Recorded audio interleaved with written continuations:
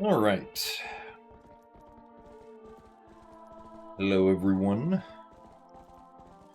Hello, Joshy, Z-Linky, Cloverfield, Carlos Raven, and Trek in a Snove. Thank you guys for the good luck.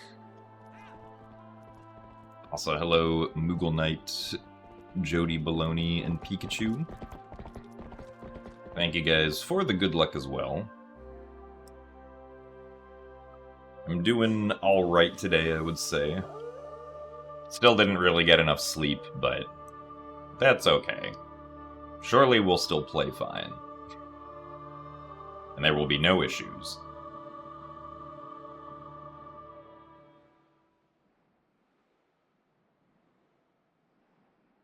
Yeah, hope that everyone is doing well today. Last stream, we missed getting a PB by 0.8 seconds, which is kind of funny. But that's okay. We can get a better run than what that run was.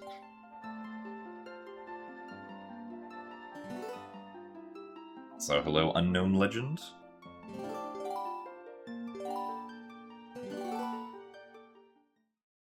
You ran a half marathon yesterday and beat your goal time by 9 minutes. Oh, wow.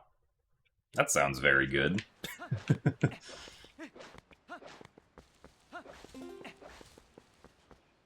I've never been into actual long-distance running, but in speedrunning, beating my estimated time by 9 minutes would be very good, so I assume that's also the case with doing a half marathon. Also, thanks for the good luck, Niels Jansen.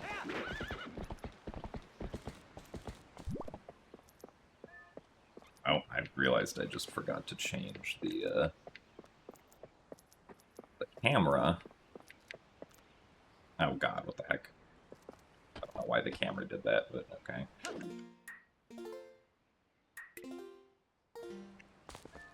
Fix that. Don't know if this is gonna work. Okay, it still worked.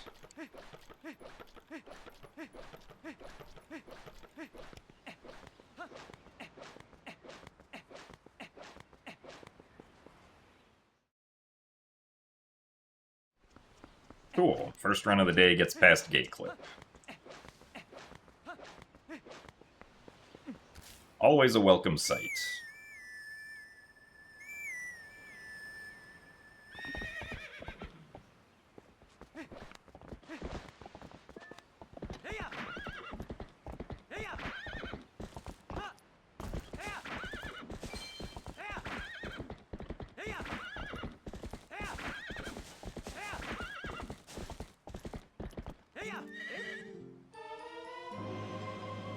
So thanks for the best of luck, Petite Pedestre.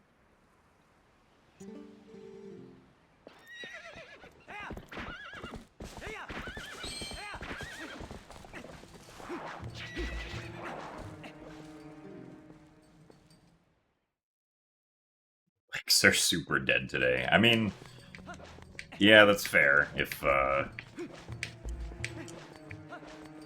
someone runs a half marathon, I would kind of expect their legs to be at least a little bit tired. Maybe just a smidge.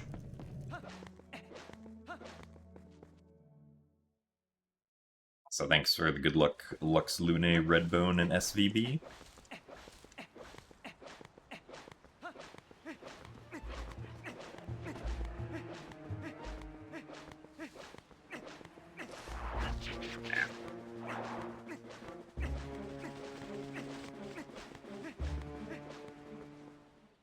Tried speedrunning Twilight Princess all dungeons, and you got done in 4:30:45. I mean, for a first run, that's not too bad.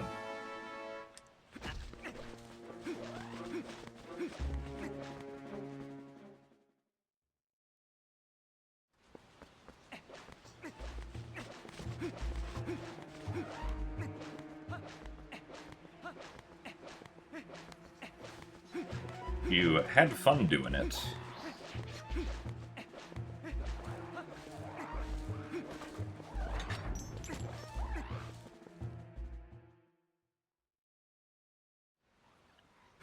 Trying Skyward Sword Rando again. Are there any easy settings I recommend?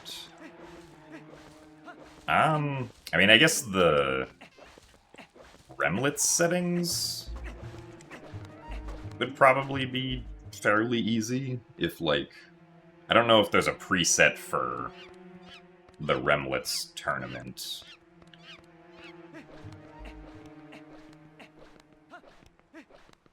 On, like, the version of the randomizer you have. But I think the most up-to-date... actually, I don't know if the most up-to-date one actually has... what's stuff in it, also. I don't know how they missed one of the earlier supports. A cage there. Oh, really? Come on, my guy. Darn it. Alright, well, that was not a great push, unfortunately.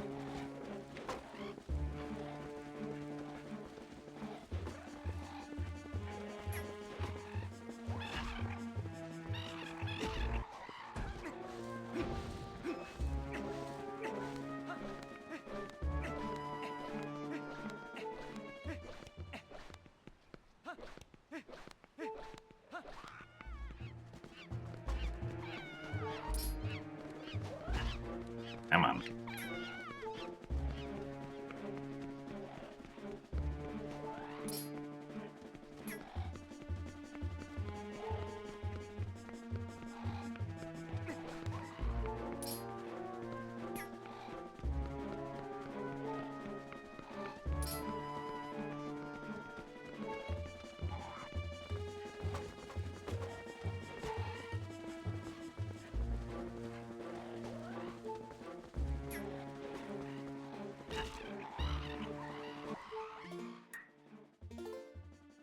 Yeah, a little too slow, unfortunately.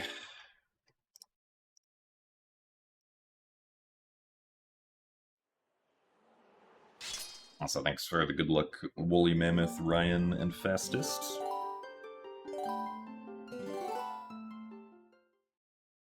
Also, hello, Jasmine Dew and Doxelplex.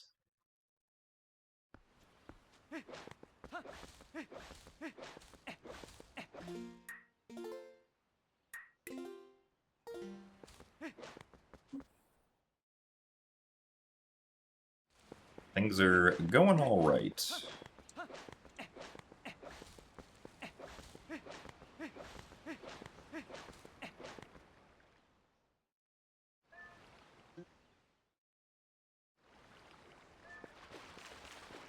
What's my objective time for any percent before I swap over to a different category? I would not say that I have any sort of specific objective time. I just want a run that I feel better about, that does not make as many mistakes as my PB did. Whatever time that ends up leading to.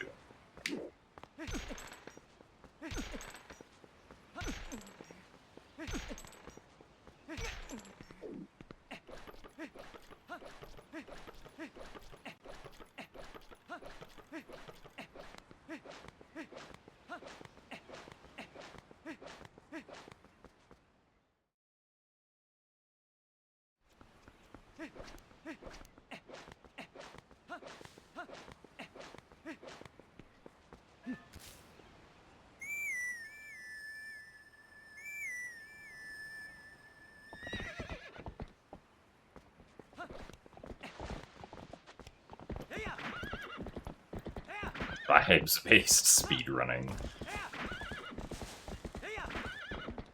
I mean, as far as how the run feels, to me at least, that is generally fairly vibes-based. Also, thank you very much, McJarry, for the 31 months at Tier 1. I will do my best to play tight and make sure that the shadow insects don't bite.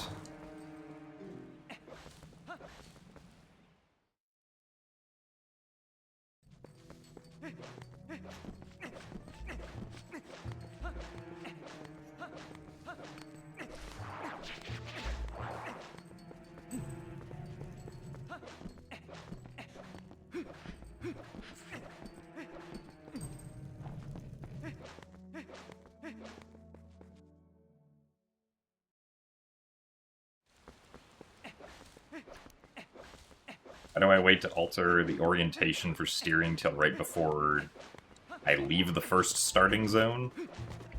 Just because it's, like, easier to do that in the middle of,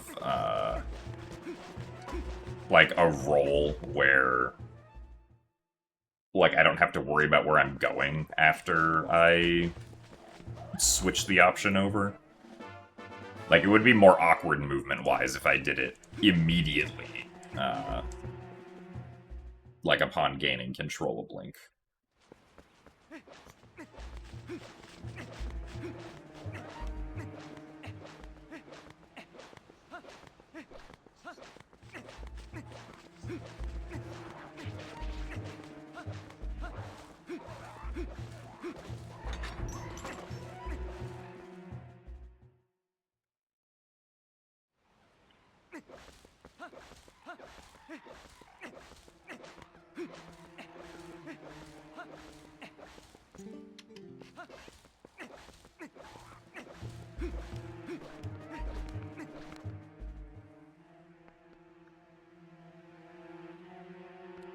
There should exist a pushing Bokoblins contest and speedrunners to determine who pushes them faster.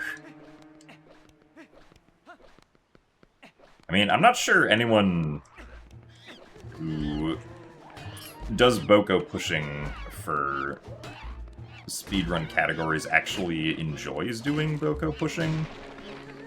Because generally Boko pushing is seen as, like, a pretty frustrating thing to have to do, so I'm not sure anyone would want to take part in a Boko pushing competition. Really? Yeah. I'm having more trouble today than I normally do with Boko pushing, it seems. Or at least, like, my pushes so far have not been what I would have hoped.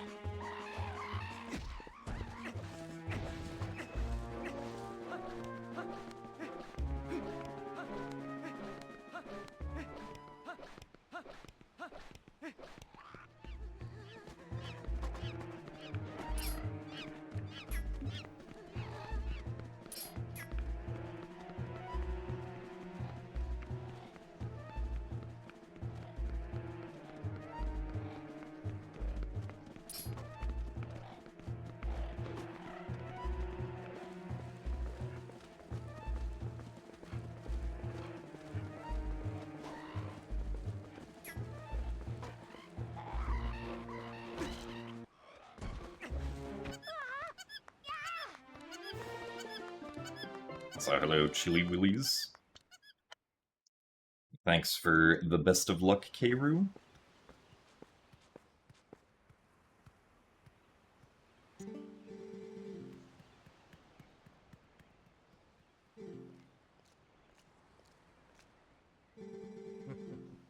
A vibe-coded speedrun be having AI make a route for you? I suppose. I don't think AI would be able to even make a speedrun route.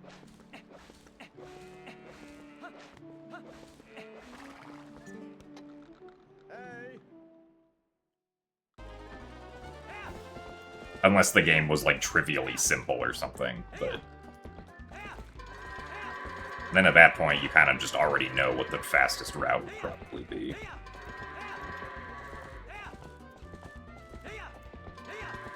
No, why did they go that way? Dang. Yeah, well, good enough to continue.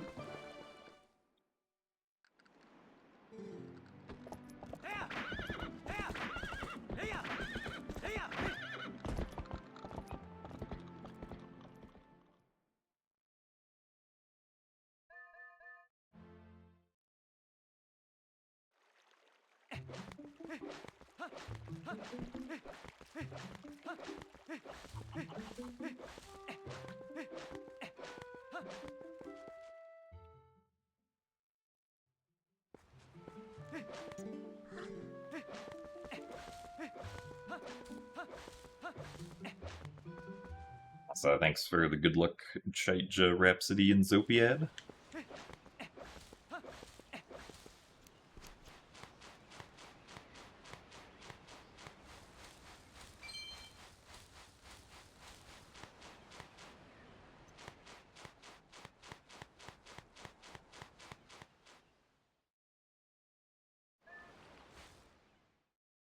So thanks for the good luck with Lantern Monkey Cowcat.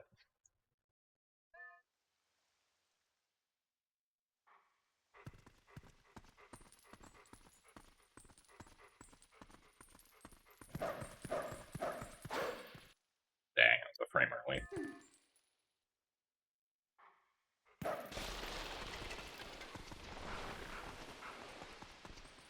Thanks for the good luck forged quietly.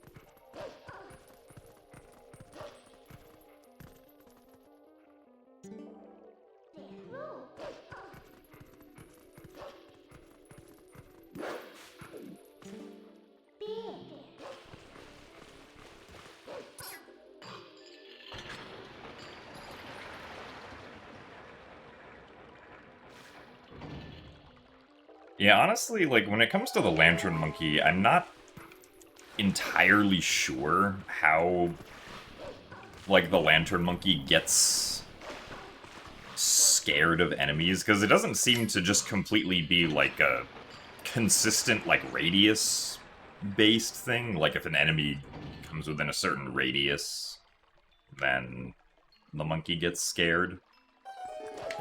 So I feel like there are times where, like, the monkey gets scared when an enemy is significantly further away, and times when the monkey doesn't get scared when an enemy is significantly closer, so...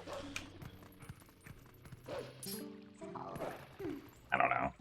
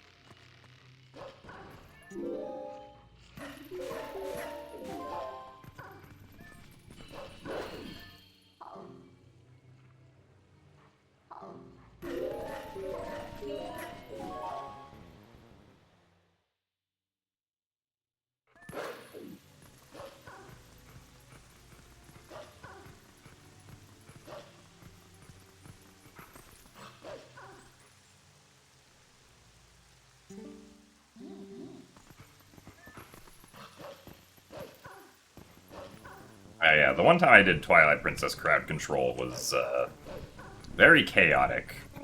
And very fun, though.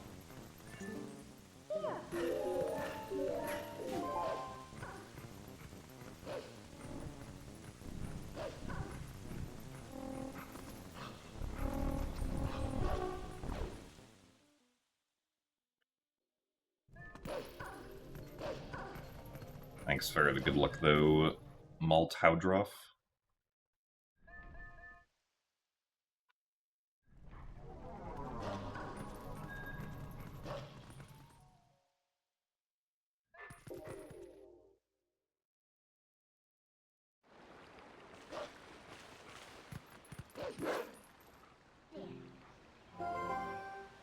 Oh, yeah, if the pinned comment on Twitch is weird, you might have to, like,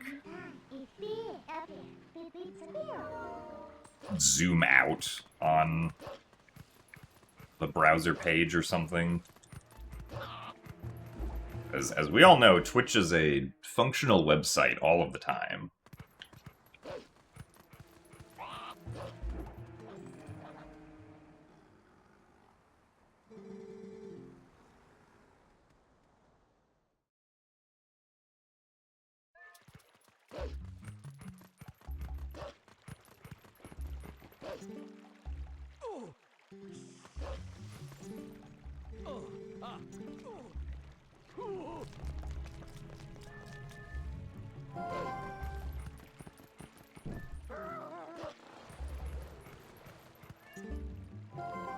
You're currently casually replaying this, but speedrun looks intriguing. Intriguing. I can speak. Thanks for the good luck with the Gentleman Jay. Hope that the casual playthrough is going good. Personally, as someone who's speedrun this game a lot, I do think speedrunning it is fun. However, this is unsurprising. Also, thank you, Stupid Lidge, for not being stupid today.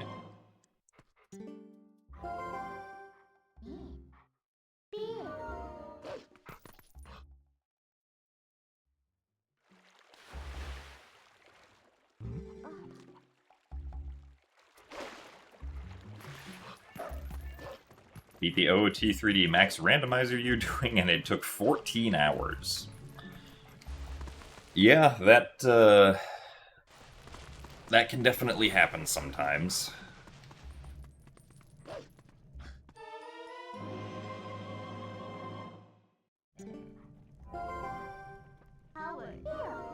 Howard. Do I have any background in computer science? Yes. I went to college for computer science.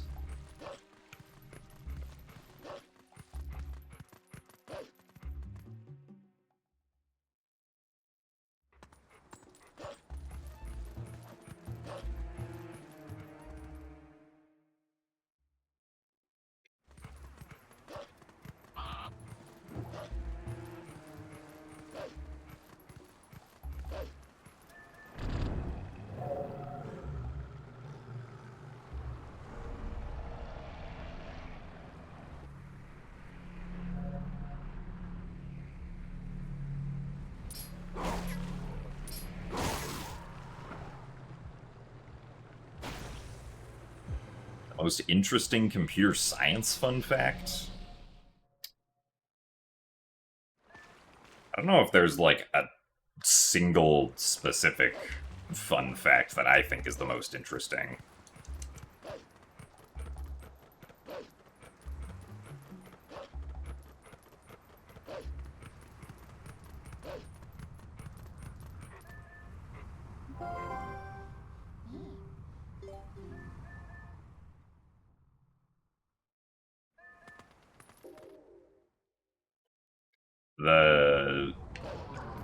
I guess, like, a computer science niche thing that I got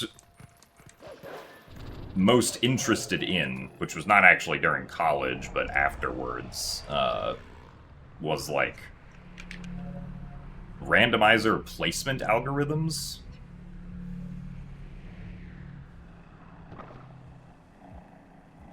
I spent quite a lot of time helping with development of various 3D Zelda randomizer projects.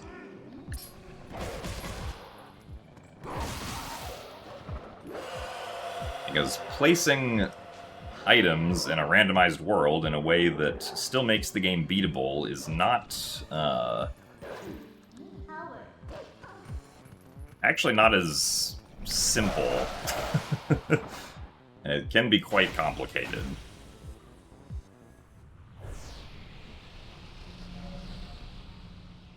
My software engineering class, more of a project management class, and absolutely irritating.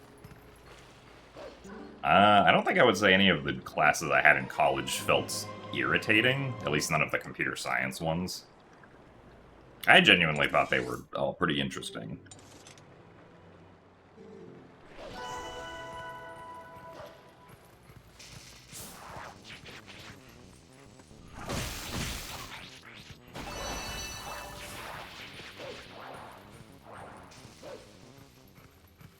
I did not take any physics in college, no. Because of AP exams in the United States, I like already passed my lab science requirements before I even got to college. Because I got good enough scores on the AP chemistry and AP physics exams in high school.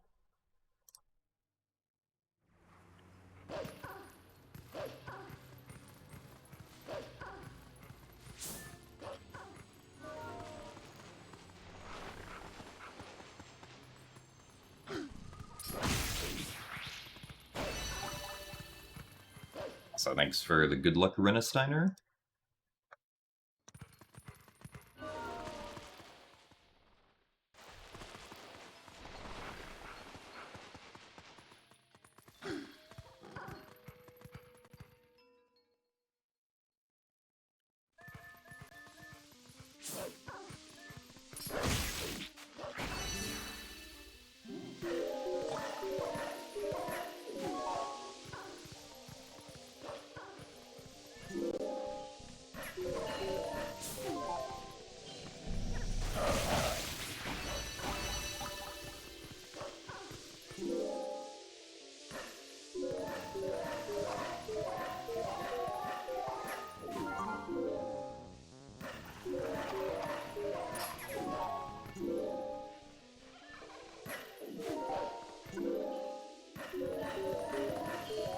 I mean, I don't know if I would say that, like, all of my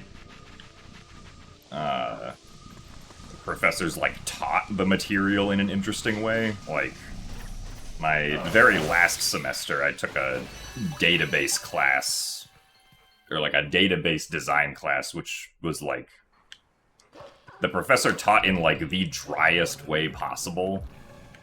I was like, okay, I feel like they're... Like, while I don't really have much interest in database design to begin with, I feel like there are ways that this could be made more interesting.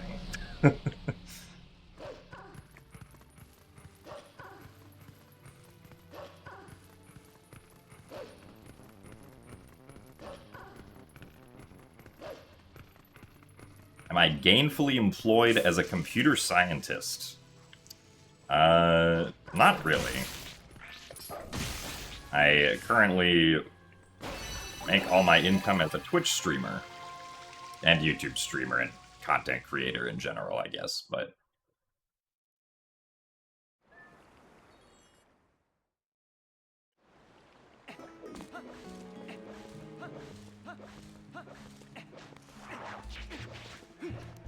I have used my computer science knowledge to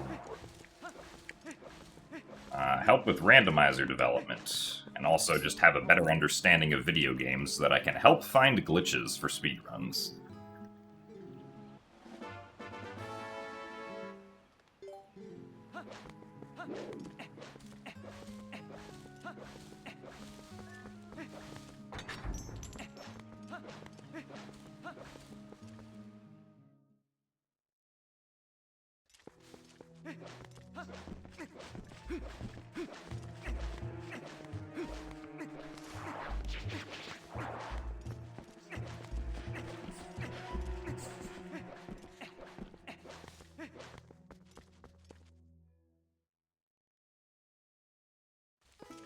Does my fam still ask to fix their computer? Ask for me to fix the computer? No, I don't think my family has ever asked for my help to fix, like, their computers. At least, if it did happen before, it hasn't happened in a really long time.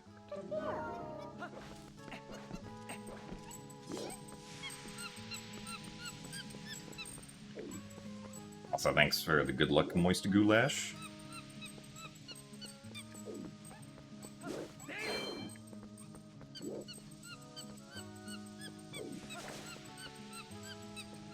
Like, my family generally is pretty tech literate, I would say, so no one, like, needs help figuring out how to use anything, as far as I know.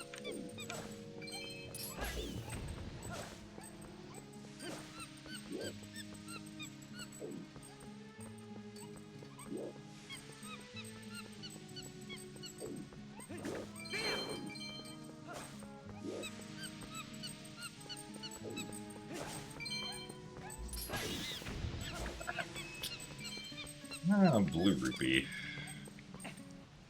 Start picking that up here.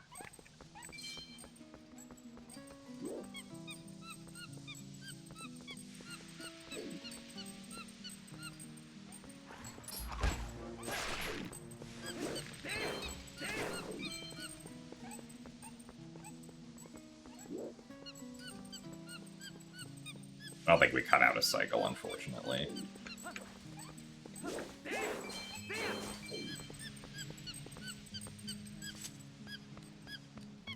It was actually still a pretty good monkey, I guess, because we didn't get very many slow swings. If I could do it all over again, would I still go to college? Yeah, I would say so. I mean, I think that I, like, in general, had a good time in college. And that, at least for me personally, it was time well spent.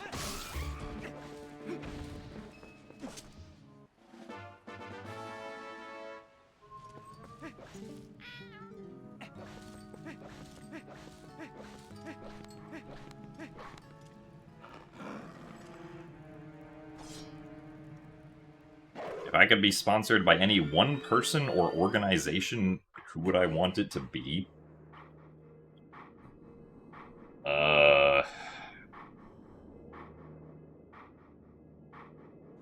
I don't know.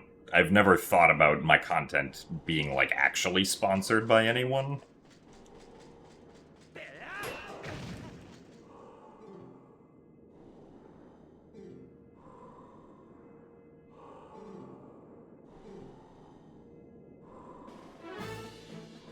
Like, my content pretty much purely consists of speedrunning Legend of Zelda games, so I guess Nintendo. But Nintendo's not gonna be sponsoring speedrun streamers anytime soon, I don't think. What's my favorite fruit?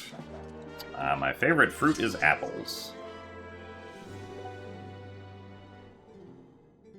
Also, thanks for the good luck, Omega. What did I go to college for? I went to college for computer science.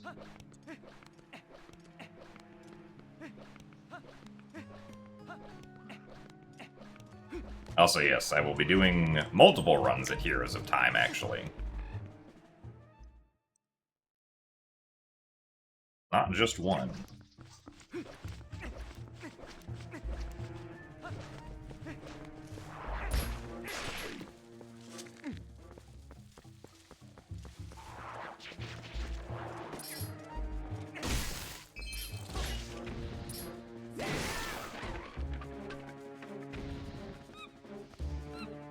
Also, thank you very much, Mutilols, for the 24 months of Prime. Oh god, which way is the spider turning? Okay, he's turning away. But thank you very much, Mutilols, for the 2 years. Congrats on the Rainbow Badge.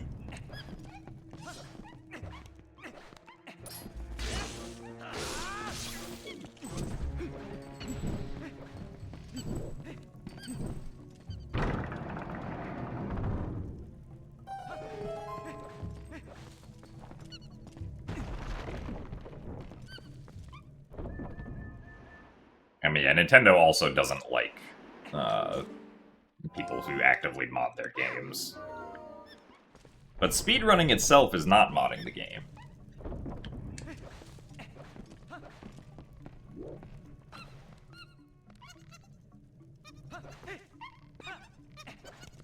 Just not playing the game the way Nintendo wants people to play the game.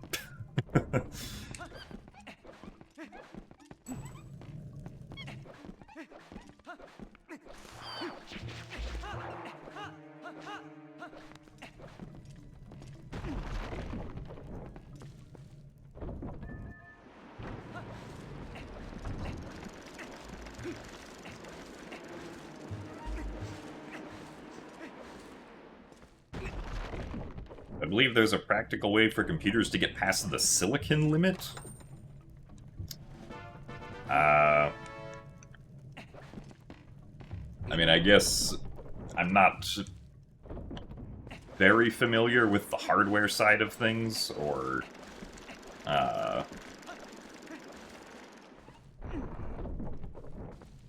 like all the science that goes into the hardware of designing the materials used for, like, computer chips and whatnot, but I feel like if there was a practical way around the silicon limit, it probably would have been figured out.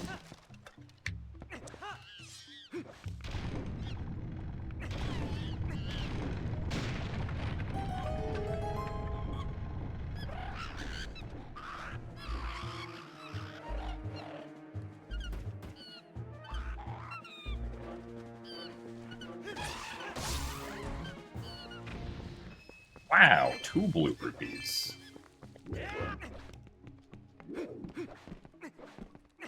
Amazing.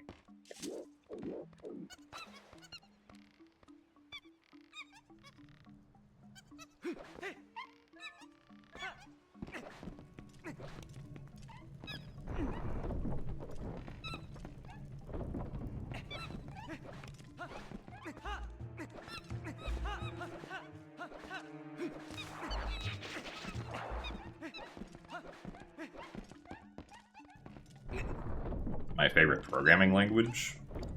I don't know if I would say I have a favorite programming language. The ones that I'm most familiar with, because the ones that I've used most for randomizer development are C++ and Python, but like each of those languages at least have their strengths and weaknesses.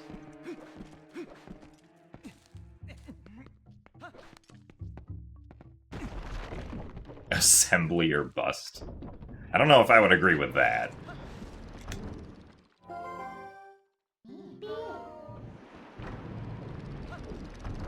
But more power to you.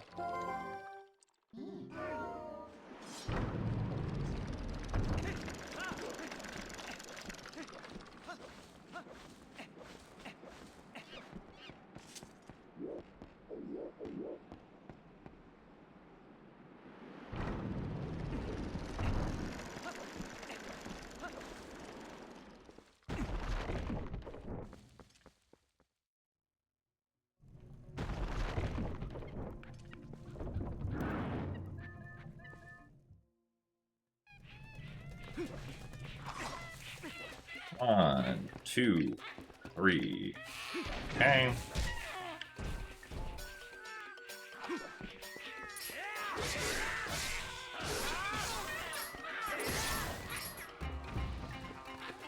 One, two. Okay. Pretty decent Ook RNG.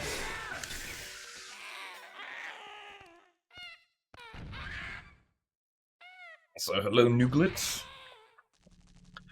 I would say this run's going pretty decently so far.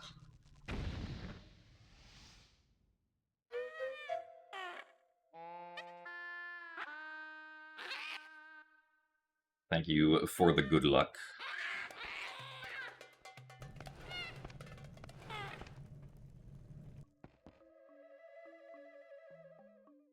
I mean, yeah, I've never had to use Java or Rust to any extensive degree, but I do know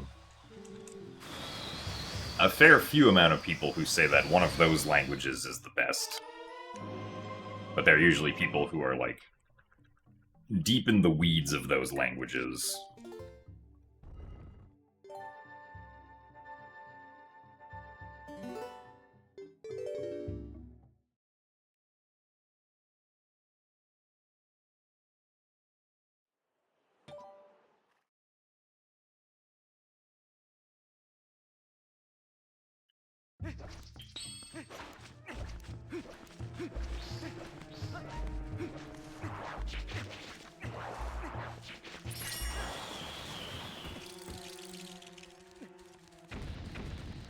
Also, yes, Doxoplex, I have been streaming for a very long time.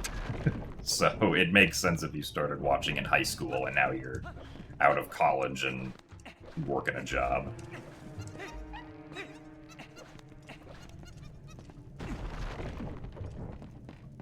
Also, thanks for the good luck, Judge CMB.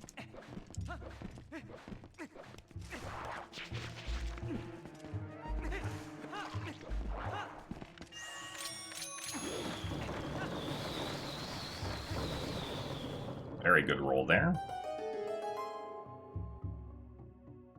Also, thanks for the good luck, Douglas.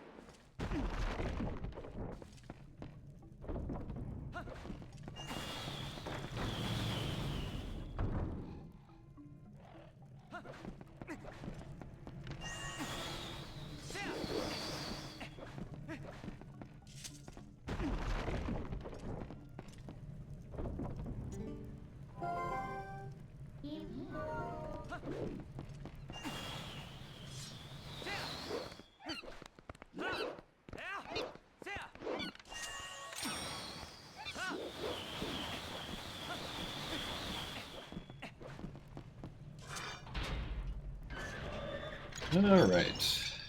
The boss fight goes well. We should be about even with PB on this segment. Which is good, because PB did well on this segment.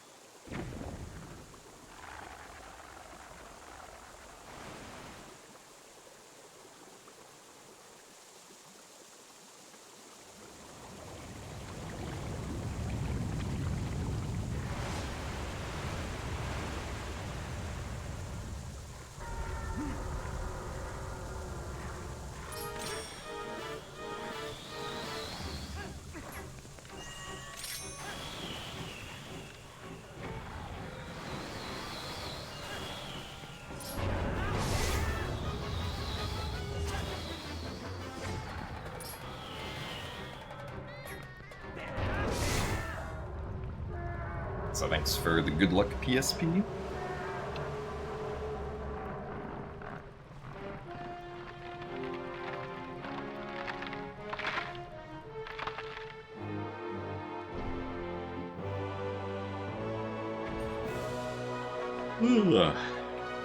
Also thanks for the good luck, Joel Goldson. So I think we will see a sub 3-hour TP any % one day. I mean, the GameCube and Wii versions are already well under 3 hours, but if you mean HD, we would have to find some new sequence break to make that happen. Most likely something like early Master Sword.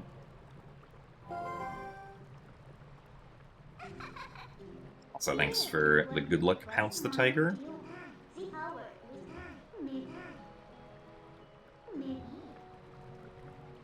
Thanks for the good luck as well, Curtis.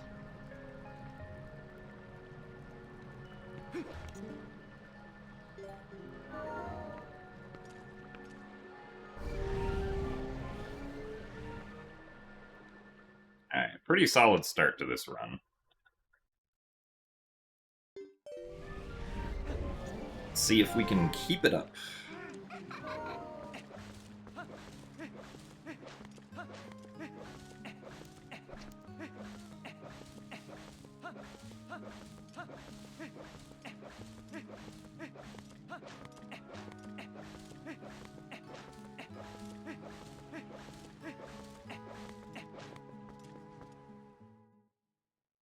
Ah, yes, the wall at the start of Grove is the only obstacle for speedrun viable early Master Sword.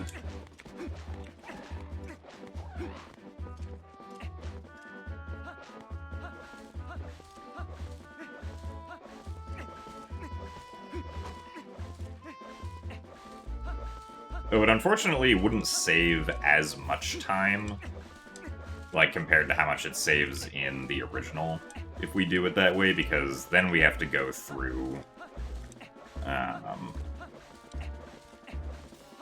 like the first 5 minutes of the game still to get the slingshot, which kind of sucks, but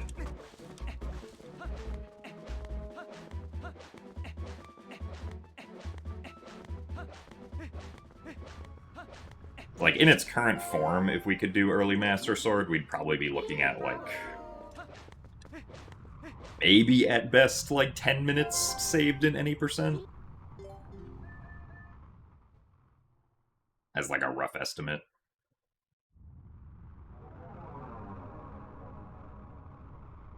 Also, hello, Silex. Does beating Forest Temple set a required flag that allows story progress? So beating Forest Temple changes the state of the North Farron Woods map, and we have to change the state of the map to be able to warp the bridge to the Kakariko Gorge here. Because it is possible to, like, oh my god.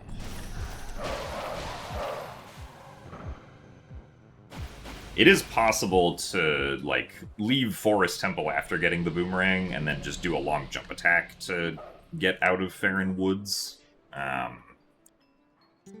But if you do that, then you can't warp the bridge to the Kakariko Gorge. And then so you can't get to Kakariko Village. So thanks for the good luck, RXB.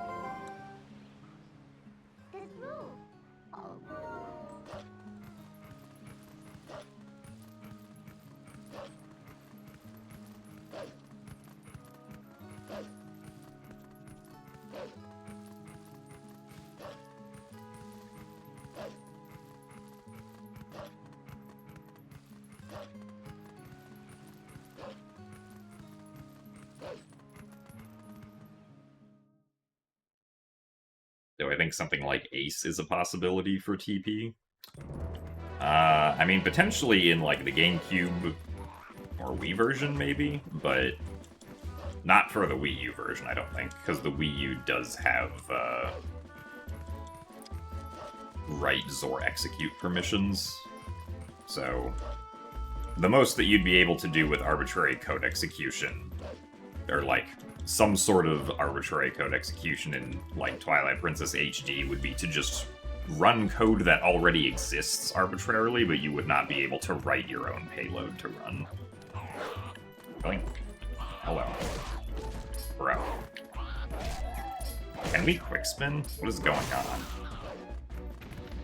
Oh, well, that... definitely a thing that happened.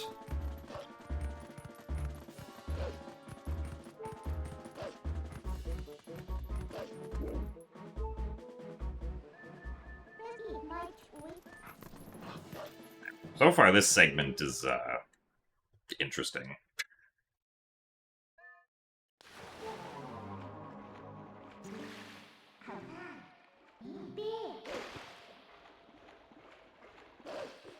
So thanks for the good luck, audio killers. So my current PB actually doesn't have a great beginning. It was my All Dungeons PB that, had a really good beginning that I was comparing against for a while.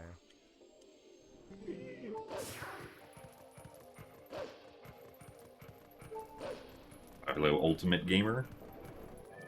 What's up is I am apparently having trouble damaging enemies. I don't like where this guy is flying. Okay, well, I guess it's fine.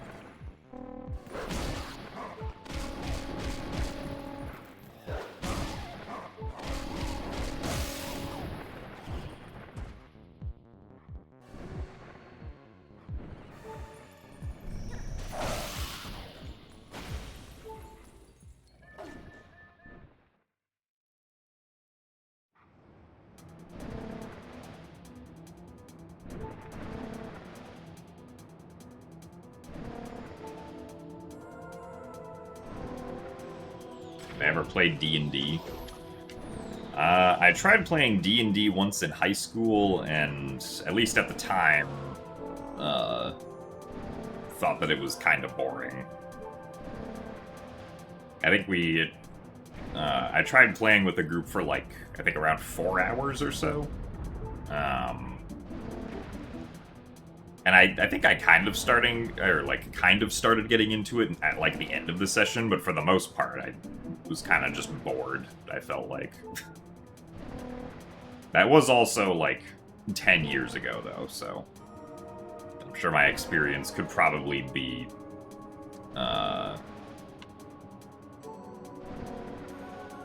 different with, like, a different group of people if I tried playing again.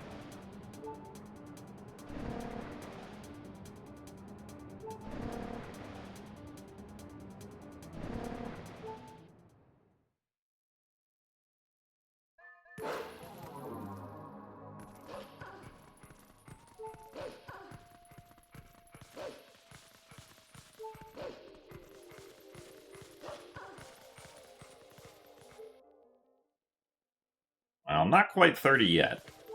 I'm 27. Though I have had the interesting experience lately in, like, over the past 6 months of not being able to quite remember if I'm 27 or 28. Which is interesting.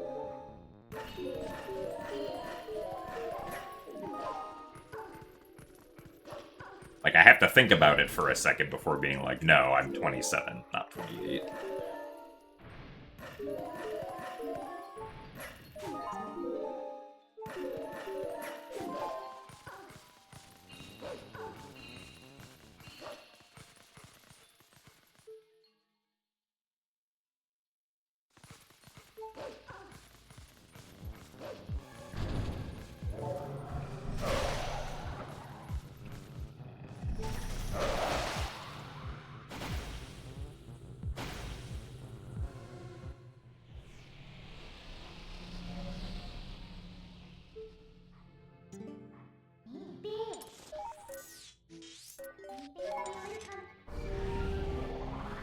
Why did you think that I was significantly older than you?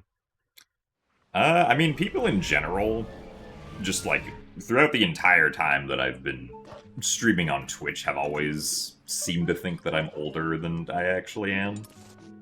I think part of that is just because, like, some people will think that the 86 in the username means that I was born in 1986. Which is not the case. I was born in 1998. But I can see that being a reason. And at least when I was younger, I had, like, a pretty deep voice, like, by the time that I was, like, 15 or 16. So, when I was streaming on Twitch at the age of 15 or 16, people thought that I was, like, in my mid-20s because of what my voice sounded like.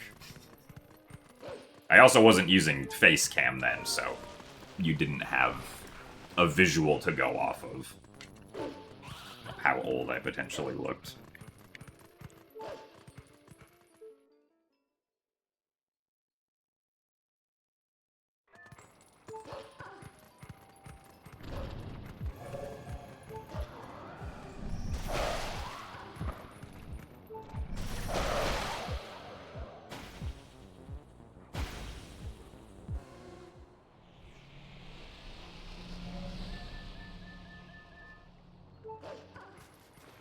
That's true. I have also been doing this for a very long time.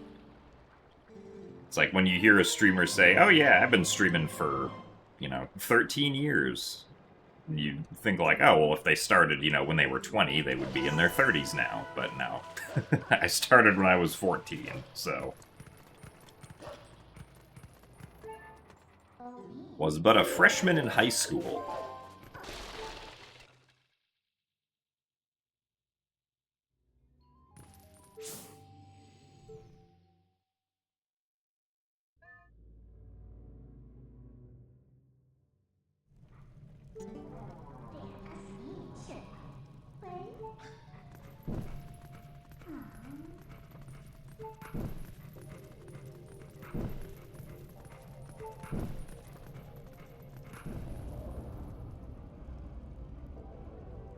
Algic for no webcam Wind Waker streams.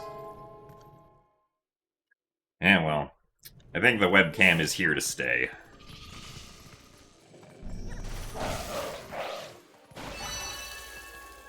Darn it. I thought I'd gotten that one, but nope.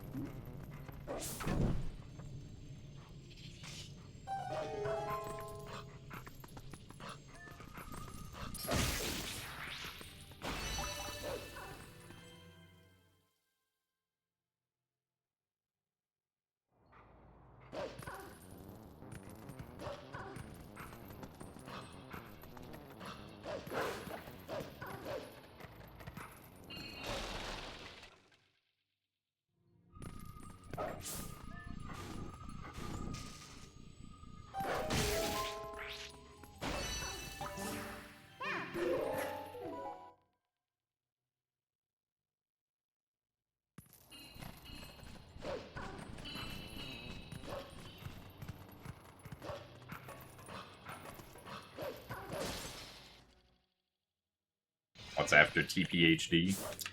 I was probably gonna do Skyward Sword Wii speedruns again after TPHD.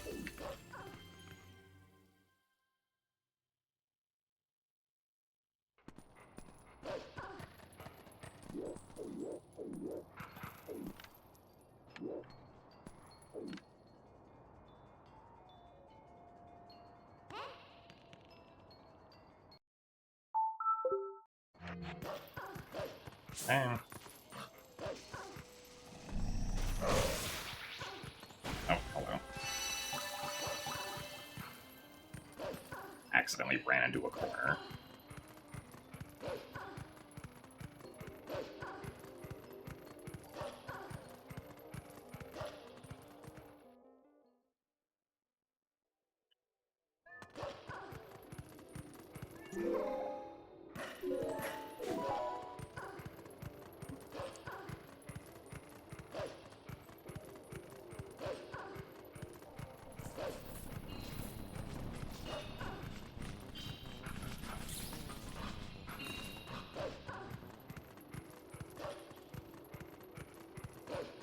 So thanks for the good luck, Joash.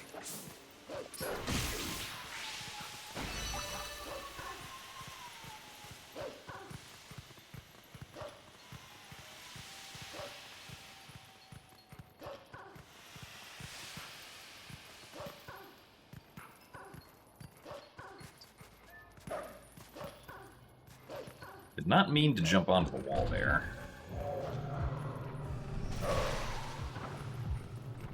I don't like where either of these guys are. But that works, I guess.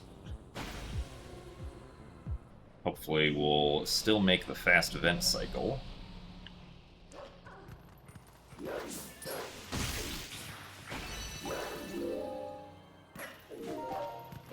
Okay, very nice.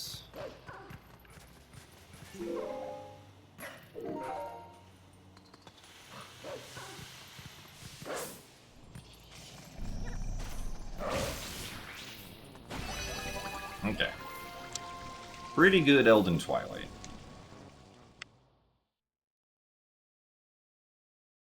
Also, thanks for the good luck, Max. And hello, Nims. Yeah, this run's not too bad so far.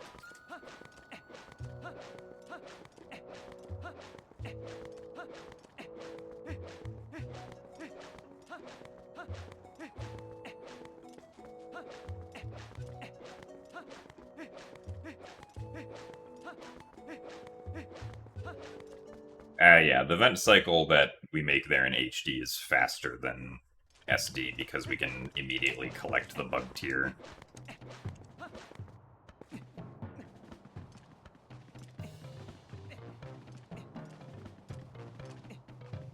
Hello, Ultimate Gamer. What's up is this run has a nice start to it.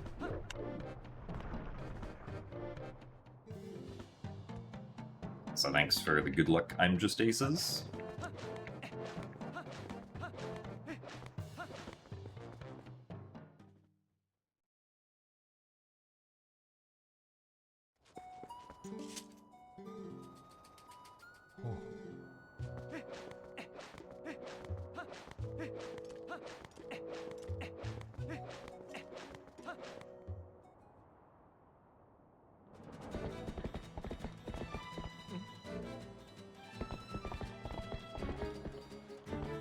Thanks for the congrats on the record, Ponami.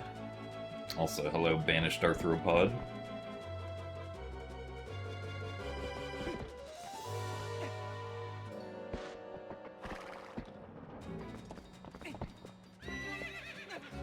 So thanks for the good luck, Bloobs.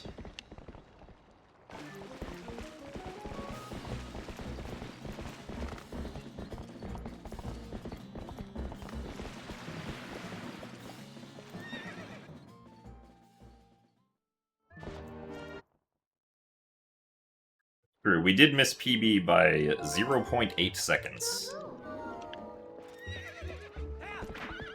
during the last stream, which was kind of funny.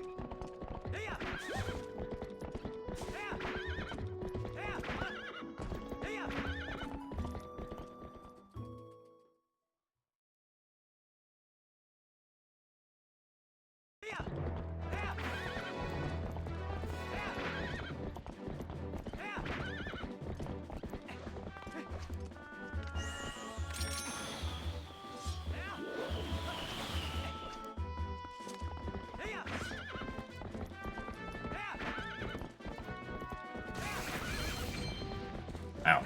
Nice extra rupees.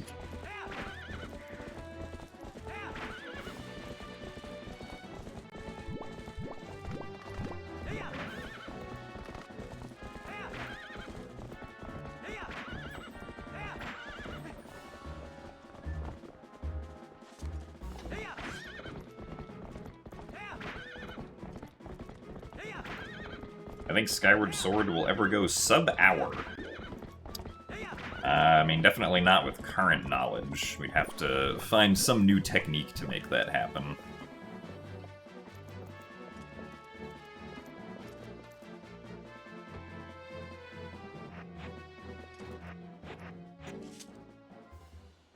Would one thing come me time?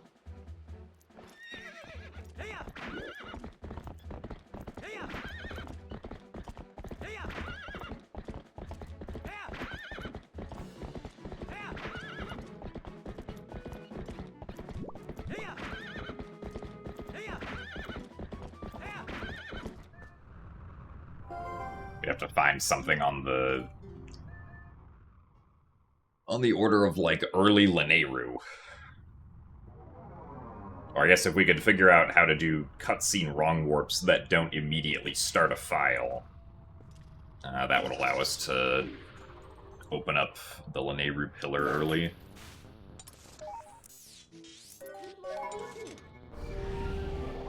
Also, thanks for the good luck, Winter Hunter.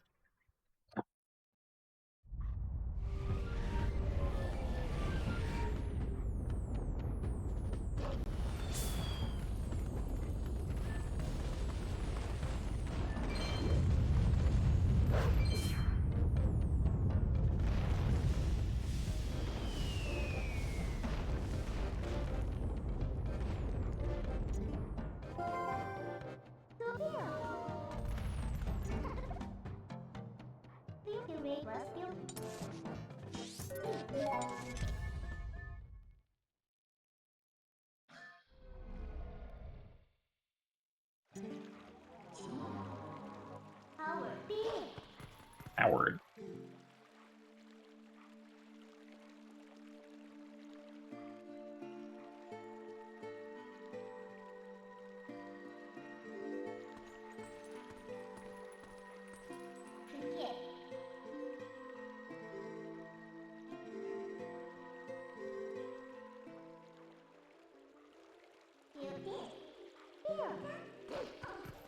Oh yeah, I mean, I guess the task is only 47 minutes for Skyward Sword.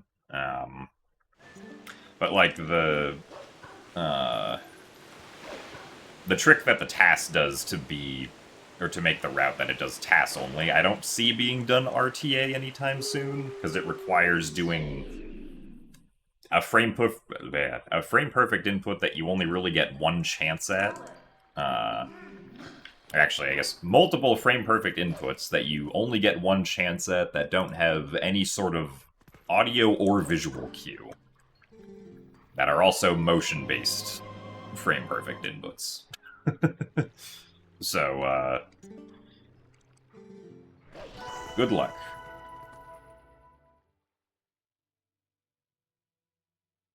RTA stands for Real-Time Attack. It basically just means, like, doing something in real time, instead of, like,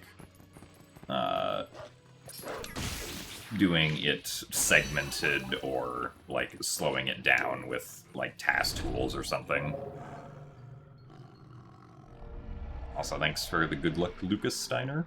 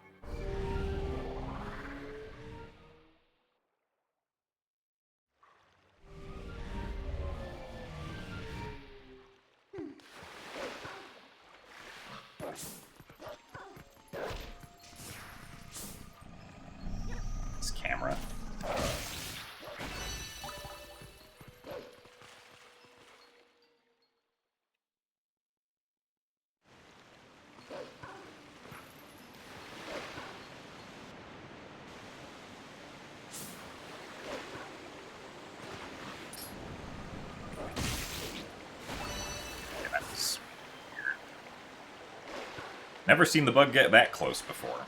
Glad that just doing a regular bee attack seemed to suffice.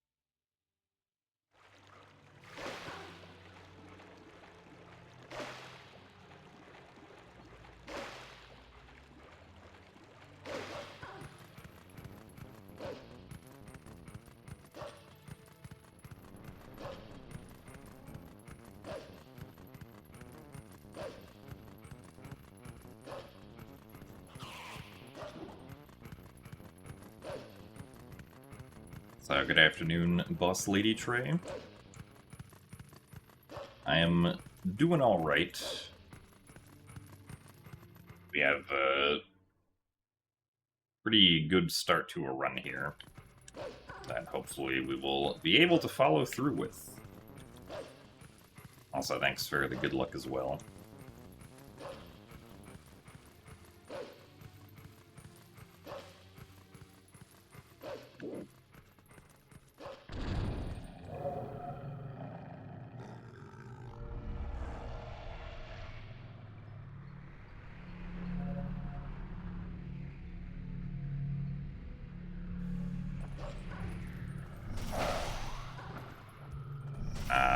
Hello? Okay. That other Shadow Beast was facing the perfectly wrong direction for what we wanted to do there.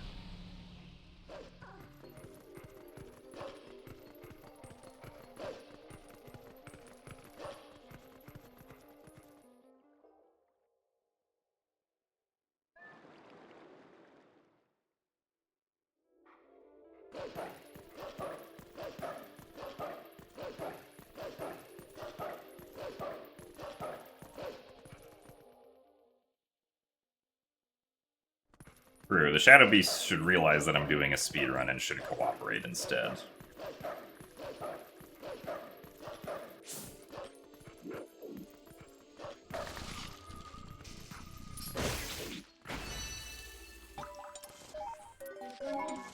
That tier took its sweet time being collected.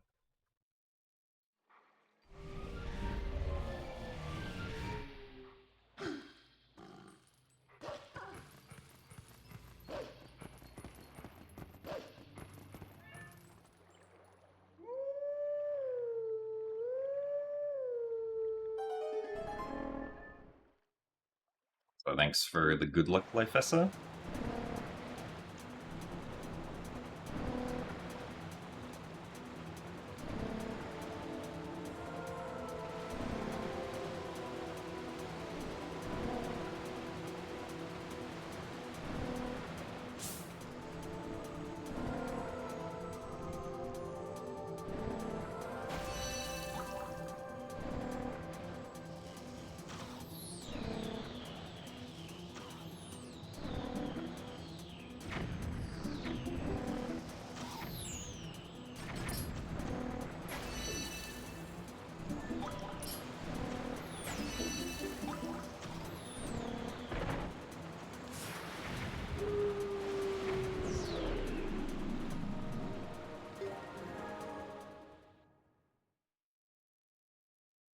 What parts of Twilight Princess do I enjoy playing through casually and in a speedrun?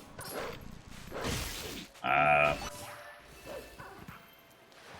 mean, casually, I think most of Twilight Princess is fun to play through. Generally, the boring parts are like the Skybook quest, both casually and in a speedrun. And then casually, I feel like Lanayru Twilight also kind of drags on for too long. But Lanayru is a big region, so I guess it kind of makes sense that it's significantly longer than the others.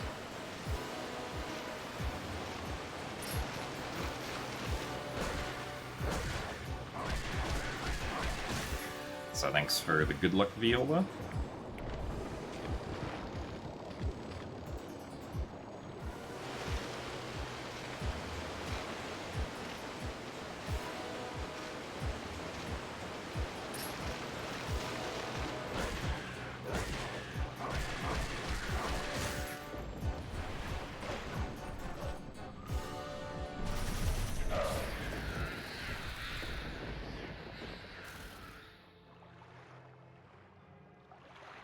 Not the best Lanayru Twilight here, because we're not going to be saving any time.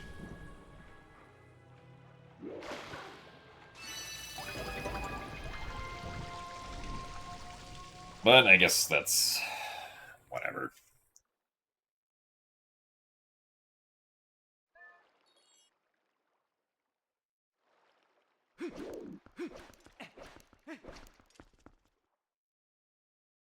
I guess also in a speedrun, Palace of Twilight isn't particularly exciting, at least to me.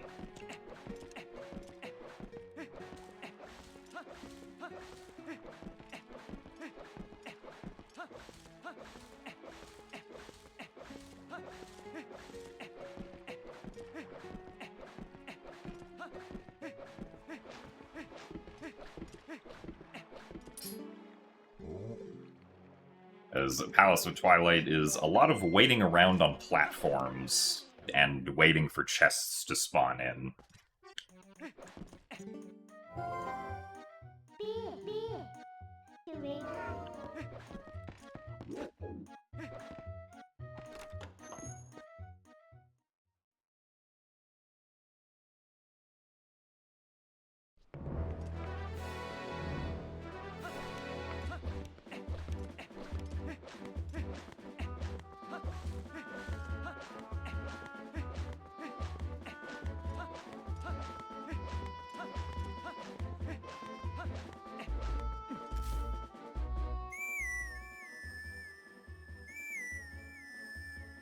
You're replaying this game casually and you're about to challenge yourself to a no-shield challenge.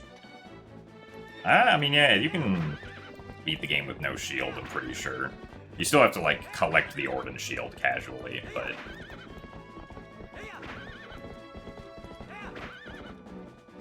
once the Orden shield burns, I don't think you're ever required to get another shield, as far as I know.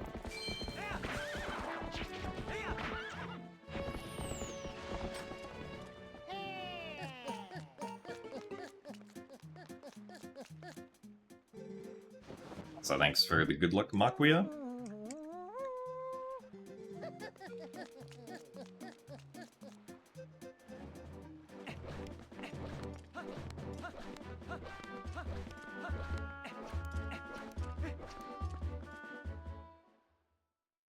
I mean, the glitch that we just did is called an Epona slide.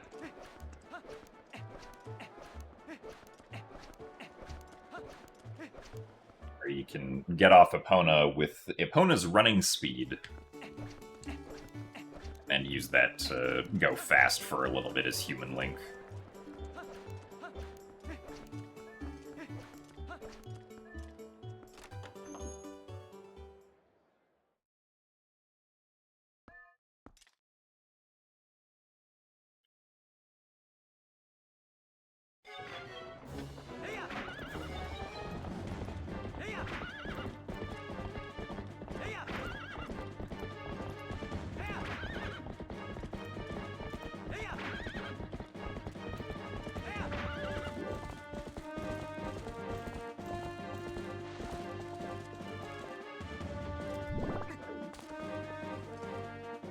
Alright, very nice.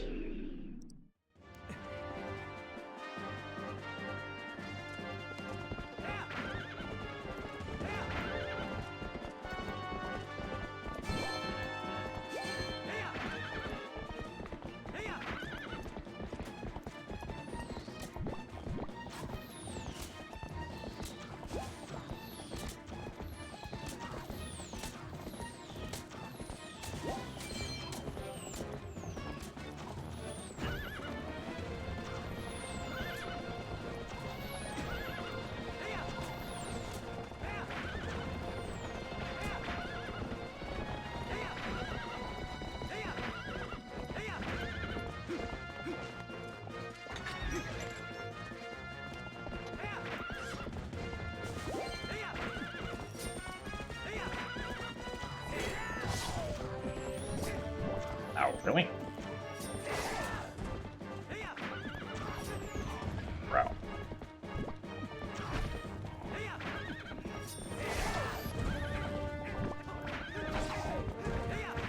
Okay.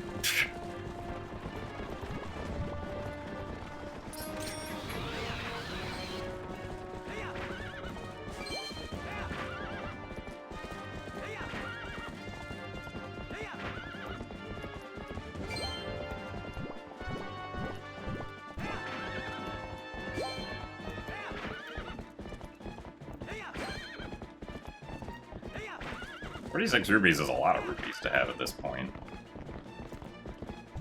So that's neat.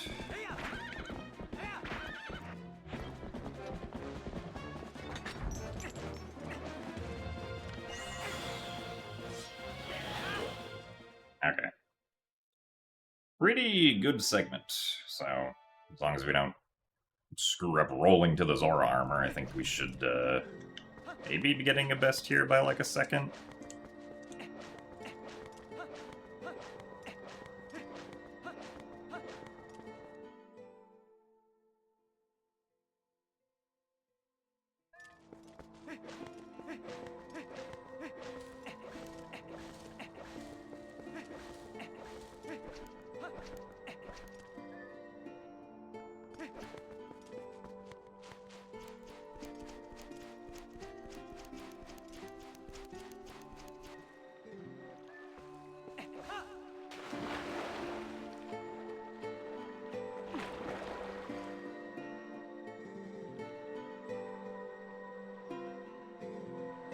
Thanks for the good luck, Yargnalock. Thanks for the good luck as well, Juniper and Sir Psycho. Now, a best by 0.2 seconds. Nice.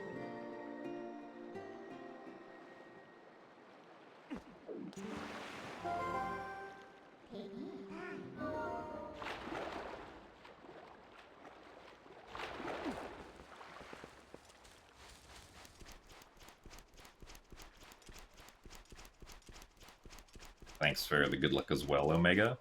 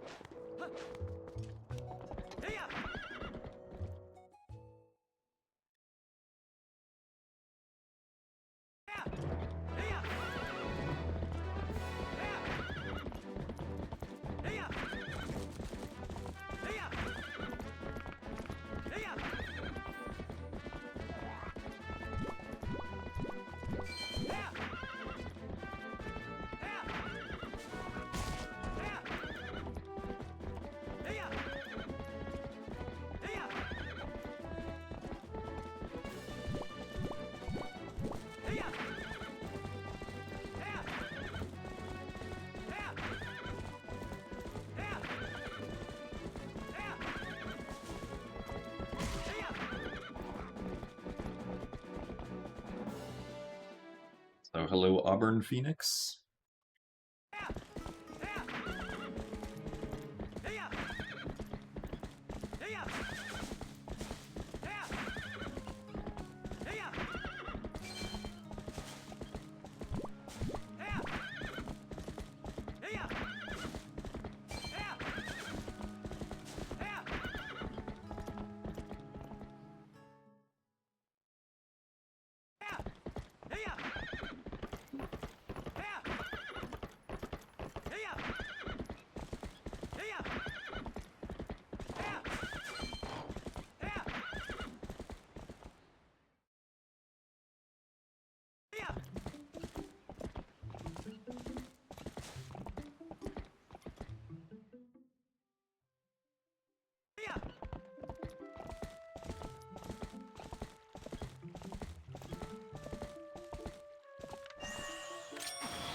Oh, come on, really?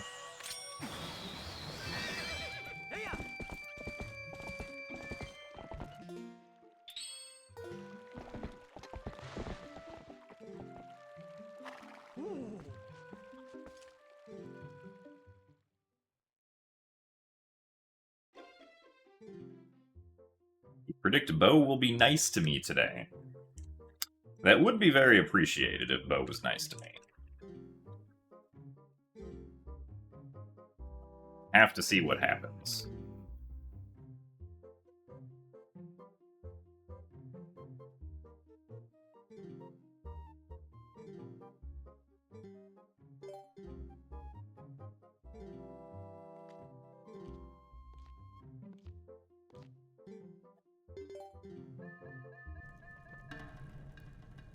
Alright, Bo. What's the verdict today? The answer is apparently not good.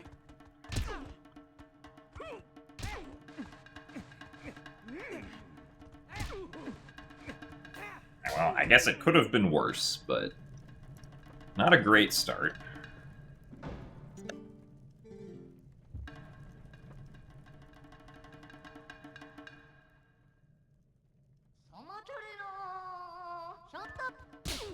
One slap. And unfortunate. No, though.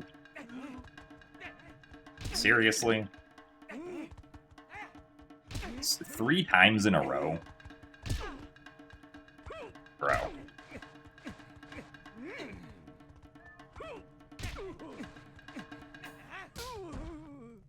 Well, that was not good bow RNG, unfortunately.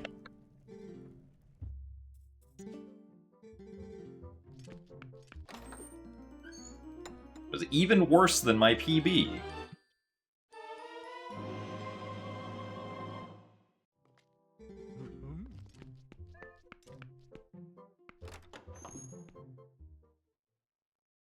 Yeah, that was like over 30 seconds lost to bow. Compared to my best bow segment.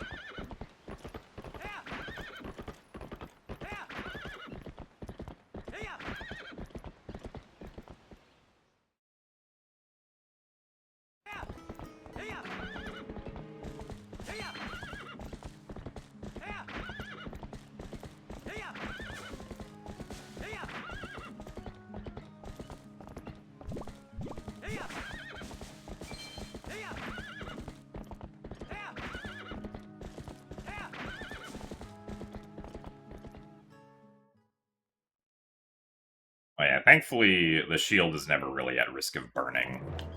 Because we do want the shield, actually, since it allows us to do Hogate skip in Arbiter's Grounds.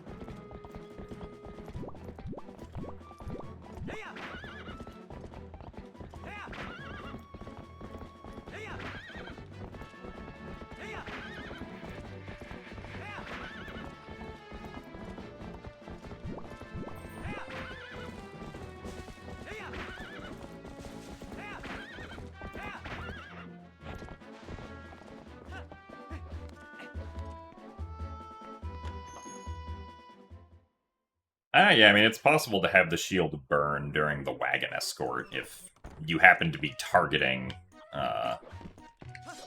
while a fire arrow gets shot at you. Really?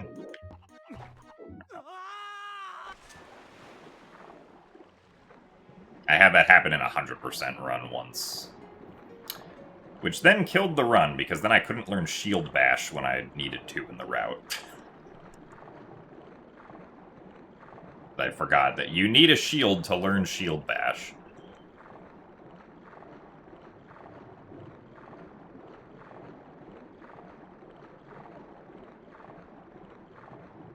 Also, thanks for the good luck whooper.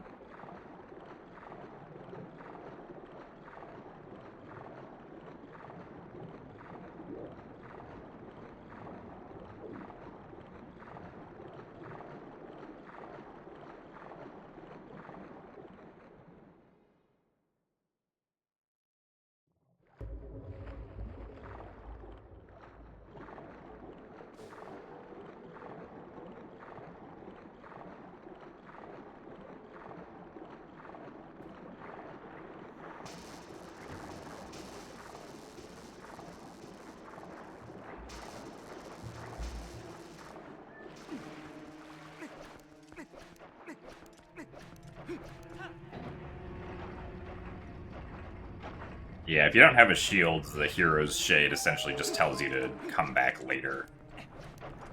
Basically.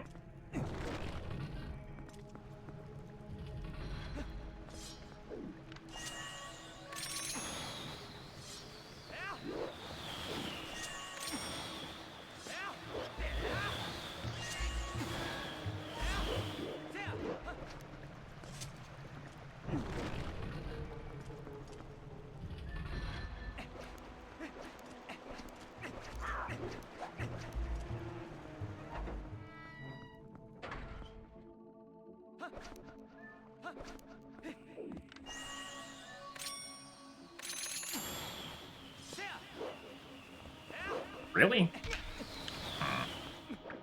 Oh, stop. Okay, well, this kind of sucks. Hello? Well, I'm not sure why this is failing.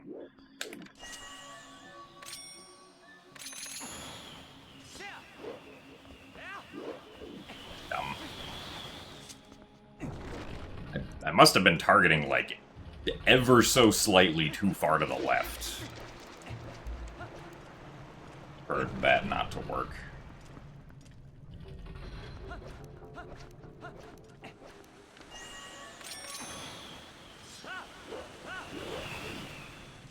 Well, unfortunately, I don't know if we're going to be ahead now anymore.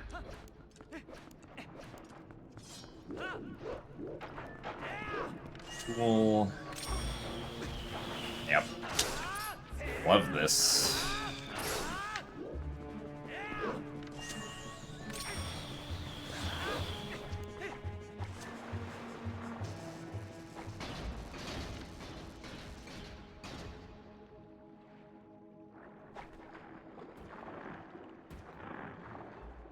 Well...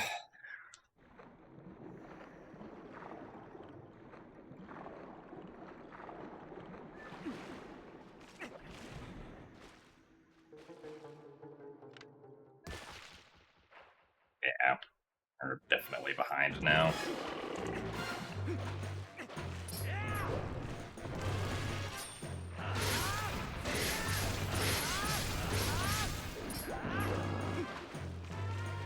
It's been a really long time since I've failed the staircase LJA.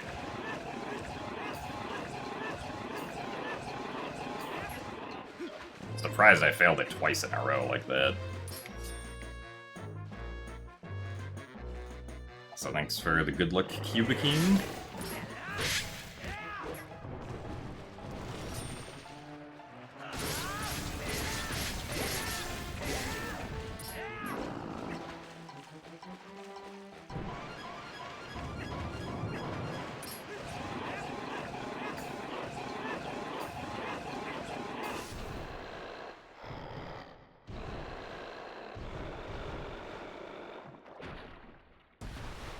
I think we are still ahead, but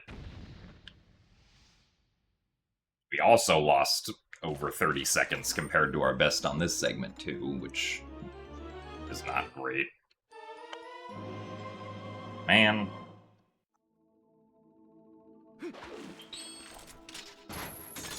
This run had such a good start.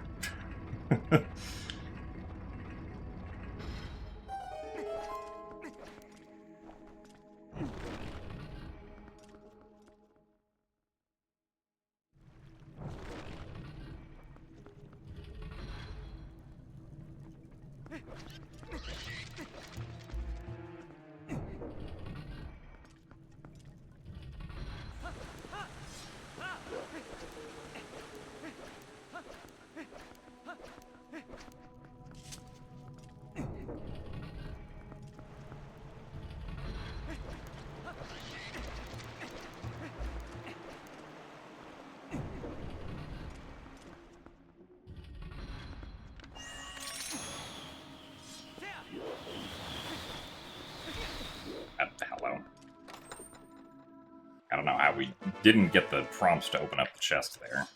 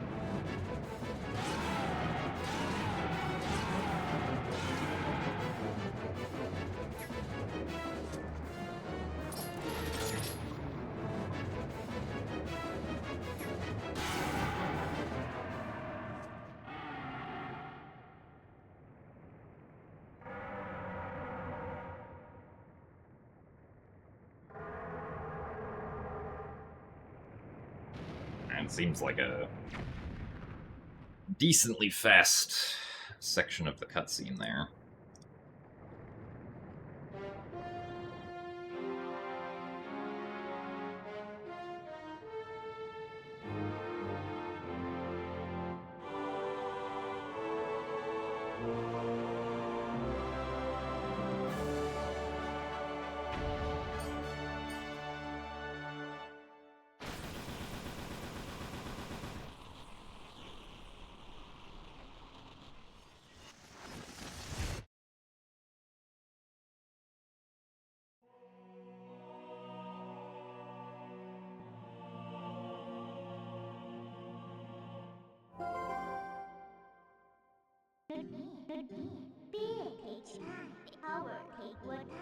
Howard.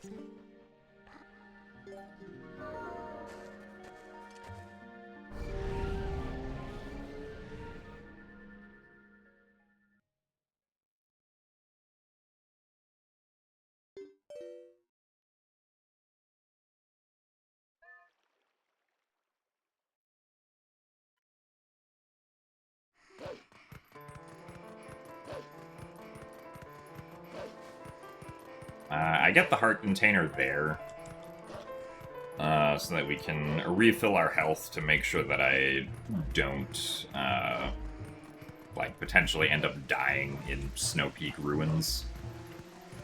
And then I also get the heart container in City in the Sky to make sure that, like, we don't die in Palace of Twilight anywhere.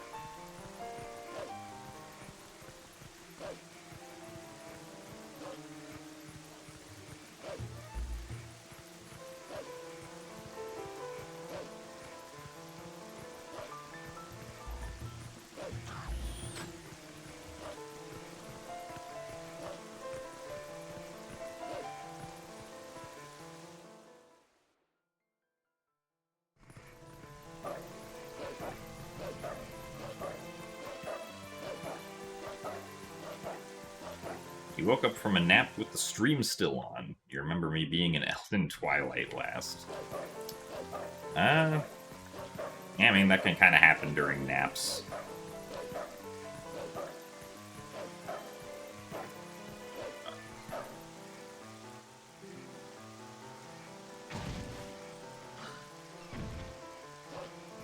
Yeah, City in the Sky is where the last piece of the Mirror of Twilight is.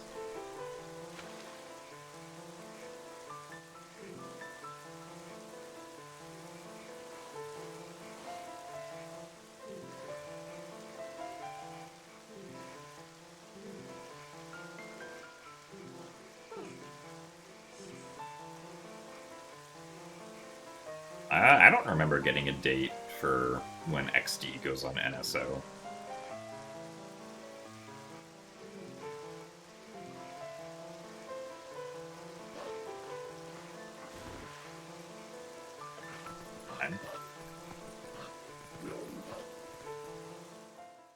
Because, yeah, the March is over halfway done.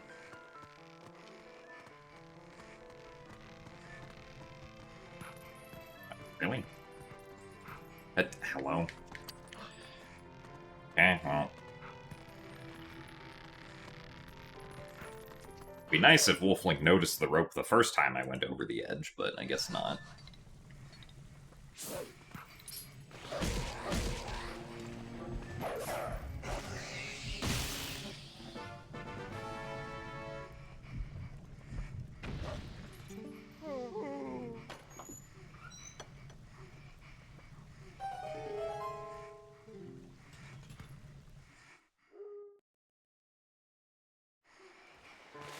What would I suggest to someone who does not remember their name and doesn't know how to read? I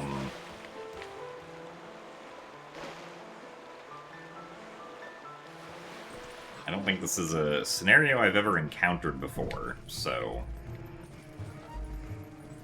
I don't think I would have any actionable advice to give, at least immediately.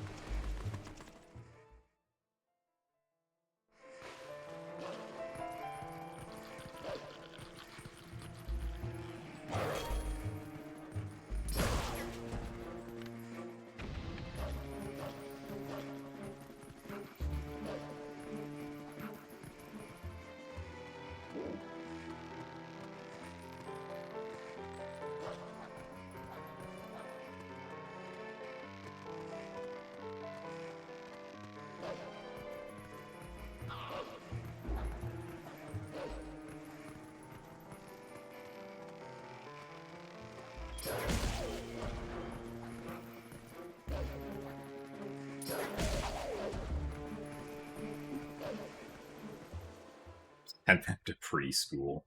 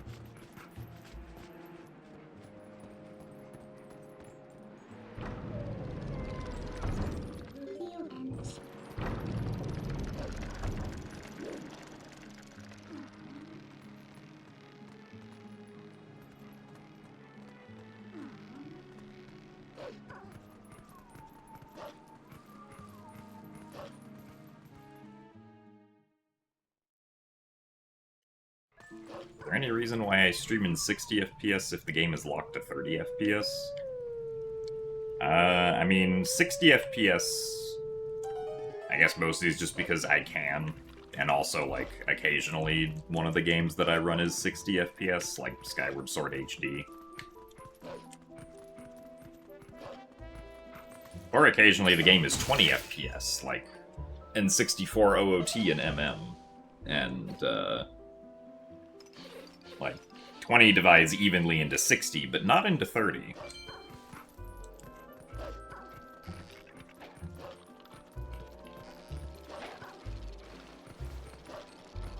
Your heart pounds every time I do a skip, like the potential of missing makes you nervous.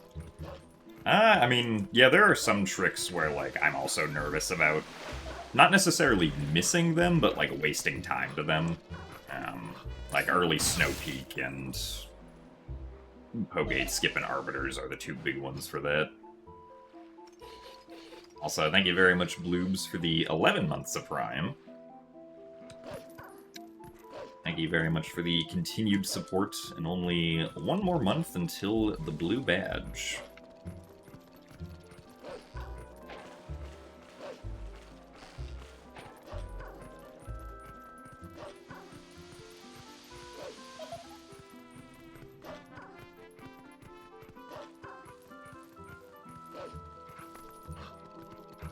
Oh, that's interesting, Jowery. I didn't know that. I mean, it makes sense that it could do that, but that's not something I've ever thought about.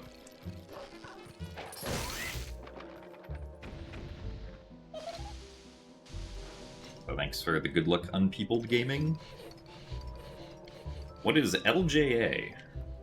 LJA stands for Long Jump Attack, which is the mechanic in this game that causes Link to jump significantly further than he really should during the jump attack animation. And we can specifically exploit it with the Gale Boomerang.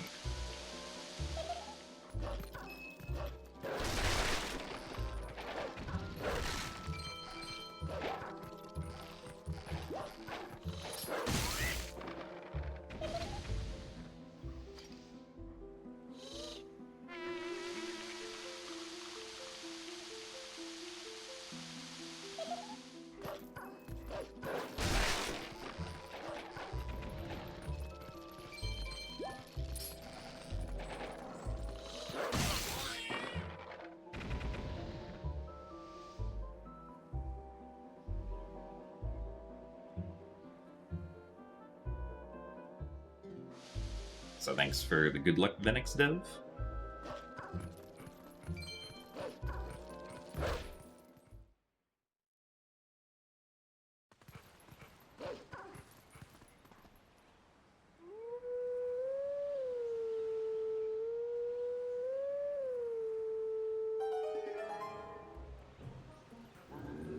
Also, yeah, whatever Zelda game comes out next on Switch 2 is gonna almost assuredly be in 60 FPS, I would imagine.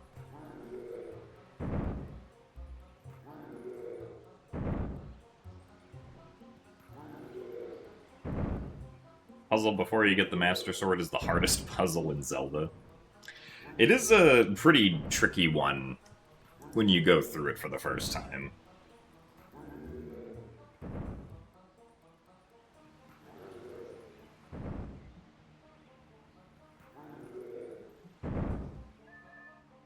I also remember being stuck on it for a while when I played casually.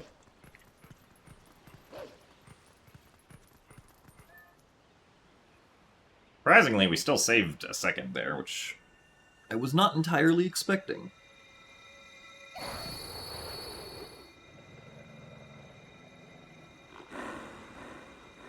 What if it's Wind Waker 2? Well, if it's Wind Waker 2, that clearly means that it runs at 2 times the amount of FPS, so that means it would also be 60 FPS.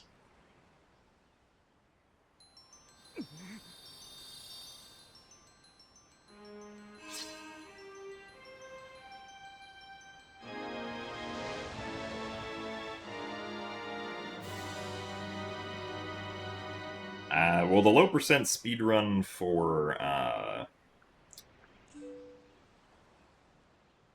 Twilight Princess GameCube is about 4 hours now, because there's only one rupee slide that you do. I think HD low percent would be like 4.5 hours. Because you do a rupee slide for early Master Sword, and then you just do the rest of the run.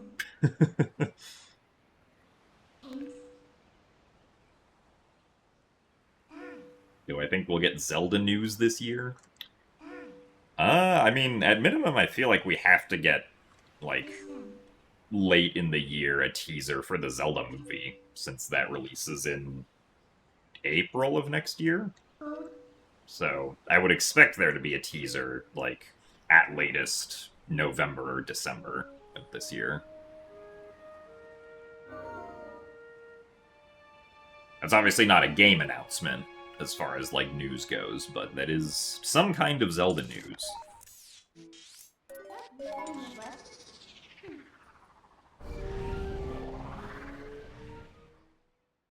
You expect the teaser for the new main game? I guess that's possible. I don't know if I would expect there to be a teaser for the new main game yet. Because Nintendo, at least, like, for pretty much all other games, is only, like, putting out trailers for games, like, typically a few months before they come out these days. It's not like back when we got the first teaser for Tears of the Kingdom.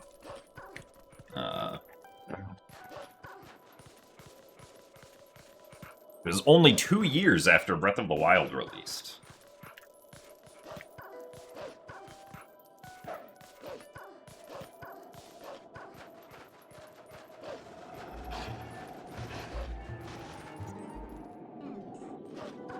What changed for the low percent route is a way of doing Pogate skip without needing to do a rupee slide was figured out. Or at least without having to do a really long rupee slide. You still technically do a rupee slide, but the rupee slide takes like 2 seconds now. Thanks to the discovery of displacement clipping. Also, hello.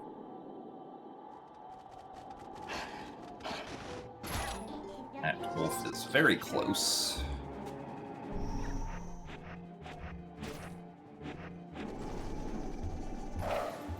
Okay, very nice. Lost a small amount of time there just with how long it took the Wolfos to appear, but that's perfectly fine.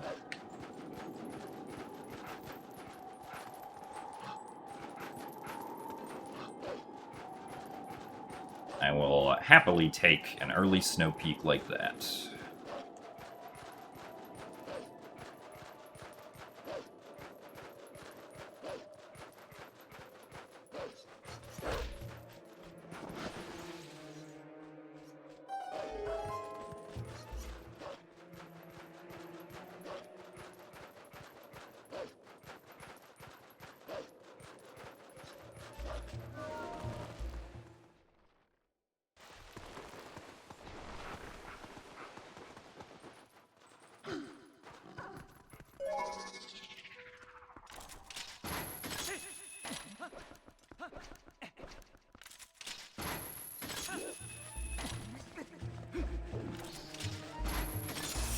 Oh, come on.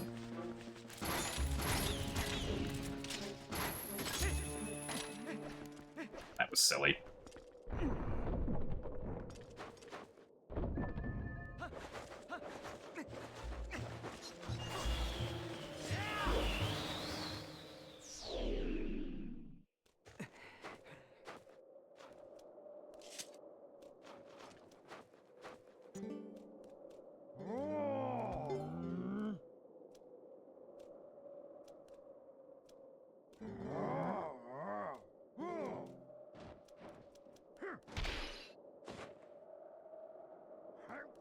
OOT remake, rumor or true?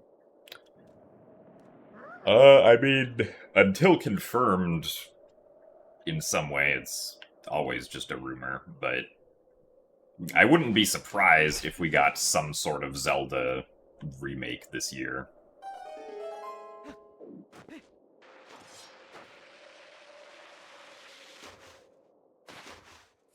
Since it would at least kind of line up with if Tantalus Games was doing another remake. Because Tantalus Games made Twilight Princess HD and also Skyward Sword HD. 10 years ago and 5 years ago, respectively.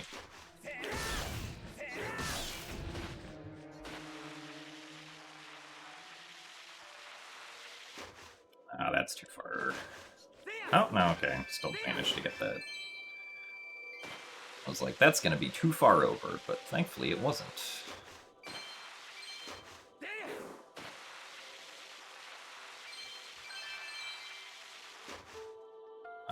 That's a little spooky. 275. Do I just skip the orange? I think I probably just skip both oranges. Because I can get the blue and arbiters and then the red above fire.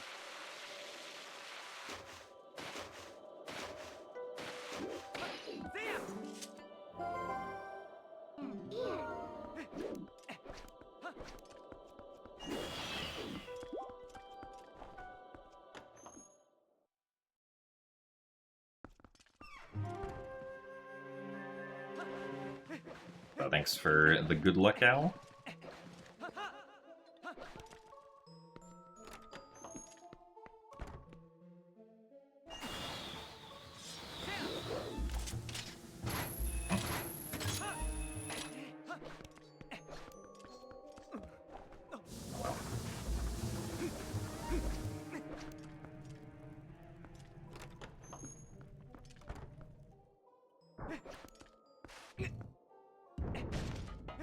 So thanks for the good lucky Danny music.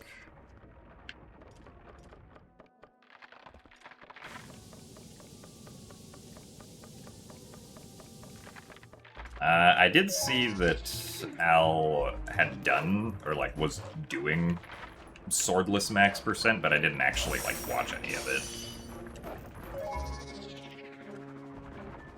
Interesting idea, though.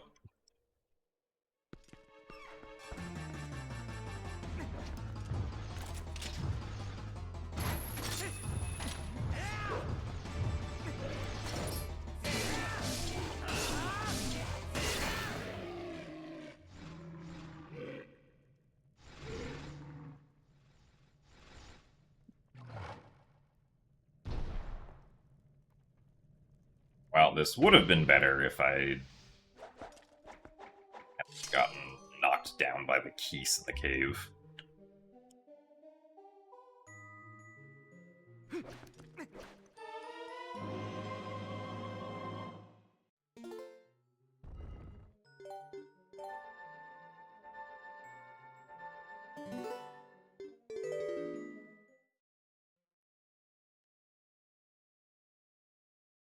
Also, yeah, routing 100% like categories is definitely pretty difficult at times. Well, the only really big time save I have left is my spinner segment, which is going to rely on doing Pogate skip well. Because after that, I don't really have much time to save in City in the Sky or in Palace of Twilight. I do have time to save in Hyrule Castle, but that also like partly depends on Zelda RNG.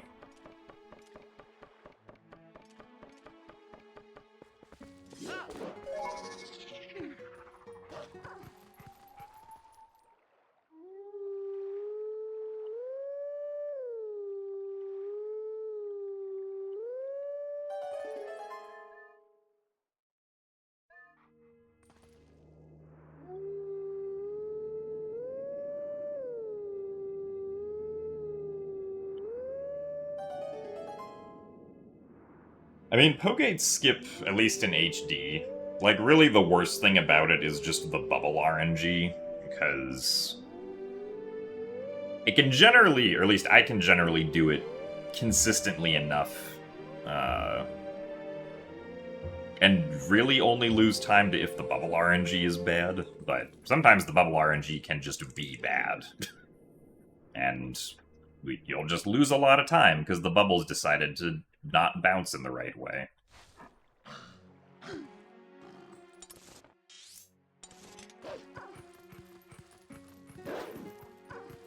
So thank you very much, D3, for the 58 months of Prime. Thank you for the good luck as well. That is a lot of months. Thank you very much for the continued support and for the good luck.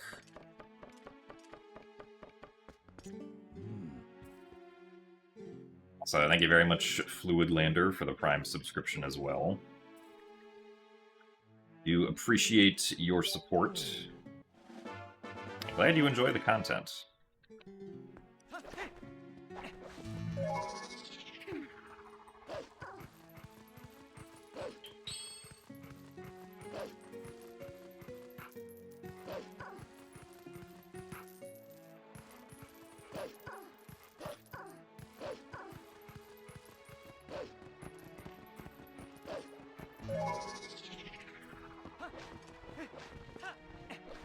Guess I could just get this now.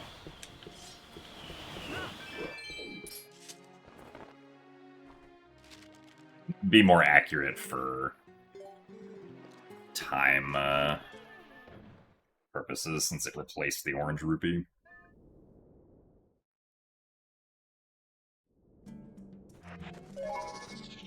Sad that the new stuff didn't lead to EMS. I mean, unfortunately, displacement clipping doesn't work in general in this game. It's only a technique that can be done on Wii and GameCube. I do think that a way to do EMS will eventually be found for HD, though, yeah. Since it is just one wall at the moment, and it's not even just that one singular wall. It's like that wall and any of the walls around it. If we could clip through any of those, then we would have EMS. Will we get noticed?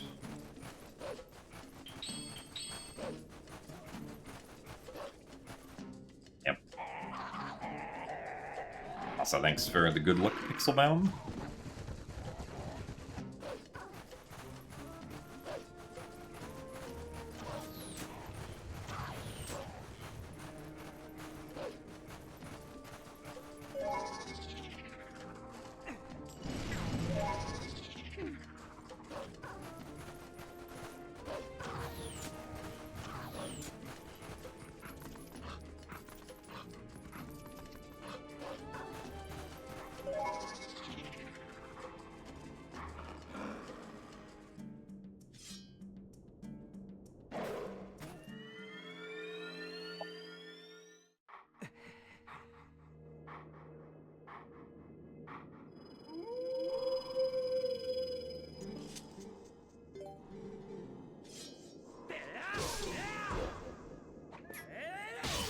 And we can complain for years after about doing Morpheal in HD. Exactly.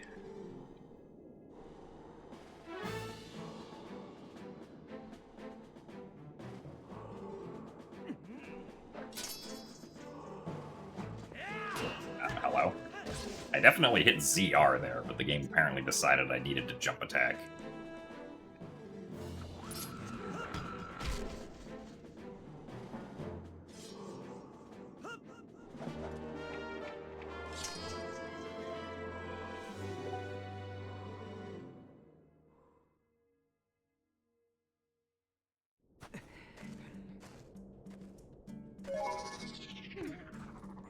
But thanks for the good luck, Cheslap.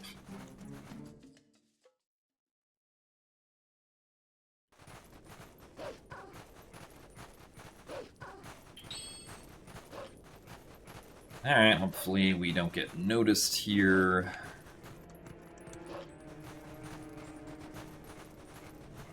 Okay.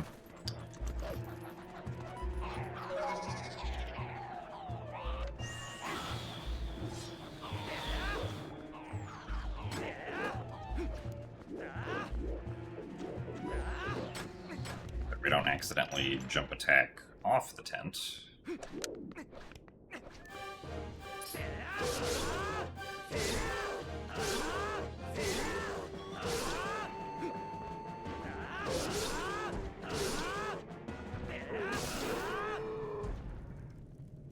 Alright, we're losing a little bit of time, but that's because my PB didn't get the desert cutscene.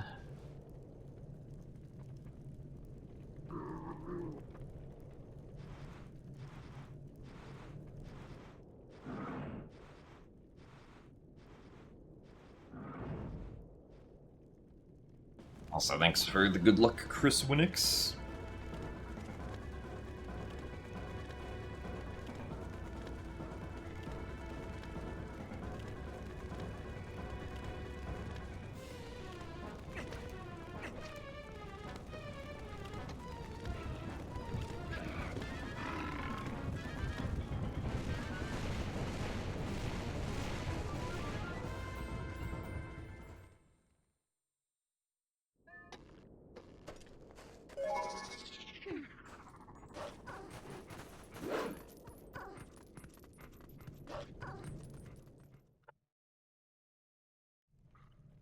Alright, can we save 54 seconds by getting good bubble RNG?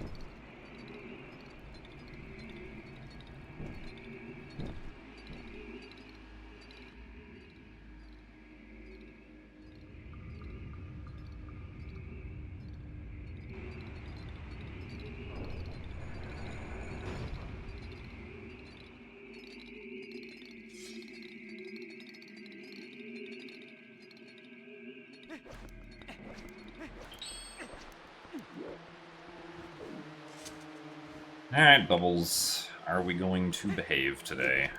Or are we just gonna jump away from the wall like we've been doing the past few times?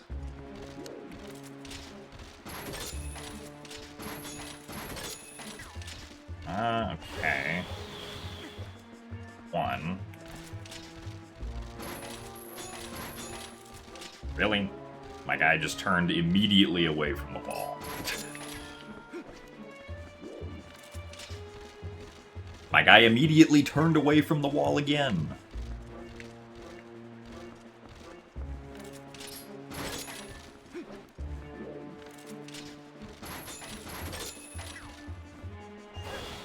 Okay, well, I guess that's better than what it's been lately, but it's still not great.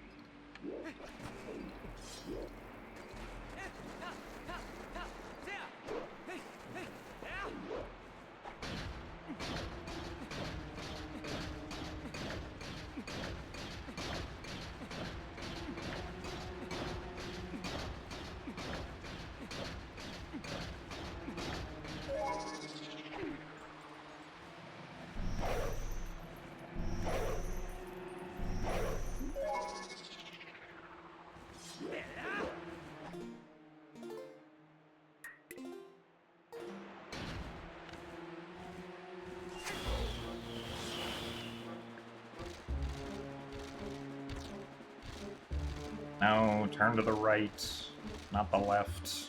Darn it. Well.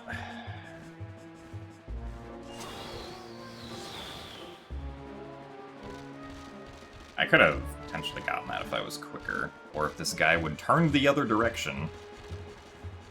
Seriously? He just had to bounce like 2 more times and it would have been fine.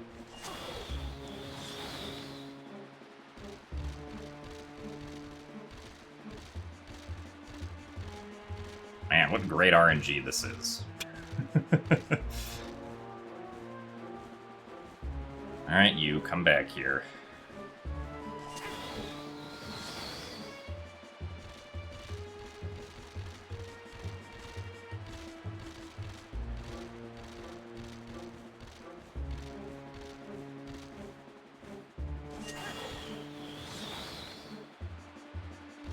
So thank you very much to Blot for the 35 months of Prime.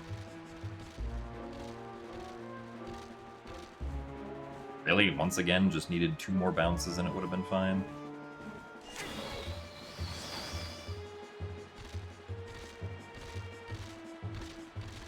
Oh, come on.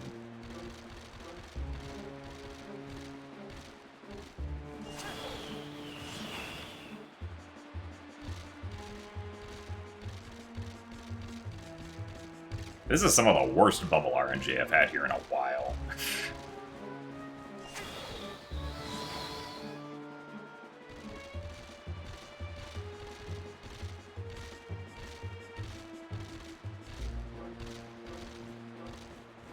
Yeah, we really just don't want to go into the corner, huh? At least the corner that we want them to go into. This trick would be much easier if this, if they're, like, those weird side areas beside the gate didn't exist.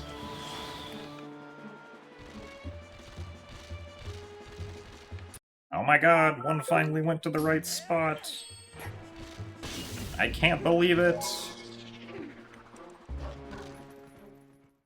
We only lost 2 minutes and 45 seconds.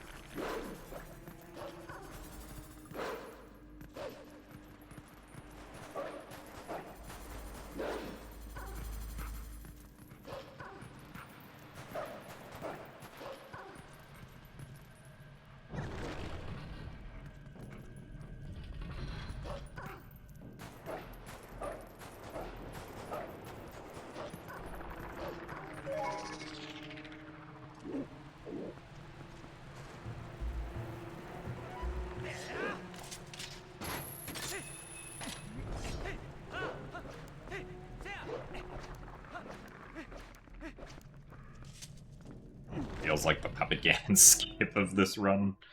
We'll see, at least the Puppet Ganon Fire Arrow shot isn't difficult to perform. That's just pretty purely RNG. Hogate skip is, like, actually difficult to do, and then you have RNG on top of it.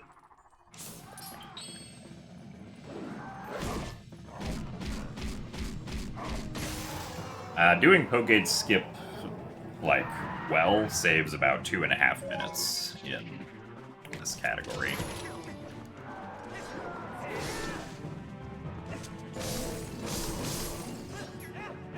Really? Oh, wow, that was dumb.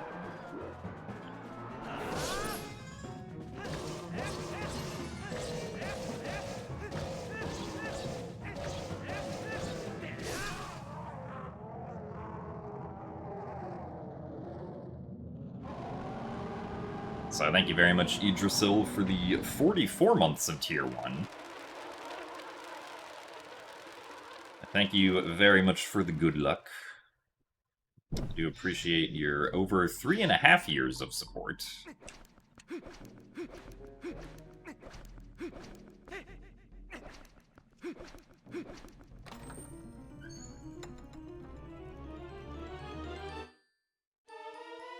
Yippee!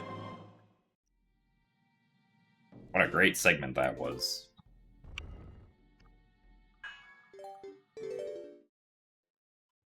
We will take a short break before starting the next one.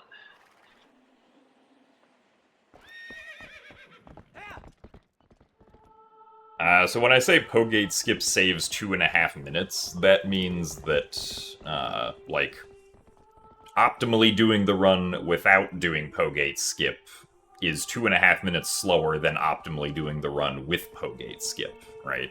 Because Pogate skip, the trick itself, when you do it in Arbiter's Grounds, is like 4.5 minutes faster than getting all the Po Souls, but we lose about 2 minutes of that due to having to go get Shield Bash, so the overall time save of the trick is 2.5 minutes.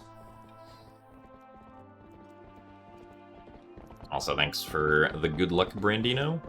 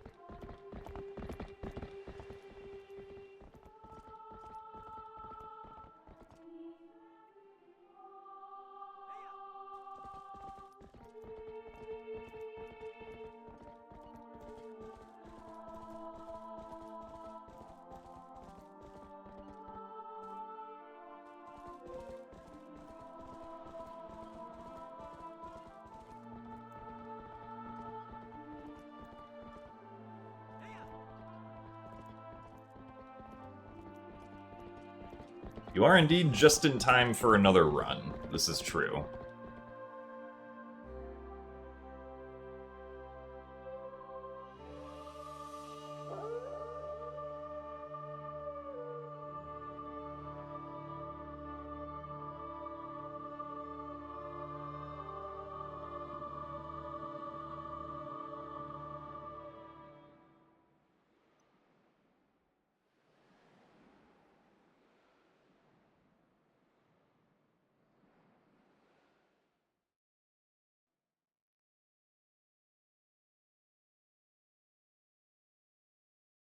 What does RNG stand for? RNG stands for Random Number Generator.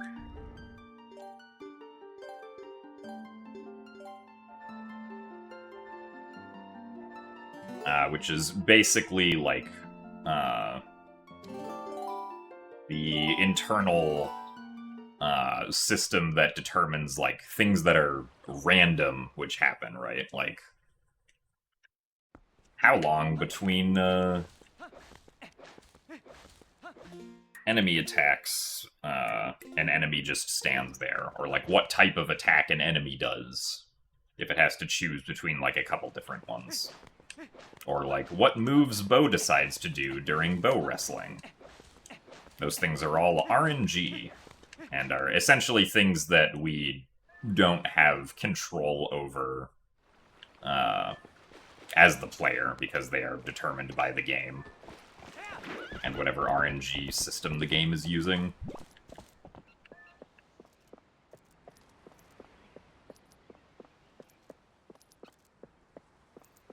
The capitalists have forced sandwich making on you.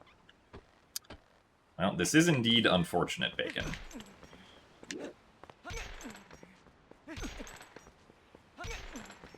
Guy ordered 42 sandwiches as a walk-in order.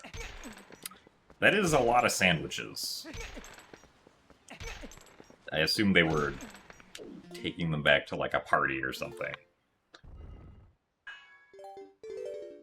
Thanks for the best of luck as well.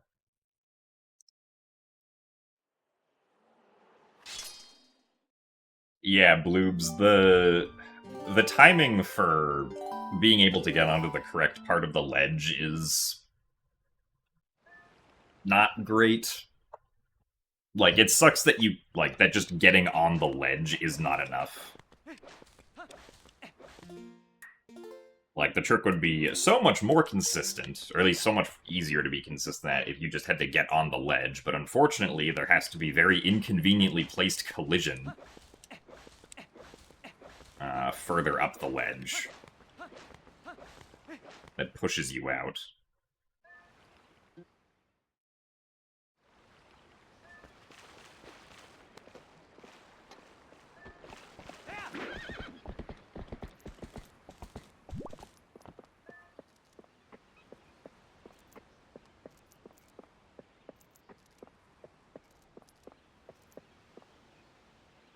Oh, that probably means this isn't going to work now, but try anyway. Actually, it seems like it should be fine, maybe.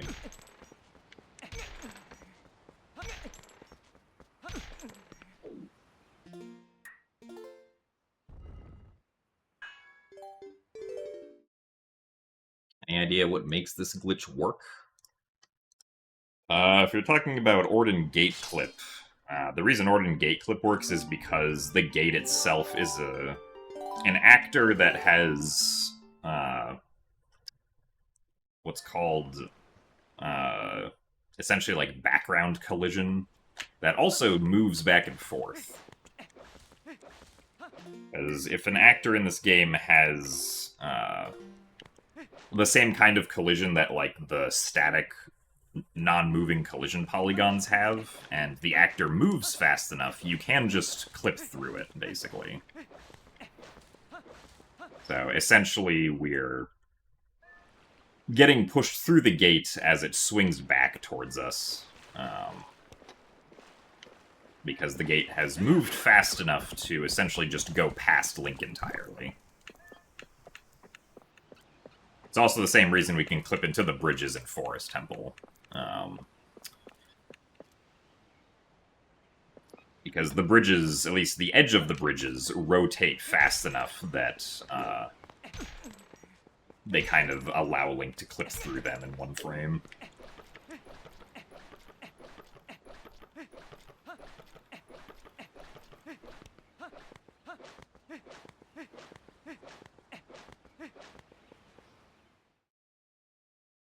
Do I prefer this title sequence or the one from Ocarina of Time? I would say I probably like the Twilight Princess one better than the Ocarina of Time one.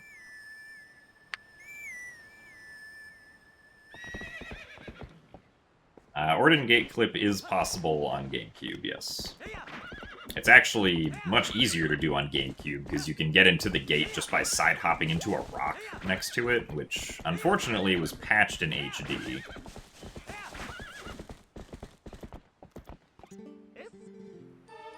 So we cannot do the rock method.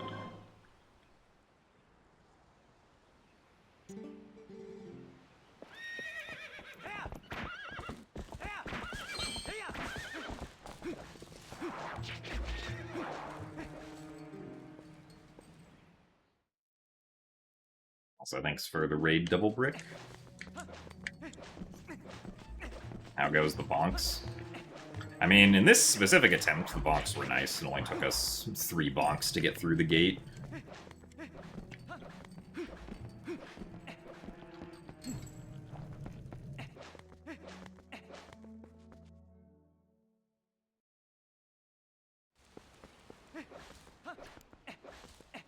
I prefer this intro or the one from Twilight Princess SD. I mean, SD has the neat trailer in it, so probably the one from SD.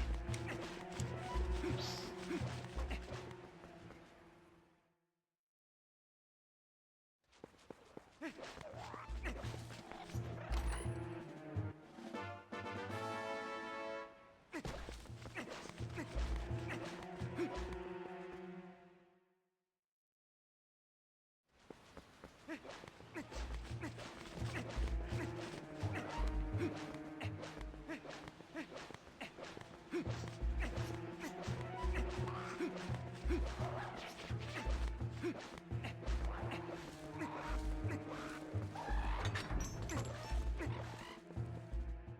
I say your name right, you'll give me $5. It's Azaria.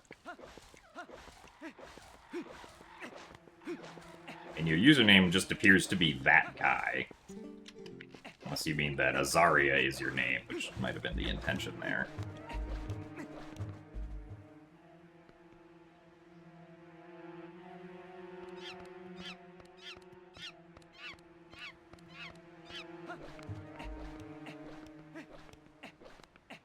I don't think the title screen trailer for the original Twilight Princess existed 2 years before the game came out. Because it's definitely using, like, the visuals of the game as it was released, which I don't think existed 2 years before the game released. Also, oh my goodness, why can I not...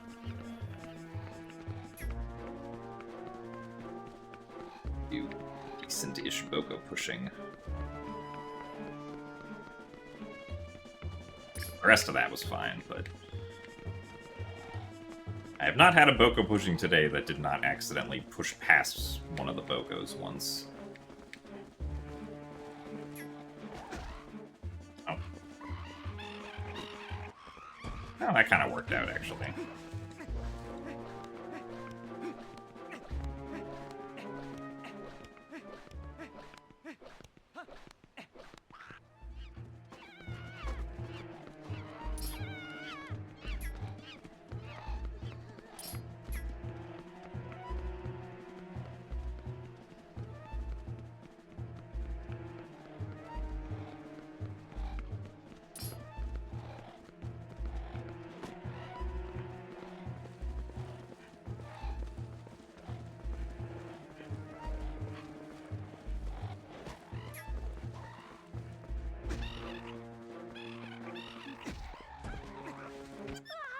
Alright.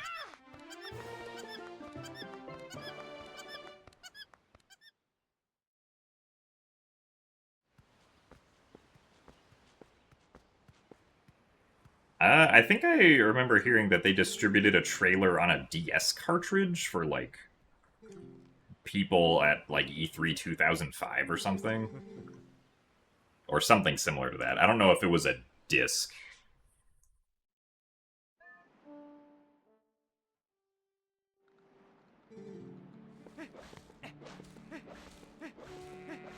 Oh, but you first saw it on a disc that came with an issue of Nintendo Power.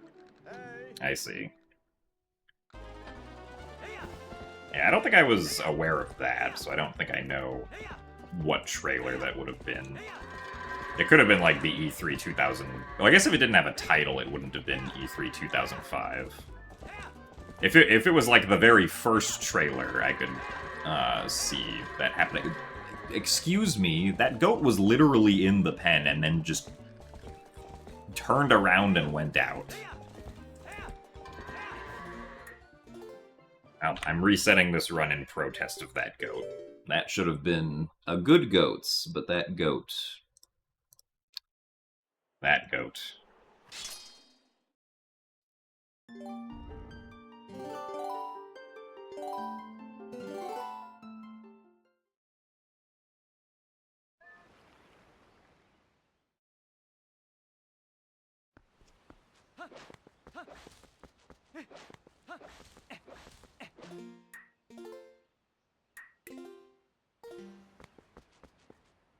I mean, pushing the Bokoblins is...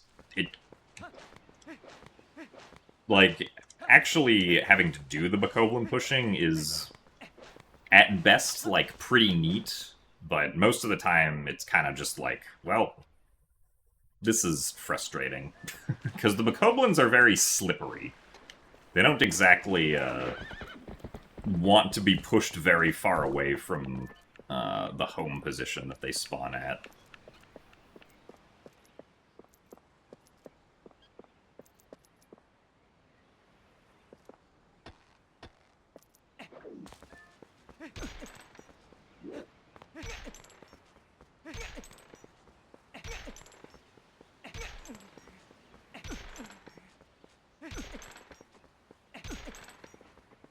Also, thank you very much for the good luck, apes. You got a massive bruise during volleyball today. Oh, I'm sorry. I hope that it heals quickly.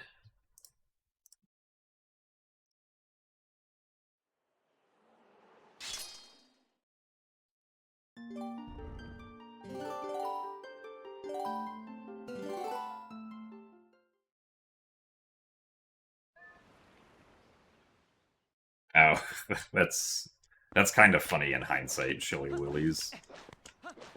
I would imagine. Probably very frustrating at the time, but...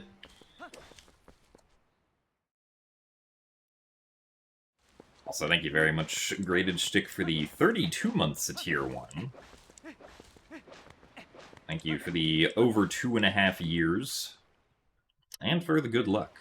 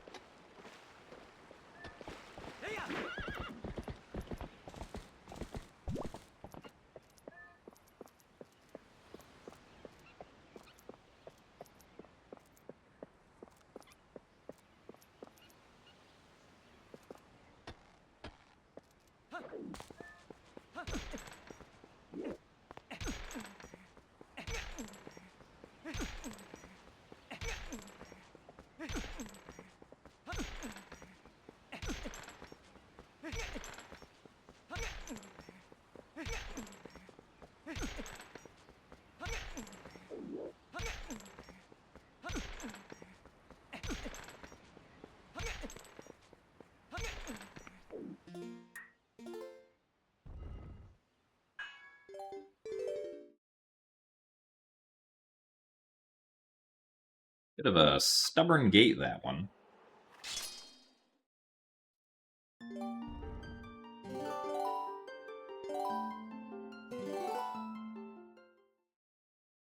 Alright, Juniper, we'll see you later.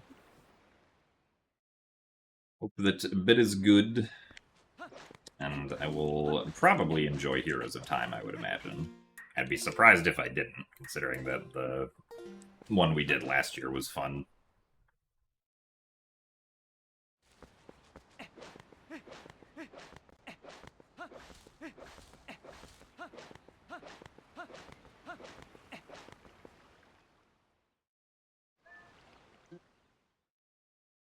Yes, Crafty, you will see me later this week. That's wild, isn't it? Also, hello, Bram. Oh, Epona, come on.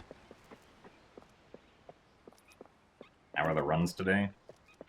I got an okay run to Arbiter's Grounds, and then lost 2.5 minutes to Bubble RNG, so... That's how that run went. Now we're doing our best to get another run going.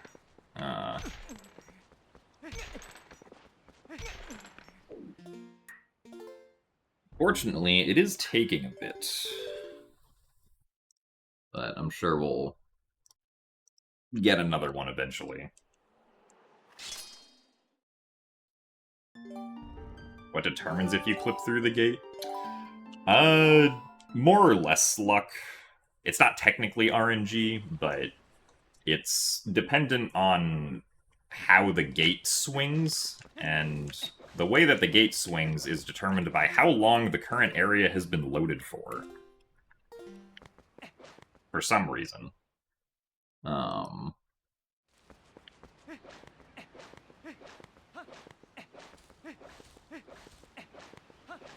Like, in theory, you can do it consistently if you bonk into the gate on the same frame, count since the area has been loaded each time, but doing that is not particularly viable. It would probably only be viable if we, like, actually started the run in this area. But we do not start the run in this area. There's also no, like, music that we could use as, like, a music cue, potentially.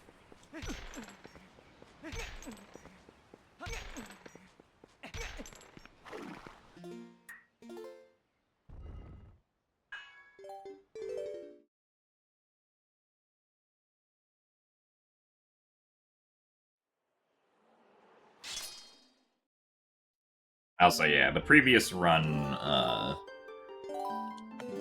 we lost to the bubble RNG in Arbiter's Grounds when doing Pogate Skip.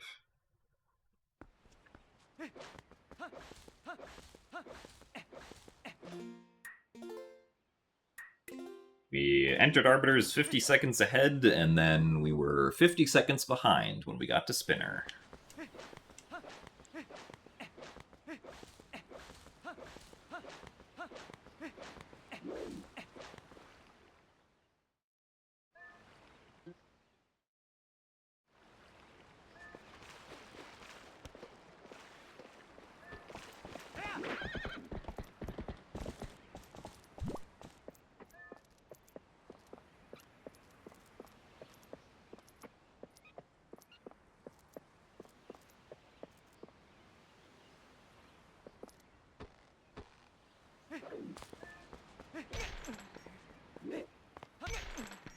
Nice.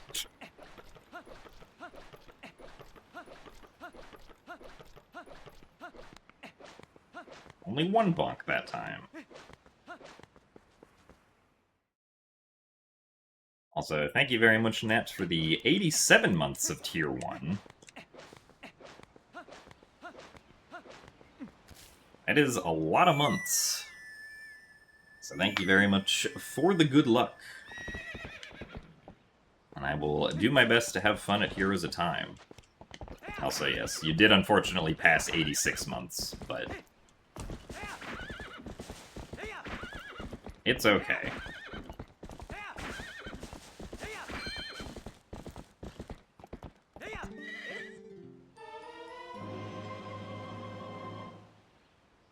Pogate Skip in Arbiter's Grounds was discovered last August. At least, like, the version that's used in this run.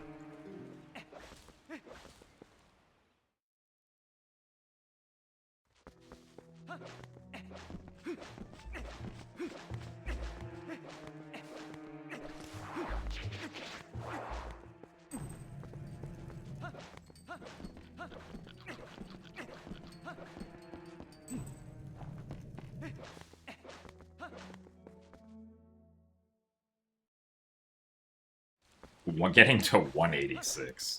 That would be quite the feat.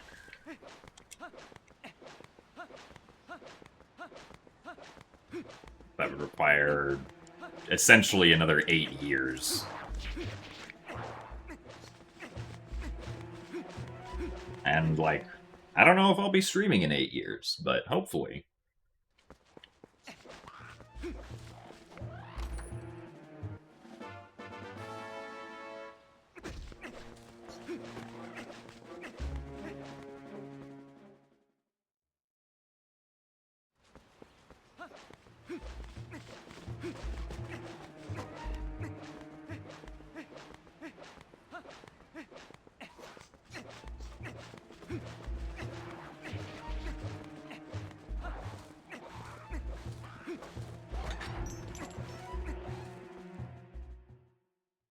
Alright, Bram, we'll see you later. Good luck with your important test tomorrow. Getting sleep is the wise decision.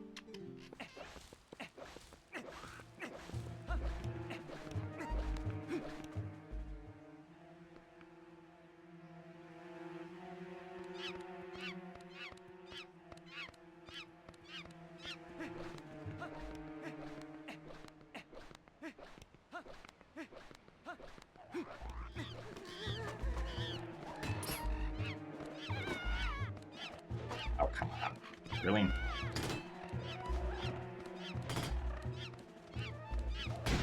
Okay. That other Bokoblin was not helpful at all.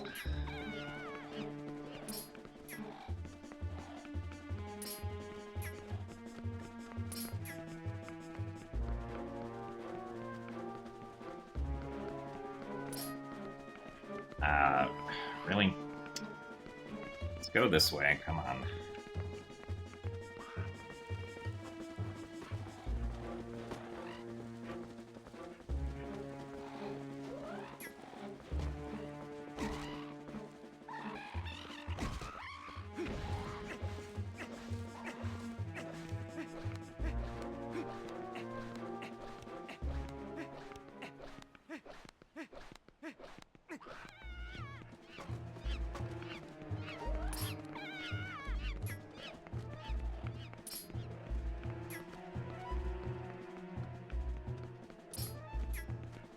Really? Surprised the Boko went that way.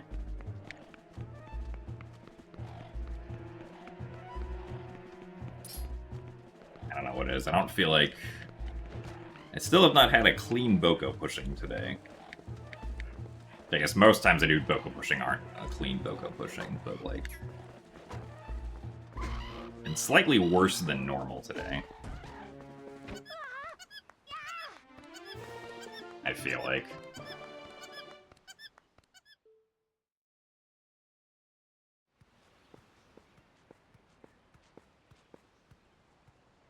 Also, thanks for the good luck, Warfiz.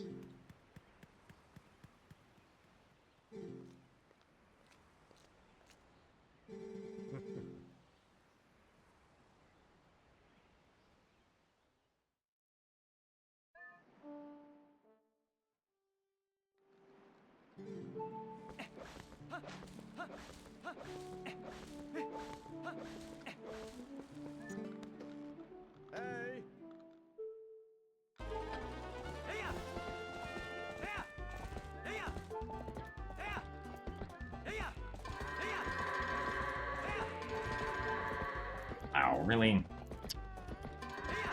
Bro.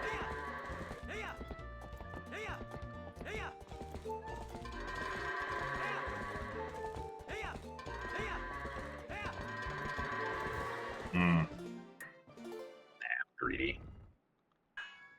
Could I have continued that? Yes. Am I greedy? Also yes.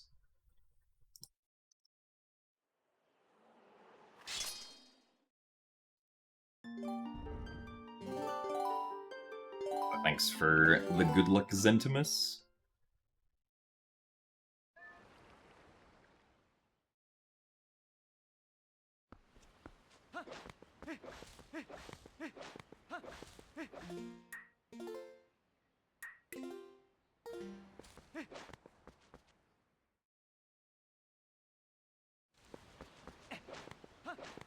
The heck happened to Mario baseball games? I'm not sure. Because the last one, I guess, was Super Sluggers for the Wii? I played that game a lot.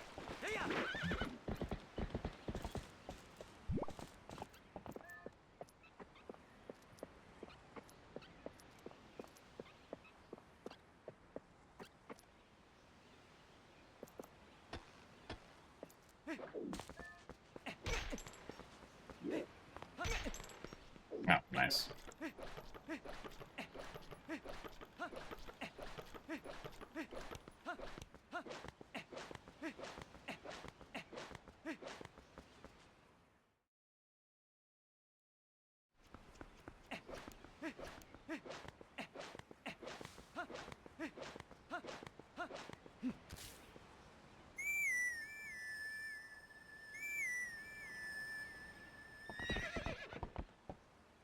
What's the strangest name for an NPC in any game? I don't know about any game, but...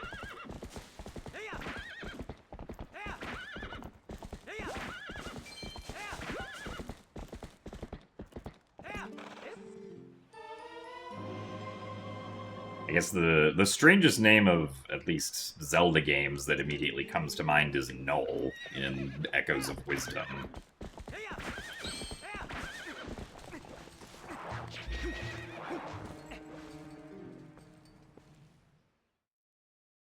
Or I guess the guy in Zelda 2 whose name is just Error. Supposedly.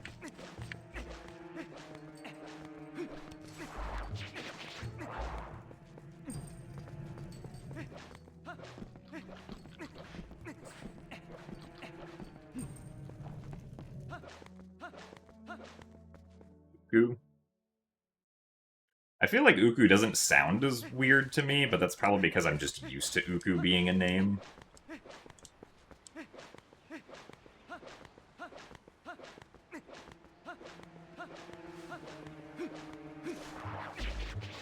Granted, I think it is weird that the species is called the Uka, and then you have an Uka whose name is Uku.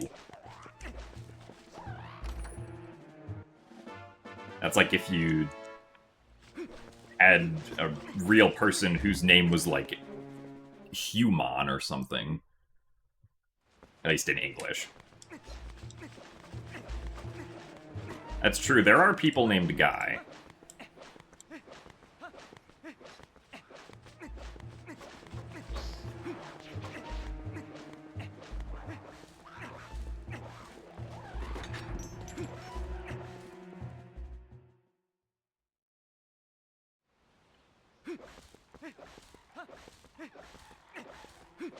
I can't say I've ever heard of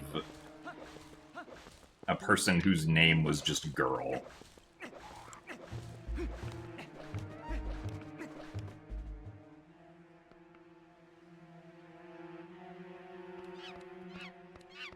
Am I excited for the event?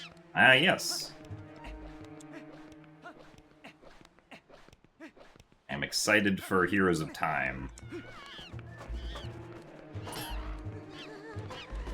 I somehow managed to get, oh,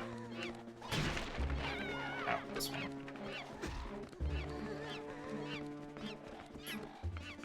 A lot of segments for Heroes of Time this event. Oh, oh really? No, bro. That's like the worst spot to accidentally push past the Boko. Last event, I only really had... I guess I only have one extra segment compared to last time.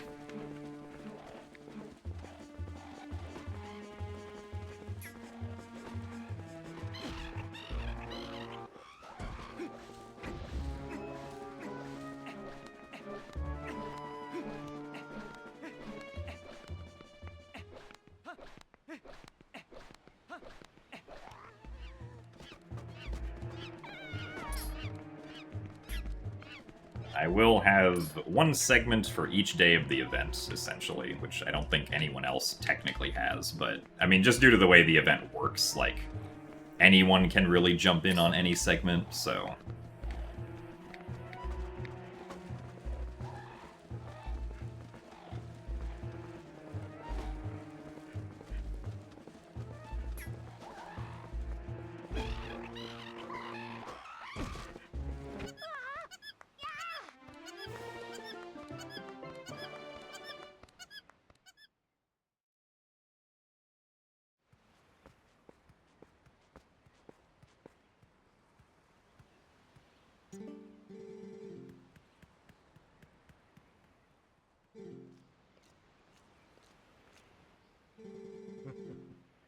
Those weren't the conditions for participation. I mean, true, but... Like, at least the way that those events work,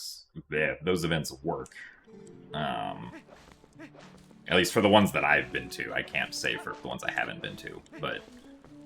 Generally, it's like, the people who are invited all get to, like, submit segment ideas, and usually, everyone gets at least one of their segment ideas.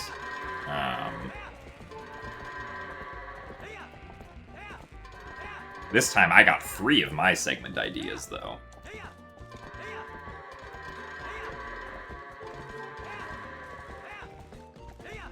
Alright, fine, we'll continue this one despite the mild Howarding there.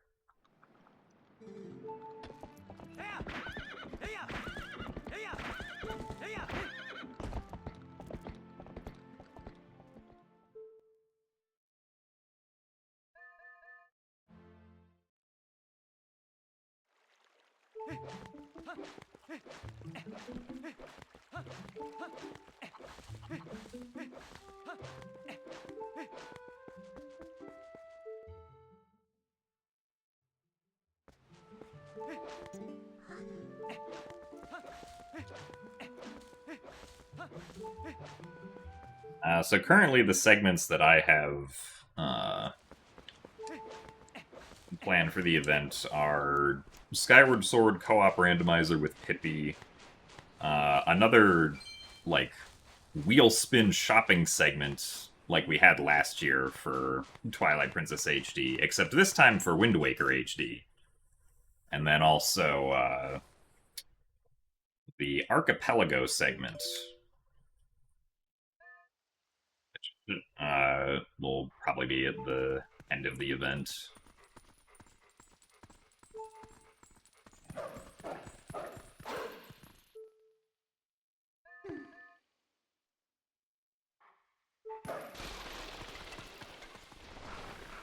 Oh, I see, Crafty. I did realize that that changed, and I was like, interesting, but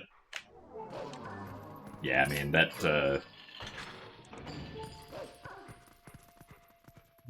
the original idea did seem like something that would take a while to develop.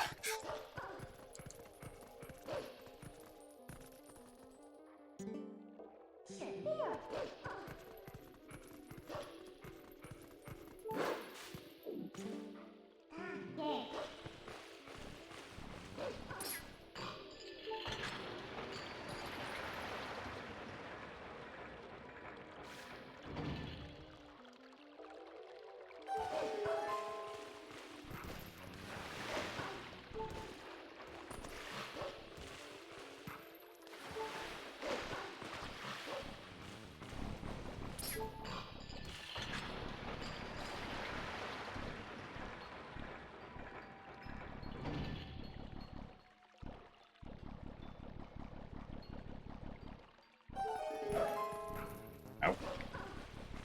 Interesting. I'm surprised I didn't get a dash there like I wanted.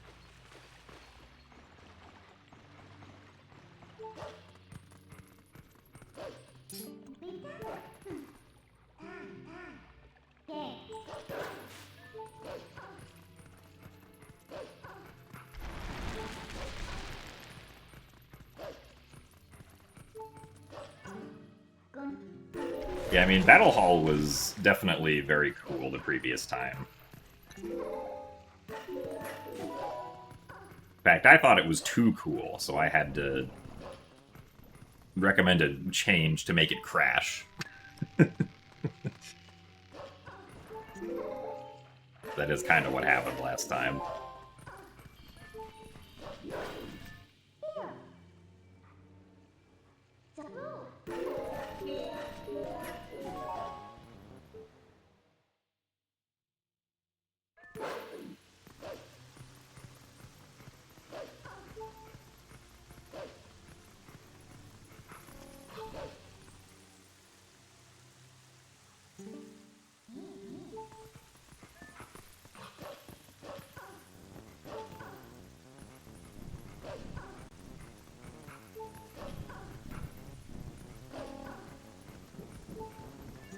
Yeah, that makes sense, Crafty. And I'm sure it could probably return at a future event.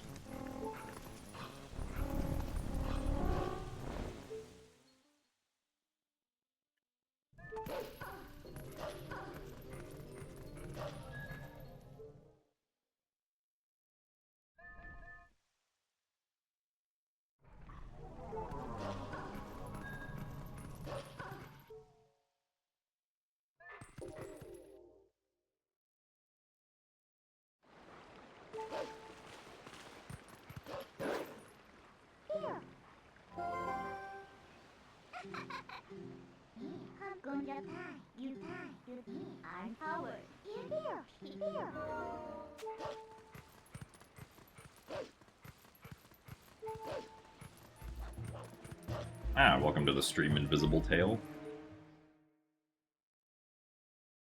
We are indeed trying to beat my current record.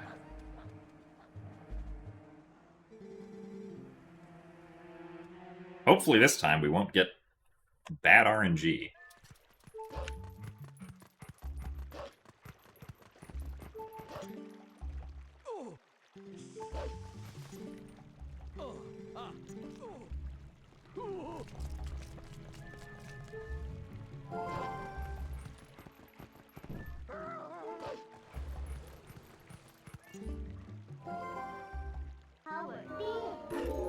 Howard.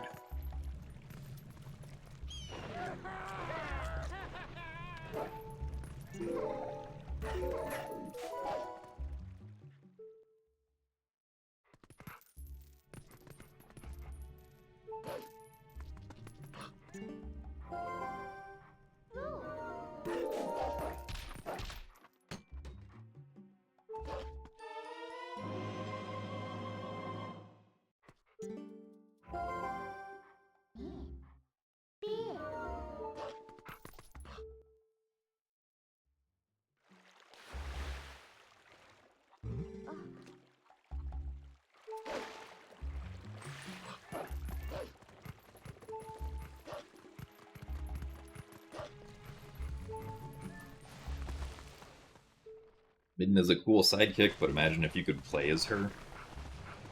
Can't you play as her in Hyrule Warriors? Or am I making that up? I know you can play as a lot of characters in Hyrule Warriors.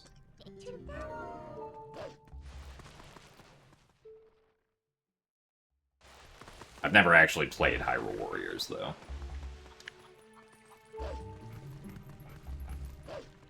But yeah, you can't play as her in this game.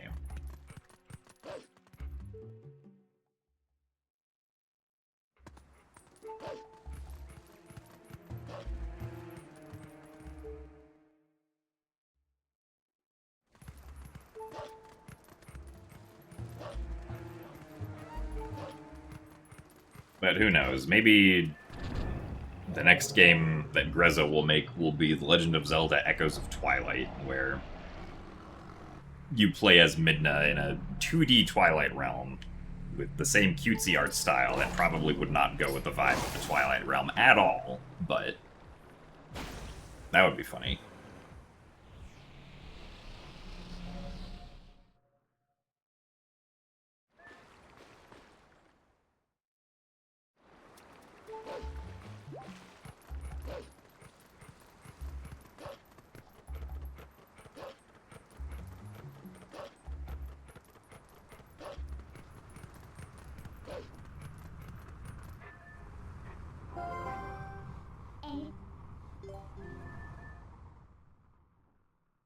Kind of surprised I saved, like, 4 seconds there. Wasn't expecting to save that much.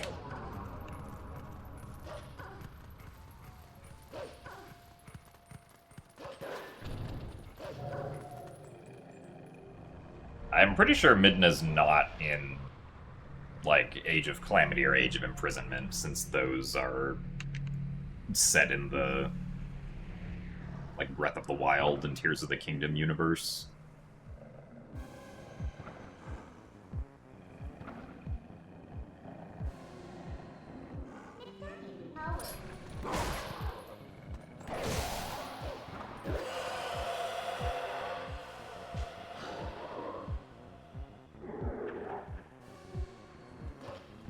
Have you missed in the last hour and a half?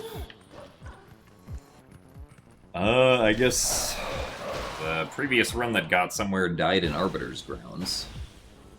It's about the only significant thing that happened. Who is my least favorite Zelda companion? I don't know if I have a least favorite Zelda companion.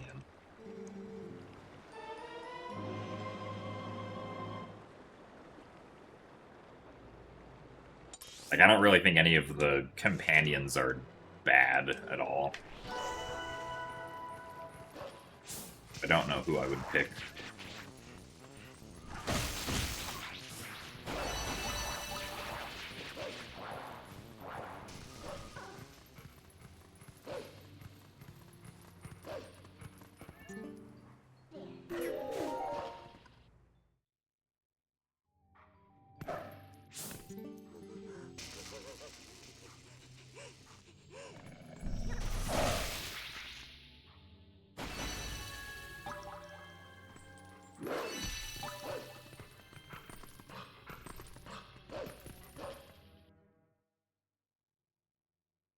Yeah, I would imagine most people would say, like, Fi or Navi.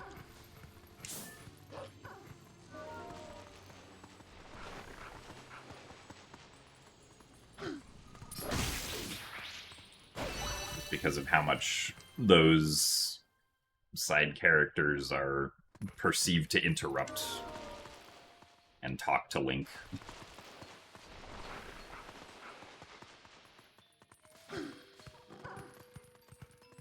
One would win in a fight, though. I mean, Midna probably has the most power of any of the sidekicks.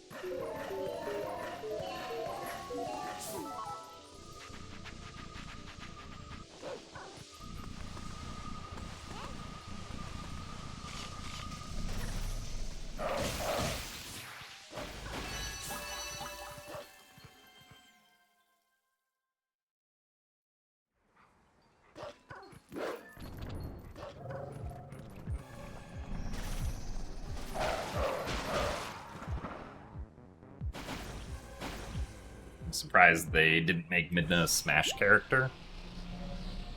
I mean... Oh yeah, I guess Brawl came out in, like, '08. Because it would have made sense for Brawl at the time, probably, but... Maybe they wanted to just keep the Zelda cast down to... I think it was just the main three in Brawl, right? Link, Zelda, Ganondorf. Unless there's a fourth one I'm forgetting, but I don't think I am. Oh, Toon Link, that's right. I forgot about Toon Link.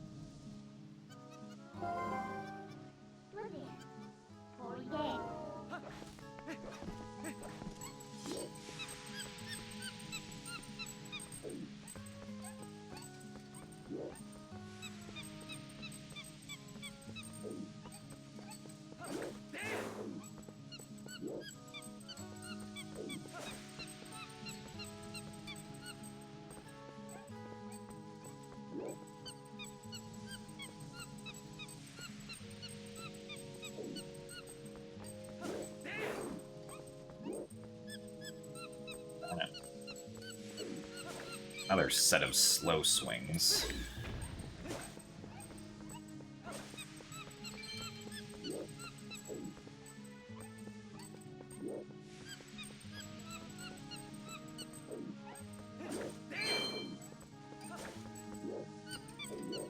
Another slow swing.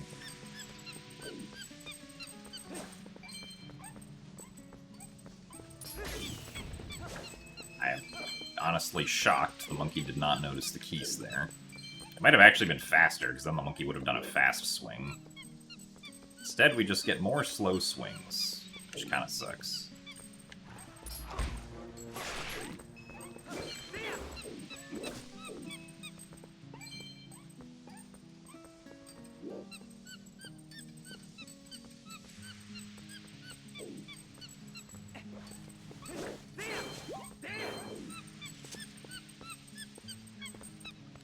Not a great monkey, unfortunately.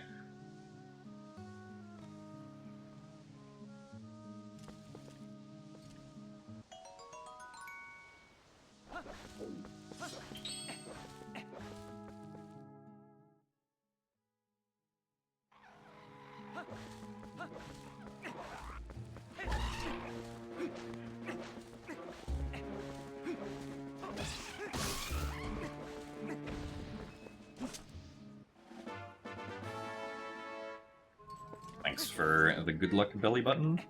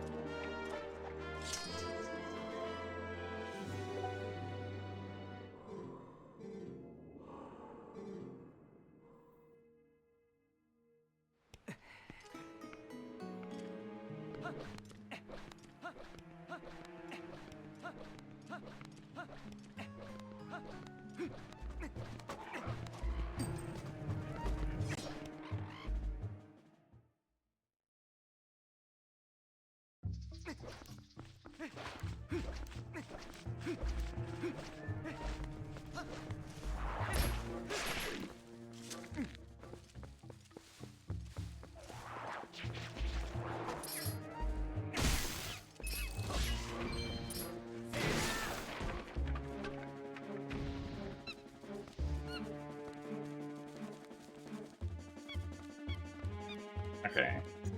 As long as the spider actually turns fully around, we should be fine here.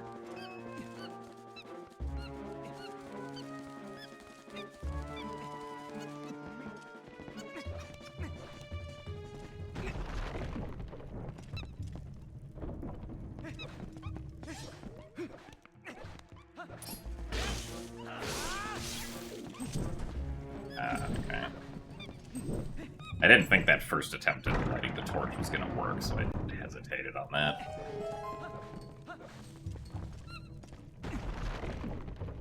How many attempts does getting a good run take? As many as it takes. It's not exactly like a that number that it usually takes. True, it is at least one. This is a true fact.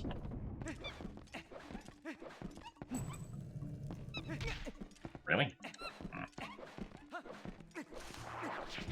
If you're asking, like, how many attempts does it take to get, like, a run going for this game, like, it does just vary depending on, how I do at the beginning of the run. Like, if we get lucky with Gate Clip and Bokoblins and Goats. Sometimes the very first run of the day is a good run that we start off with. Sometimes it takes, like, potentially up to an hour to get a good run going on, like, the worst days.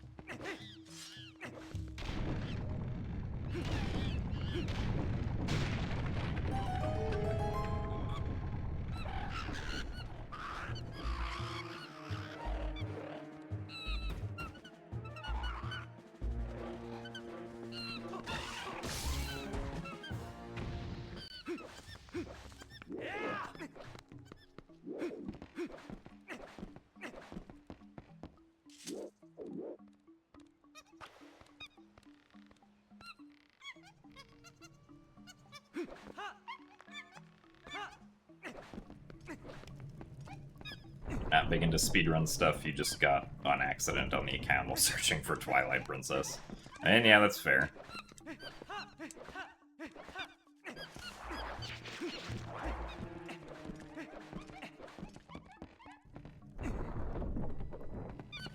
Which game is my favorite Bokoblin design? I think probably Wind Waker.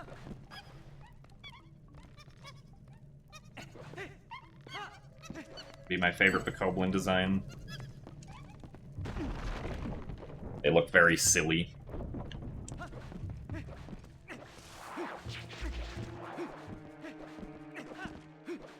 Nice jump. That was weird.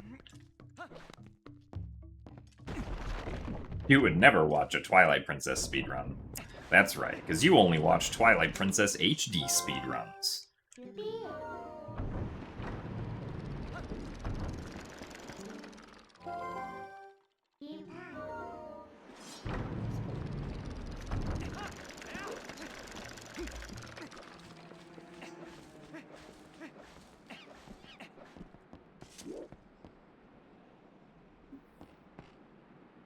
I mean, generally all of the Bokoblin designs are pretty good, I would say.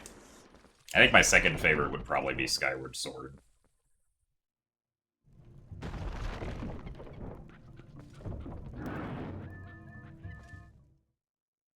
Followed by, like, Breath of the Wild and Tears of the Kingdom, and then Twilight Princess.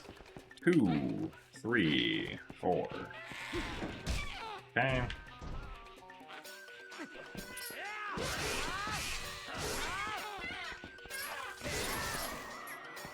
Where are we going? 1, 2, 3, 4. Okay. 8 hops. But we'll save some time here.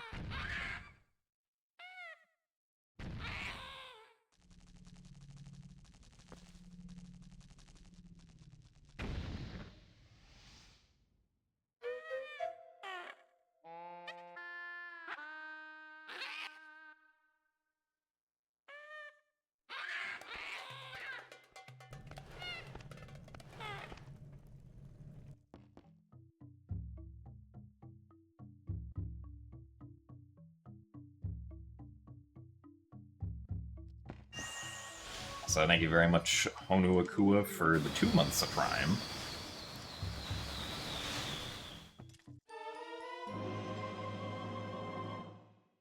Thank you very much for the continued support.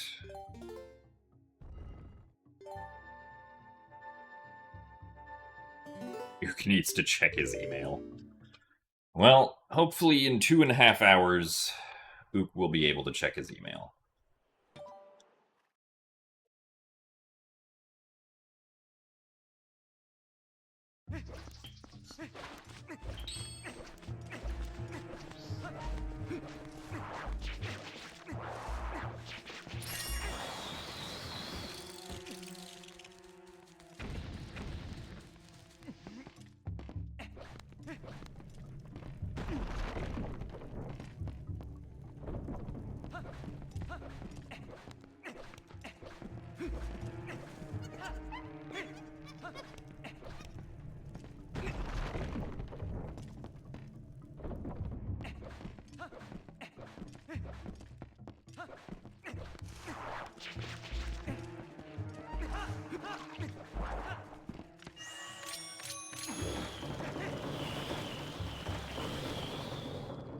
Pretty good roll.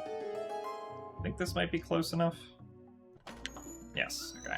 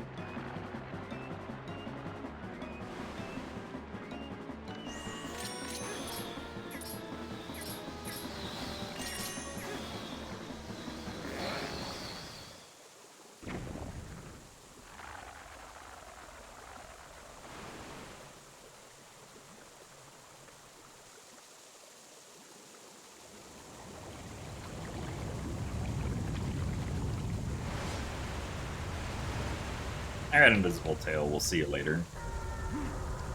Thanks for the good luck, and hope that bed is comfy.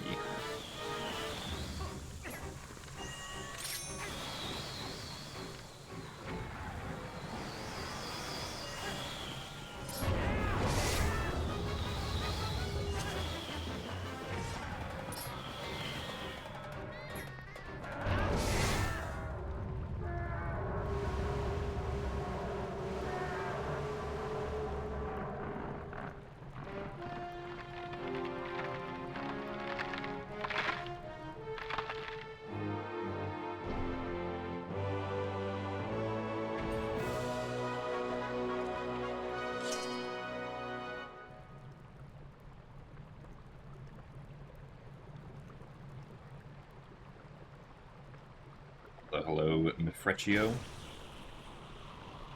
Which I think is how you pronounce that, maybe?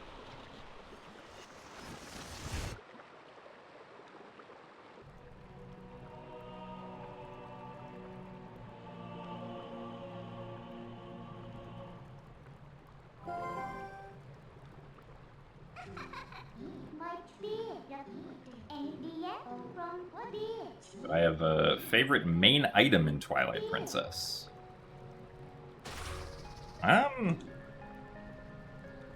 Probably either the spinner or the ball and chain.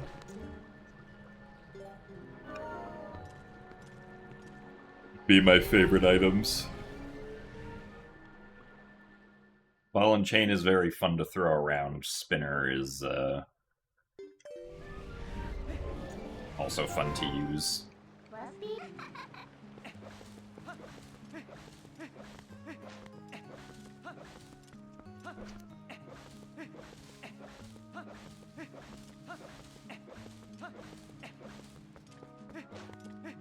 Items that you don't equip.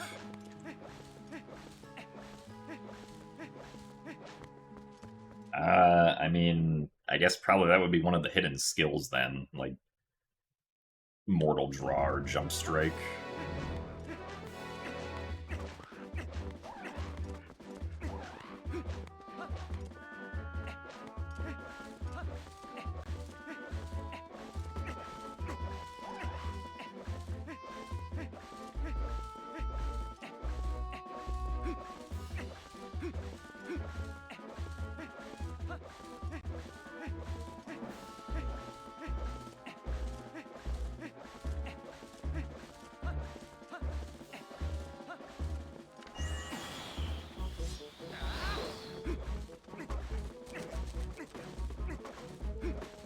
What can one do to make speedrunning feel less draining?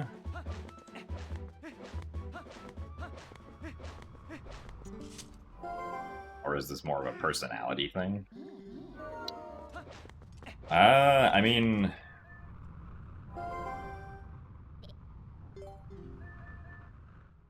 At least, like, for me,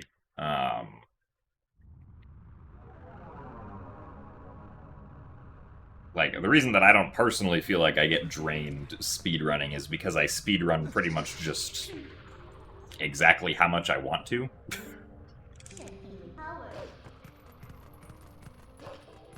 Right, like, sometimes my streams will only be for, like, 3 hours if I don't feel like doing more speedrunning, right? But sometimes we go up to 6 or 7 hours, depending on how the runs are going and how I'm feeling.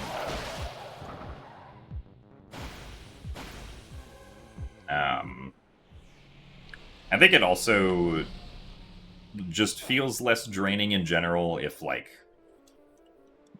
you understand that, like, you can always just try again. Even if you don't get the run that you want, or, like, you lose what you feel like was a really good run, and then, like, you don't have time to do any more runs during that session. Like, you can just try again at a later point, and if you got a good run that then got lost to something, well, the good news is you can probably do that again. Right?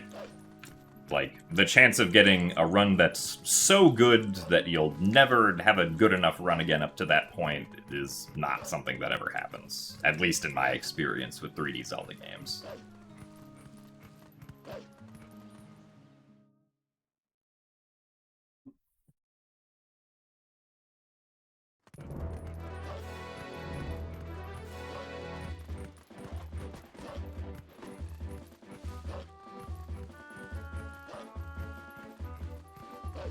It could also potentially help to, like, run different games or different categories. Because sometimes just running, like, the same category over and over again can feel draining. I say that as I've run essentially the same category for, like, the past 4 months, but...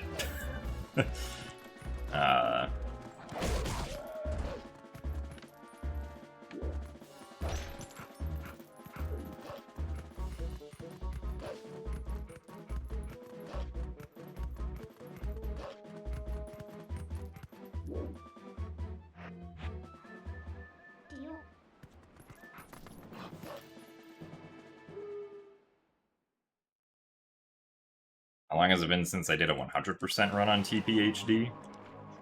Like a year and 2 months. Nice double Howard. Because the last 100% run I did was in January of 2025.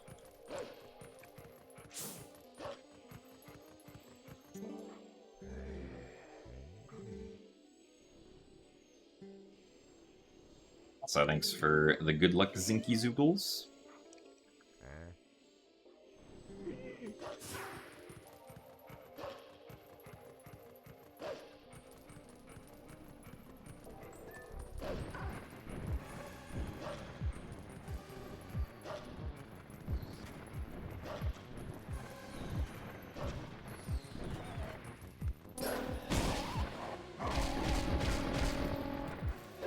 Wow, that was a very good Cargarok flight.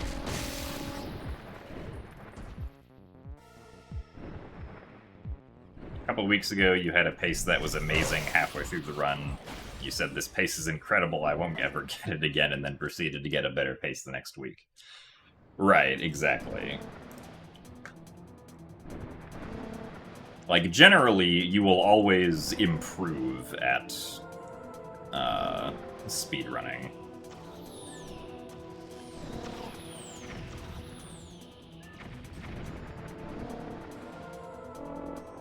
But it can sometimes be hard to see exactly where, like, your potential is. Like, for a really long time, I couldn't really say for certainty what I thought my, like, potential for runs was when doing speedrunning. Like, it took, like, at least 5 years to, like, properly develop a sense for that. That was, like, accurate.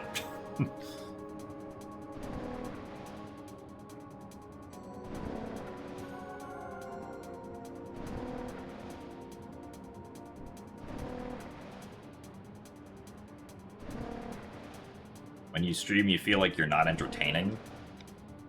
I mean, you don't necessarily have to be entertaining to stream. I guess depending on why you're streaming. Like, obviously, if your goal is to be entertaining, then I can see why that would be an issue, but, like, if you're just streaming speedruns, right? Like, you don't necessarily have to be entertaining. Howard, you need me? Also, yes, we are streaming on YouTube, as well as Twitch. Howard, We're streaming to both at the same time.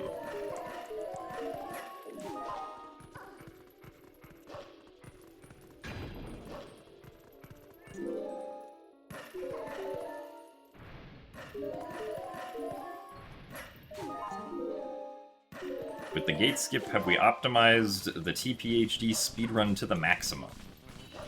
I mean, like, even, like, for basically any game that exists that is not, trivial, like, there's always going to be more things that can be discovered, most likely. So, I would assume at some point in the future we will find more glitches or more skips in Twilight Princess HD, right? Like, just last month we found, a new clipping technique in the GameCube and Wii versions of Twilight Princess, right?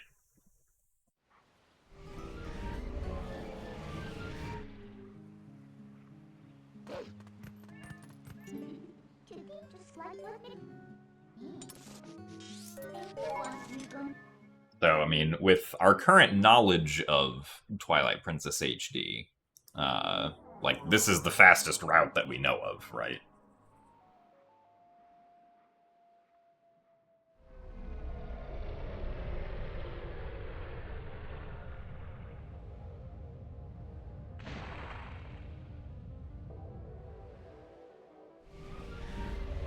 But, like, there's still a lot of potential for things that could be skipped.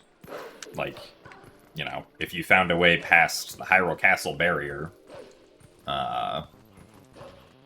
then that would save, like, an hour. If you found a way to do early Master Sword, that would save, like, 10 minutes or so. As Human Link. If you figured it out as Wolf Link, that would save like 20 minutes. It'd save a lot more time.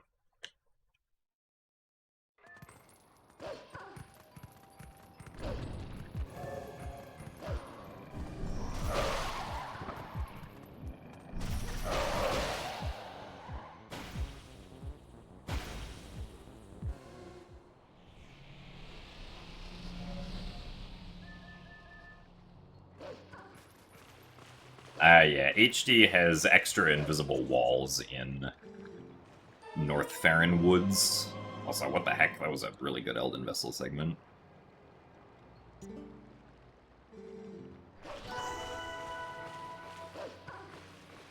It is possible to get to Sacred Grove early as Human Link, but unfortunately,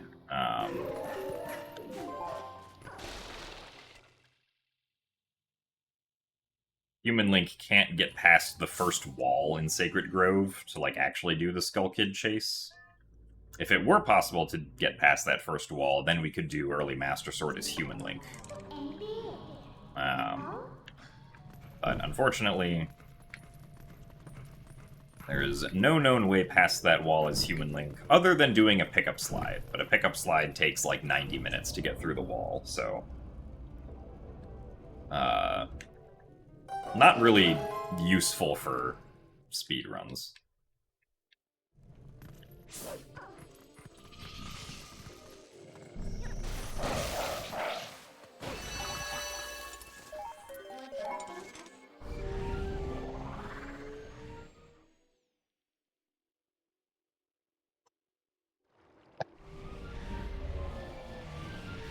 Why does it take that long? I mean, pickup slides just take a long time in general, because the way they work is that, like, you get the item pickup animation, and then Link just moves extremely slowly, right? He moves so slowly that, at least in the case of the Sacred Grove Rupee Slide, it takes 90 minutes to do that one successfully. In, like, the best situation.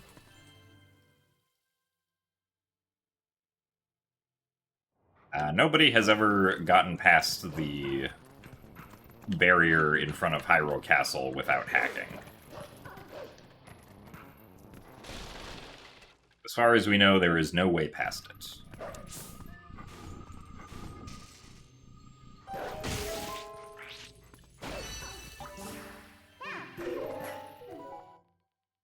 Also, thanks for the good luck, Boy Crispy.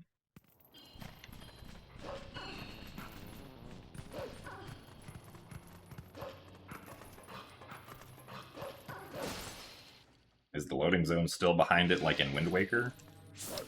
Yeah, I mean, the way you enter Hyrule Castle is by opening a door. And,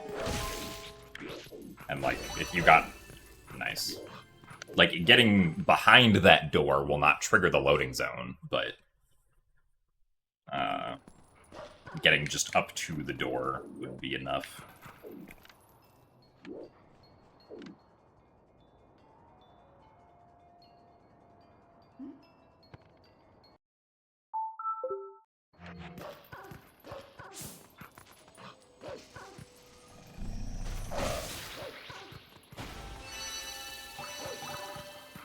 Okay.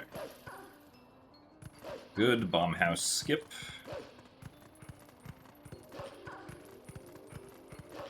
So thanks for the good luck, Shankshaw.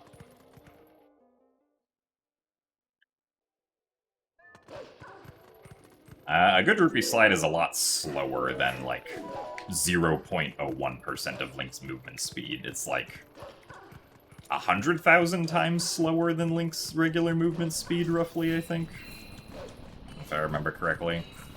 It also kind of depends on what area you're in. For some reason, like, certain areas will have faster rupee slides than others. Like, for some reason, the Arbiter's Grounds one, like, the old Arbiter's Grounds one, like, took, like, 8 or 9 hours to complete, if I remember correctly.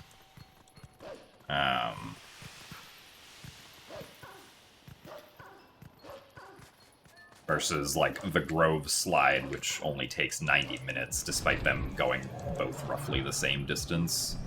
Hello.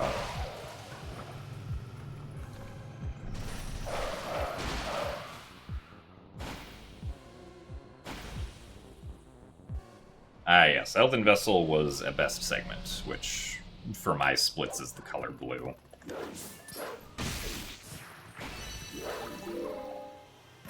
Alright. Bill made the vent cycle.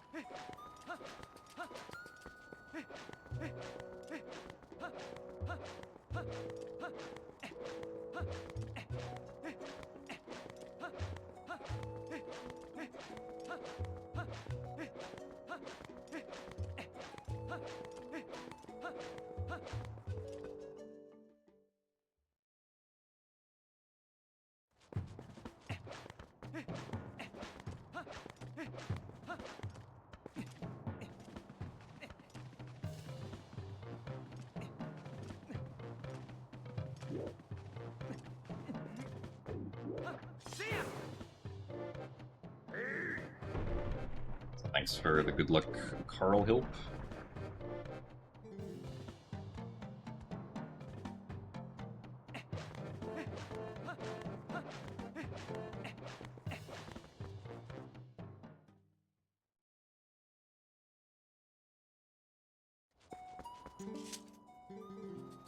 Well, yeah, so getting, like, a good rupee slide speed does also depend on, like, the specific frame and, like, angle that Link has when you pick up the rupee. Because the direction that Link rupee slides in is, like, sort of somewhat behind him.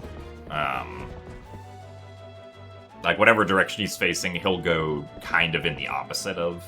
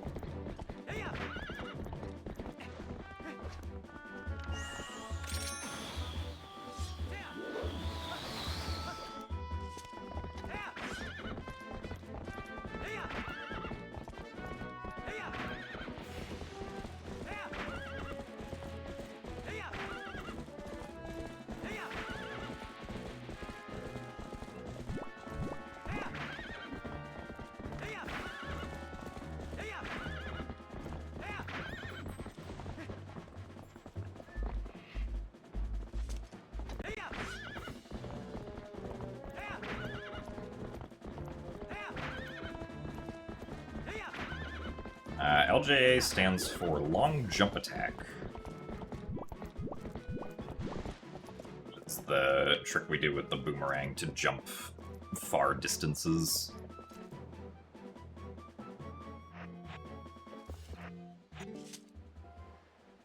This is my team.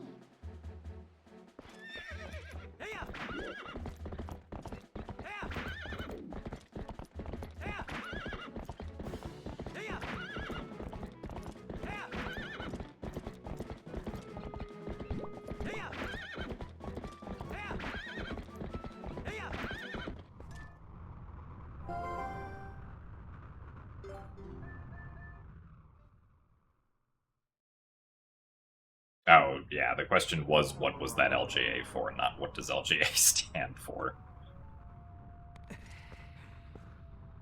But yes, that one in particular was to skip a mailman trigger.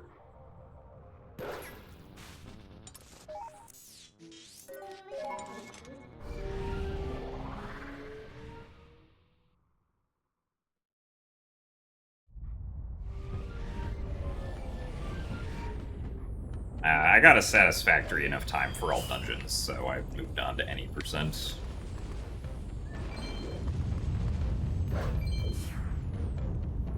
What's Epona doing down there? She's just chilling. Epona just likes to chill at the bottom of voids sometimes. Yeah. What do you like?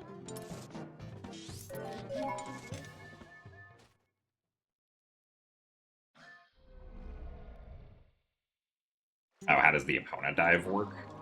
So, essentially, for some reason, that particular ledge that we did the dive off of, like, Epona can just walk off that ledge into the void. Which normally Epona's not supposed to be able to walk off ledges like that, but I guess for some reason that particular ledge got missed.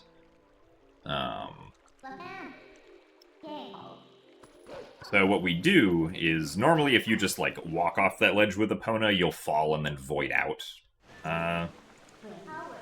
After you've fallen for long enough. But if we instead activate a cutscene while Epona is falling, then we can keep the cutscene going for as long as Epona's falling and we don't void out if Epona manages to reach the ground before the cutscene ends. So in this case, we do it with a Midna call to trigger a cutscene. And keep the text up on screen for long enough so that we don't void out after falling all the way down.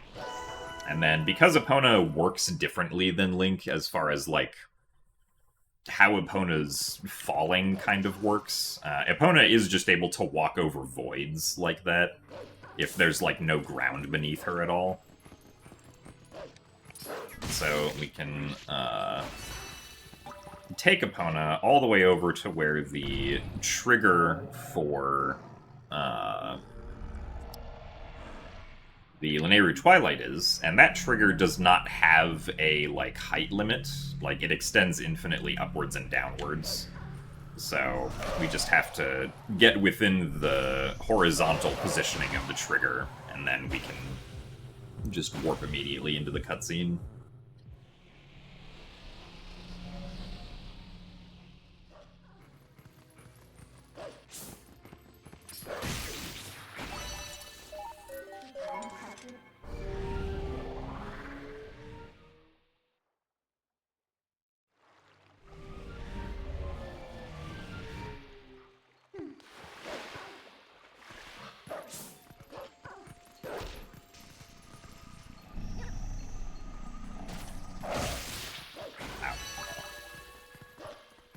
Not quite the direction I was hoping for the bug to go.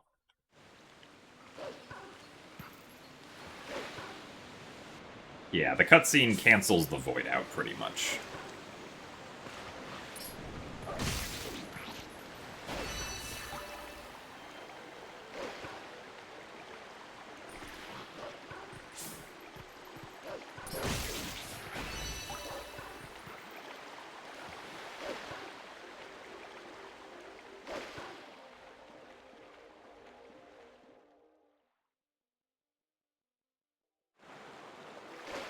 And also, yeah, cutscene diving is, like, a glitch that exists in quite a lot of video games, but, like, it also includes 3D Zelda video games.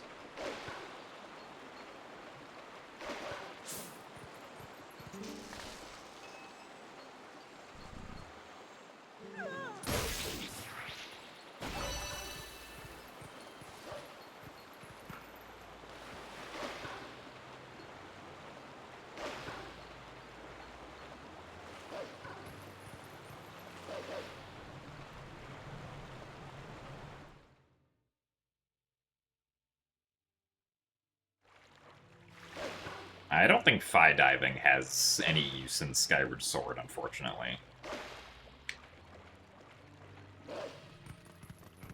There just isn't really, like, anywhere that would benefit from it.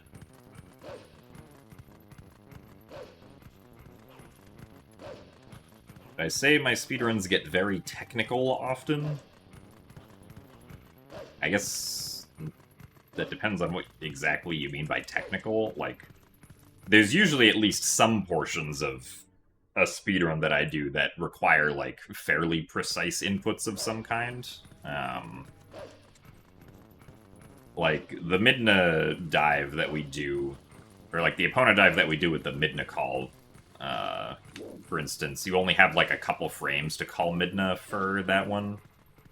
But, like, a couple frames in a 30 FPS game is generally not too bad to hit consistently.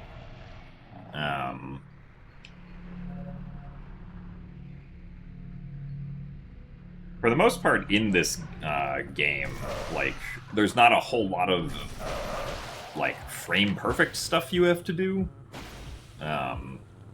Because a lot of the, like, you know, quote, one-frame cutscene skips, where, like, you do a backflip to skip some Midna text, are kind of just free in this game.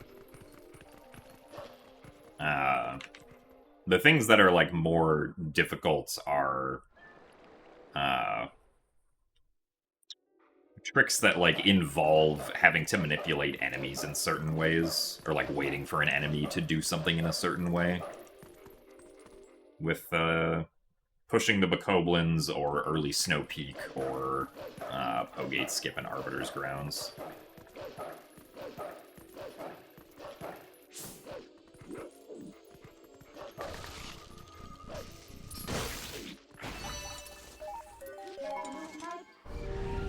So thanks for the good luck, Mr. H. What are my top 3 Zelda games? Well, Wind Waker and Skyward Sword are tied for number 1. And then third, I would put Tears of the Kingdom, I think.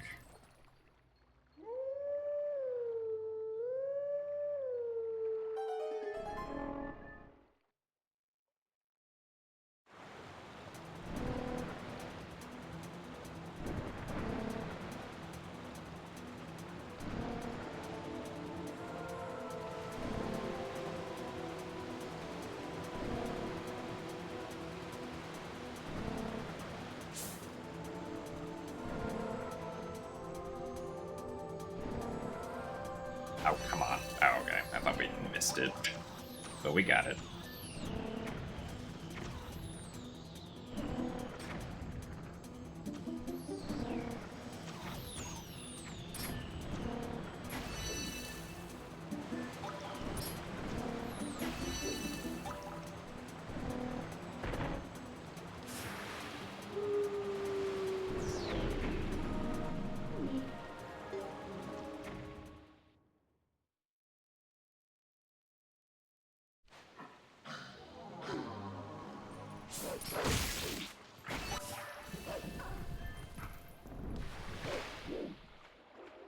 So, hello, Harune.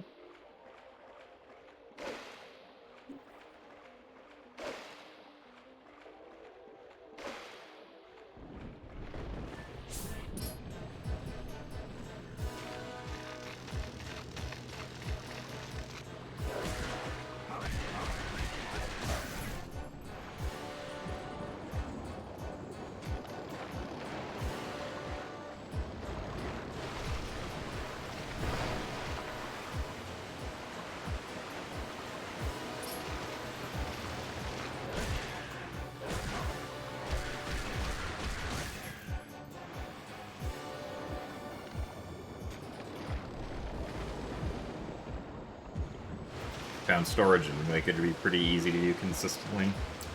Yeah, I mean, storage in Wind Waker also usually has the benefit of, like, you can just retry it immediately. Like, the punishment for failing storage once is not very high. Right?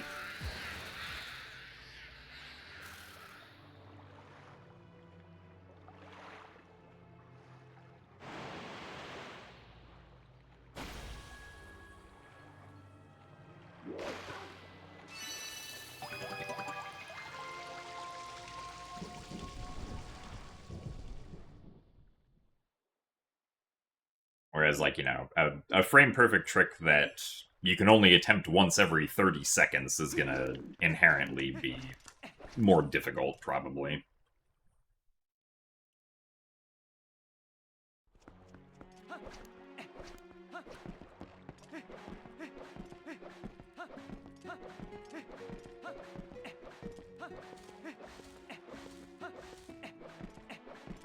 Wind Waker storage also, it does have, like, added complexity where the timing for it changes depending on where you're doing the Wind Waker dive.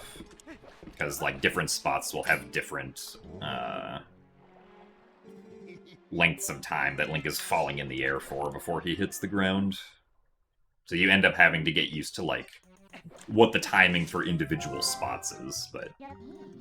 like, there are, obviously, spots that share the same timing.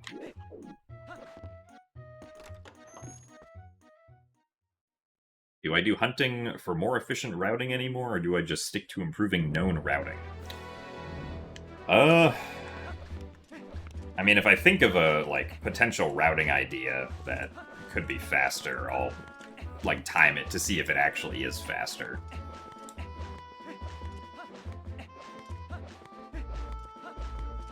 Like, I'm sure there's probably... I don't think you'd save very much time with it, but, like, it might theoretically be faster to, like, pick up the purple rupee in Orden Village with some weird kind of jank boomerang throw. If it is possible to do that quickly, I haven't figured it out, because it's, like, a little too far away to conveniently get while on Epona, which is the problem.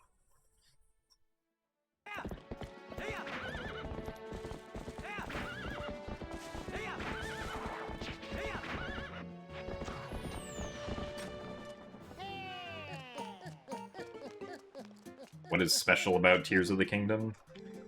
Well, for me at least, I had a lot of fun or not just speedrunning, but like speedrunning and casually playing Tears of the Kingdom. And Tears of the Kingdom also has my favorite ability in the entire Zelda franchise, which is Ascend. Which, I think is a great ability to have. Makes moving around feel much more, quick in, like, an exploration sense.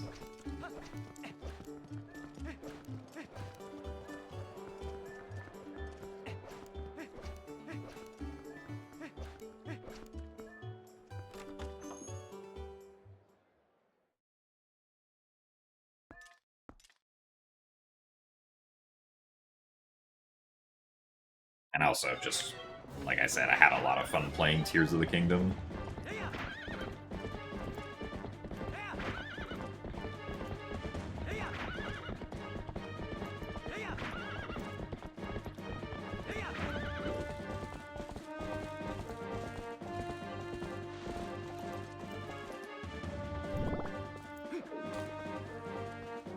As far as where Twilight Princess would be on the list, I'll probably put Twilight Princess after, like, Ocarina of Time and Breath of the Wild for myself, personally. And then followed up by Majora's Mask.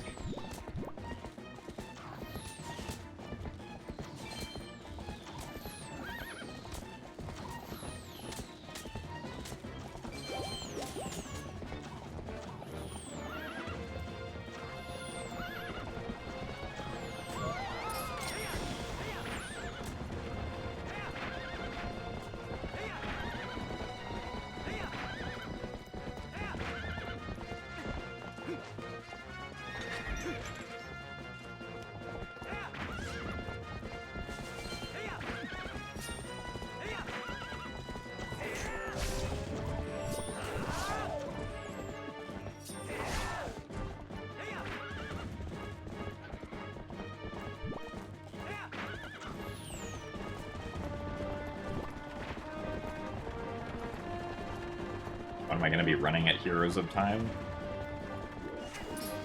Really? That was too early. Nice.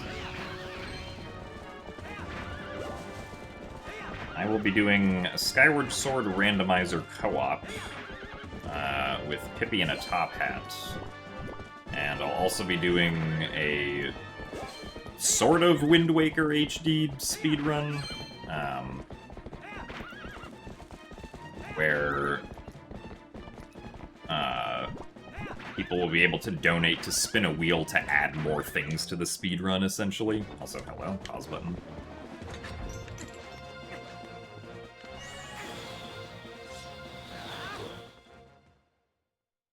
And then I'll also be taking part in the Archipelago segment, which is not really a run, but it's a segment.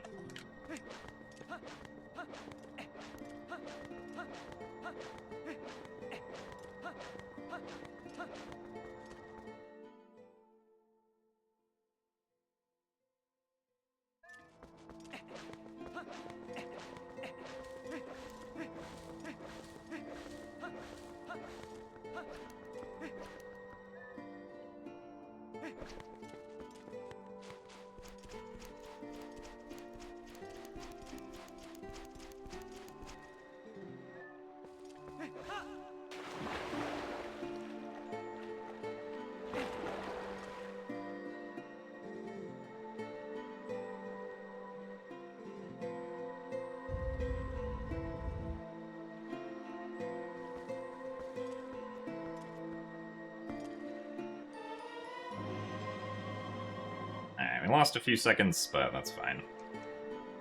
So still a really good Zora armor time. Any Zora armor time that's below an hour and 13 minutes is very good.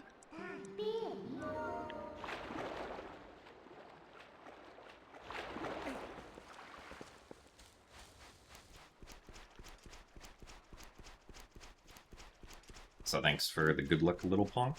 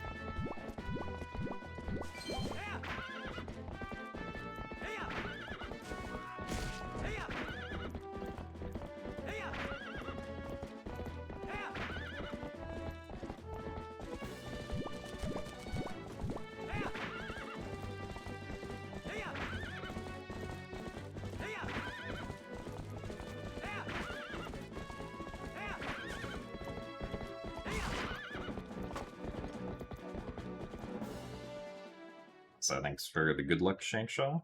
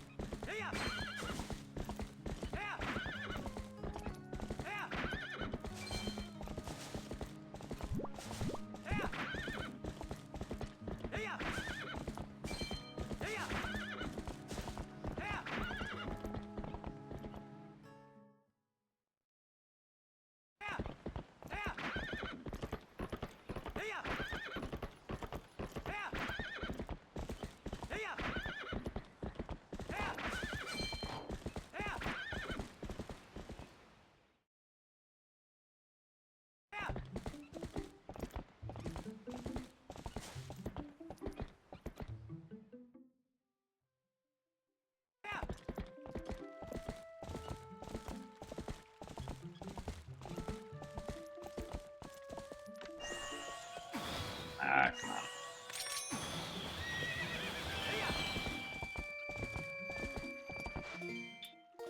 Okay. Distracted by failing the Epona slide when I forgot to equip Zora armor.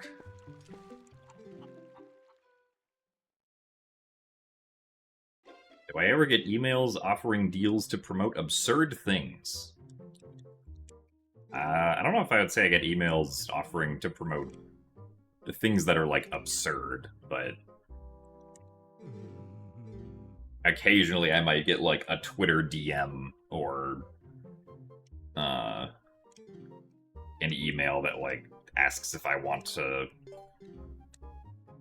be a sponsor for like the things that you typically see like try to like mass or try to get like mass amounts of sponsorships from like various streamers or content creators.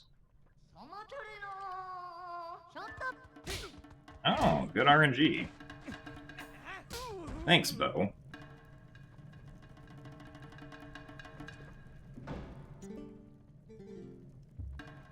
What kind of time am I aiming for? I'm aiming for a run that I feel satisfied with, regardless of what the time is. Also, bad, Bo. Give me better RNG. No. Really? We're doing this again?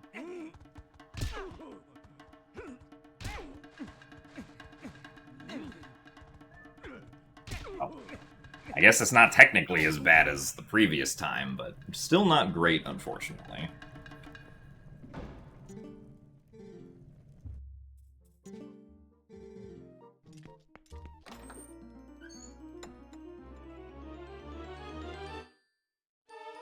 We did still technically save time.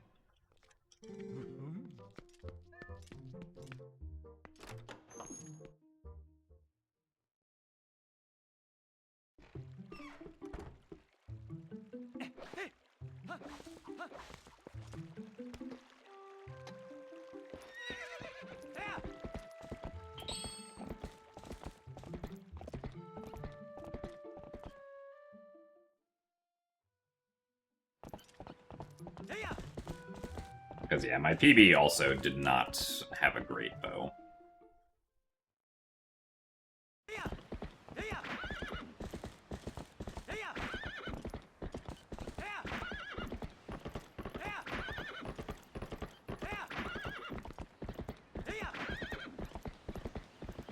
What's the randomest type of product I've been asked to promote?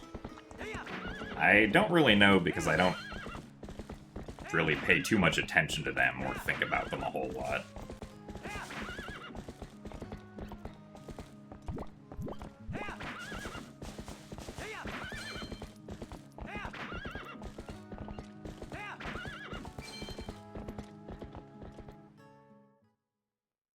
Alright, apes, we'll see you later. Hope you get good sleep.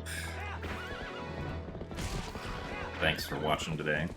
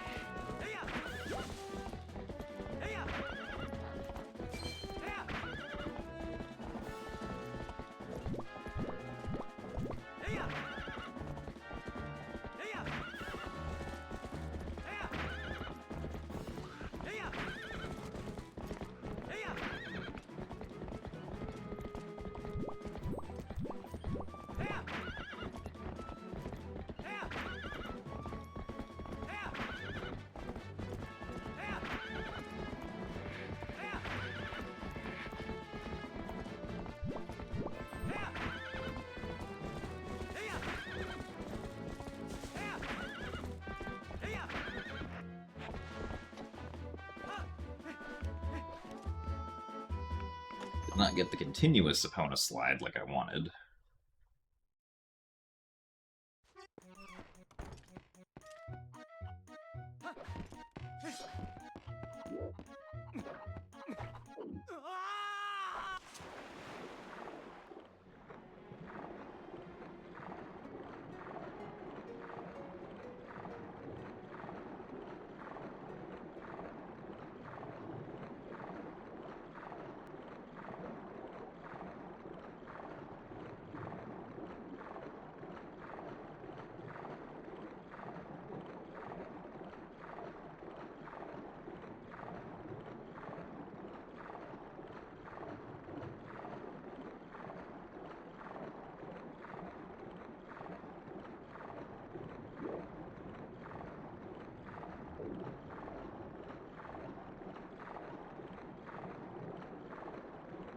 My least favorite skipper trick in a game I run? I mean, last year, my least favorite trick was definitely Pogate skip in GameCube Twilight Princess.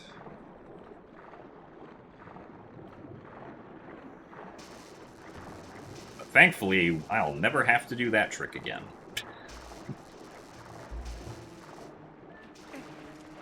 Or at least that method of that trick, because displacement clipping makes Pogate skip much easier in GameCube.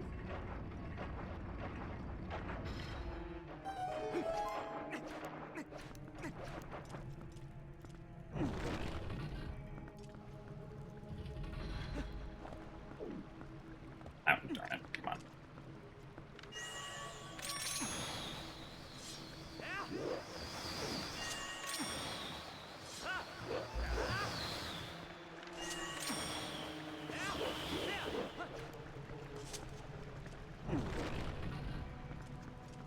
Ah, yes, the Moon Boots Pogate skip is much harder on GameCube, because the Moon Boots pause input is frame perfect. And it's a frame perfect D-pad input, which, the GameCube D-pad is not great.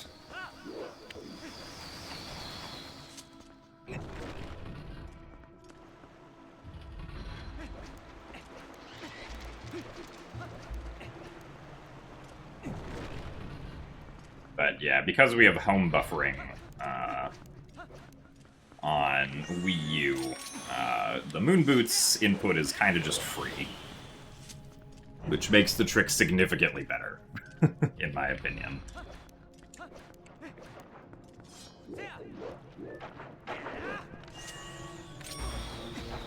Yeah. Why am I having trouble getting on this chest today?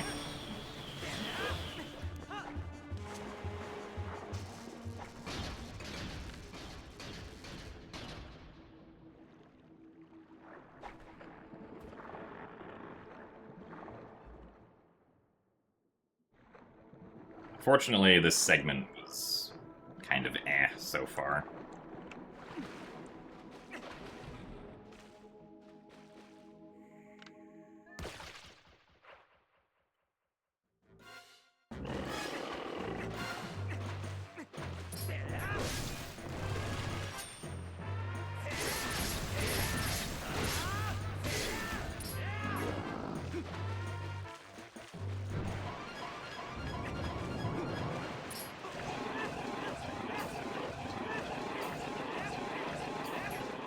Thanks for the good luck, Ace. How were your runs earlier? I saw that you were streaming, but I didn't actually watch because I only noticed as I was about to start streaming.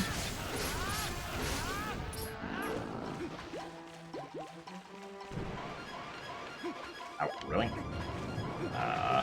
Seriously? I'm shocked that the first one didn't work. Okay, well, now this segment actually sucks.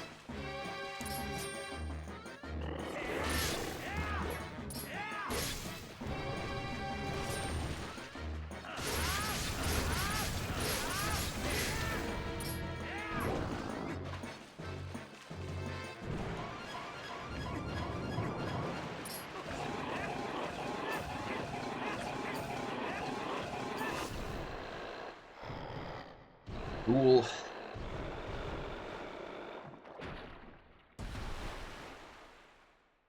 I assume you mean 242 pace Dyna Stallard skipped, yeah. Dang. That is unfortunate. This segment is also unfortunate. There's like 2 runs in a row where I have a really good run up to Zora armor and then get terrible bow RNG and also screw up the claw shot segment.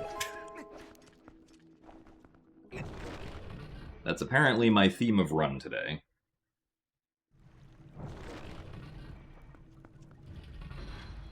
So thanks for the good luck, Ben.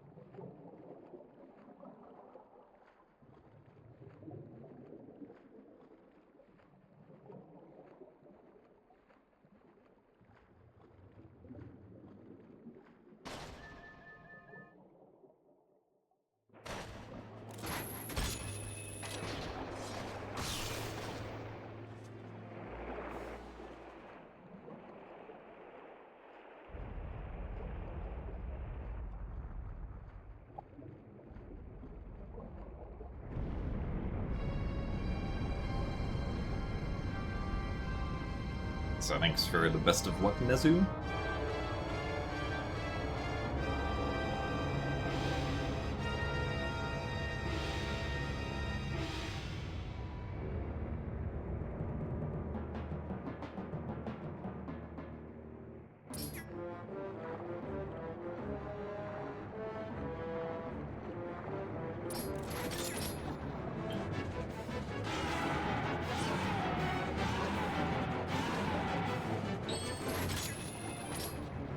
Surprised that worked, but I'll take it.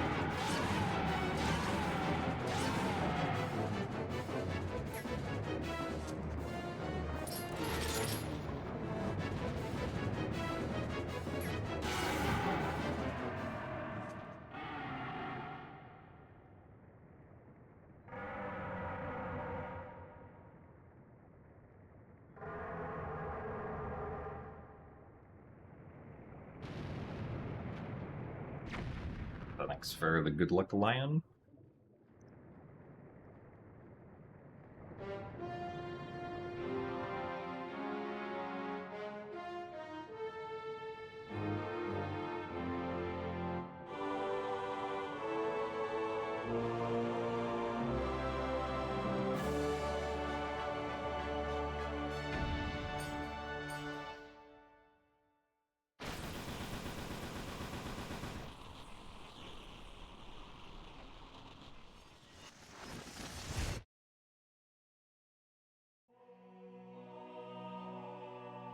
Think I'll ever stream any casual runs or just stick to speedruns.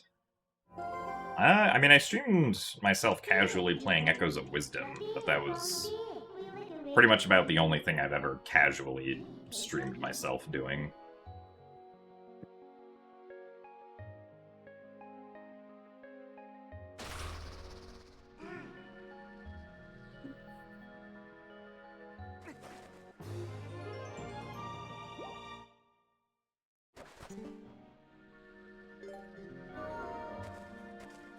Alright, well, sub 130 lake beds still, I guess.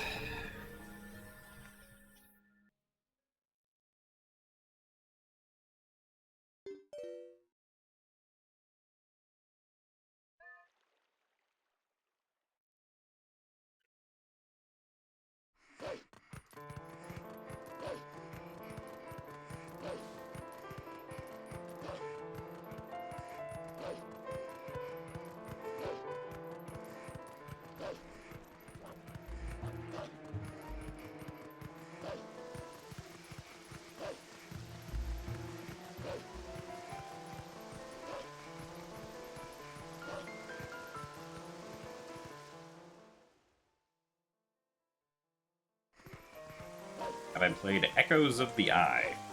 Ah, yes, I have played the Outer Wilds DLC Echoes of the Eye. It's very good. I did enjoy it a lot.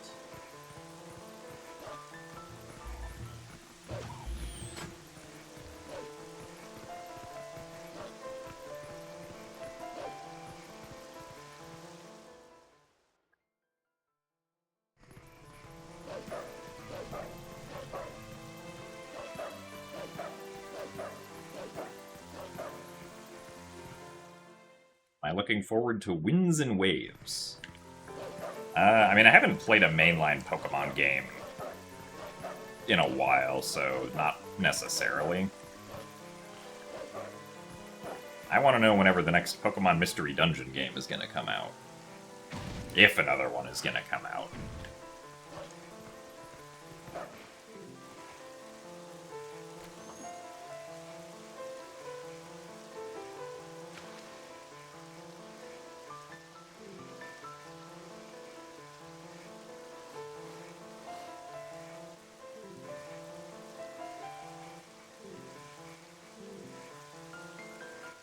But of course, I do hope that, Winds and Waves is good.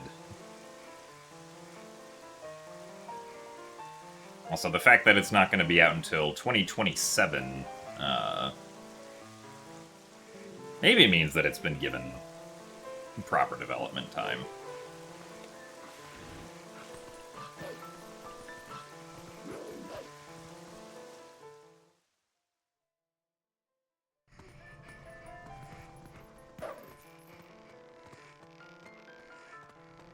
do Pokemon in general have a different attitude towards fan games than the rest of Nintendo? Well, so Nintendo doesn't develop the Pokemon games, right? Like, the Pokemon games are contracted out to Game Freak by the Pokemon Company, and then distributed on Nintendo systems, right?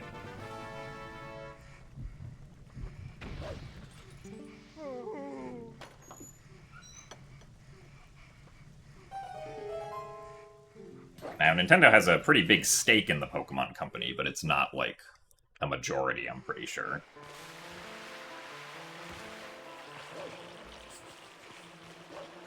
But in any case,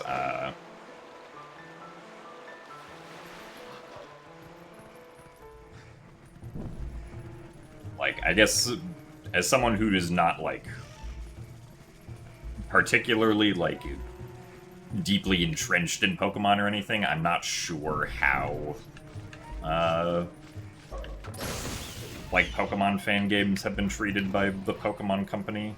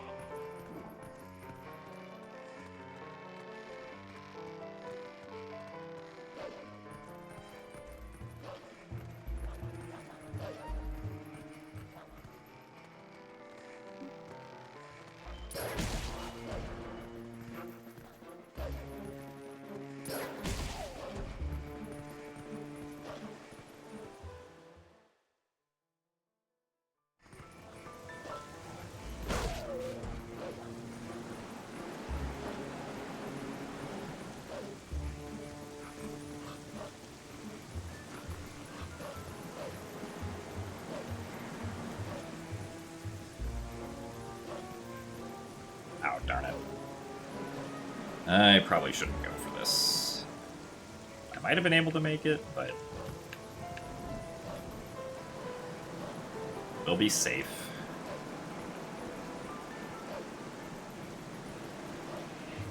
I didn't go for it because I didn't have... Or, like, I missed one of the dash cancels on the way over, which lost, like, a fraction of a second, but that fraction of a second is important when going for that cycle.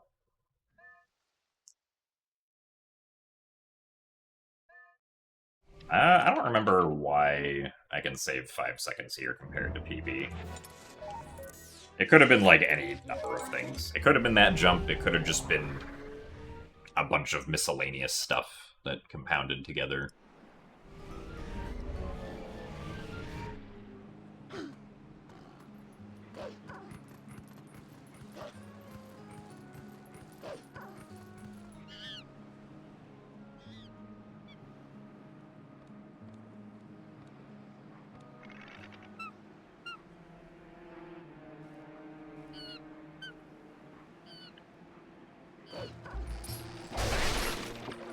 You could join the Discord server.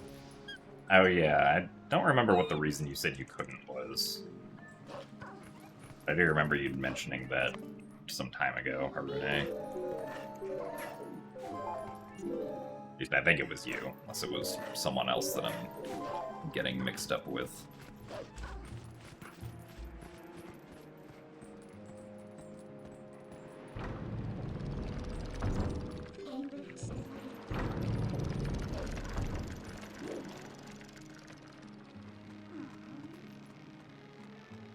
Right, okay, it just says unable to join.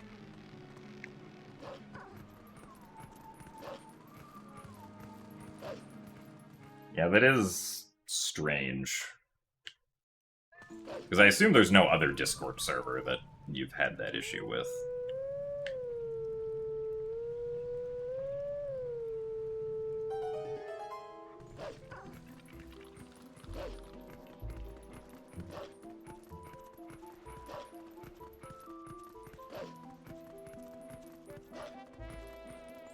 Yep, come on. I mean, I would imagine if the issue was too many servers, Discord would say that, instead of just saying unable to join. Because, like, unable to join is a very generic, like, error message. Whereas I feel like if you were in too many servers, Discord would be like, hey, sorry, you've reached your server limit, or something like that.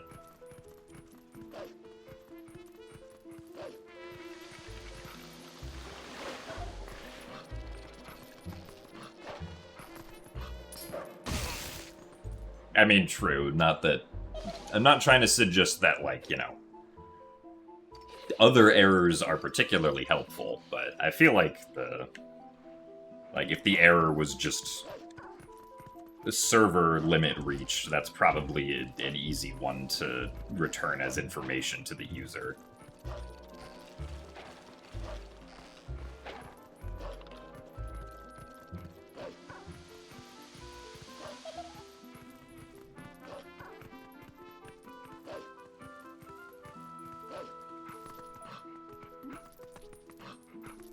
Yeah, I mean, I assume if you've, like, also gone over it with Joshi, you're not, like, somehow on the server's ban list or anything.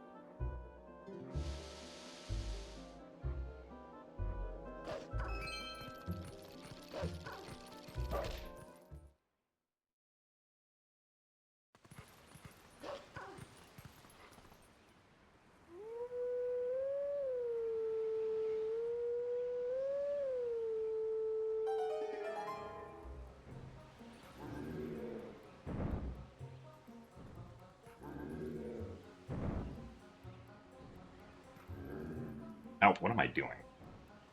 I may have screwed this up, because I was not paying attention.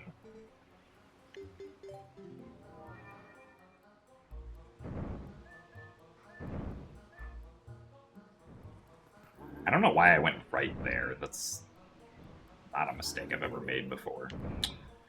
Well, that's a cool way to lose 30 seconds.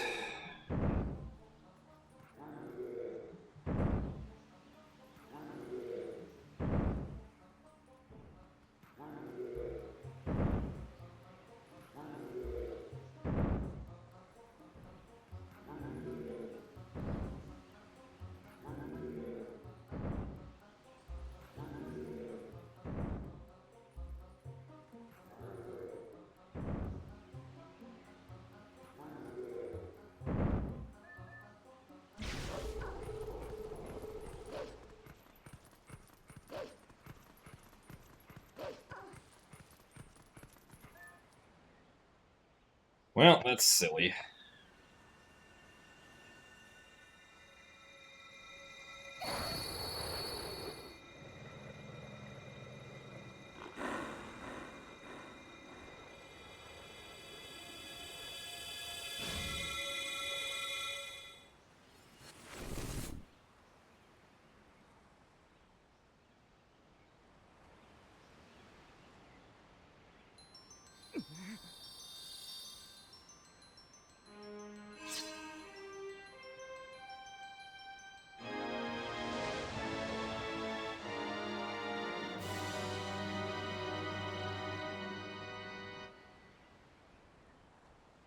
Thanks for the good luck, Denux. Thanks for the good luck as well, Soup.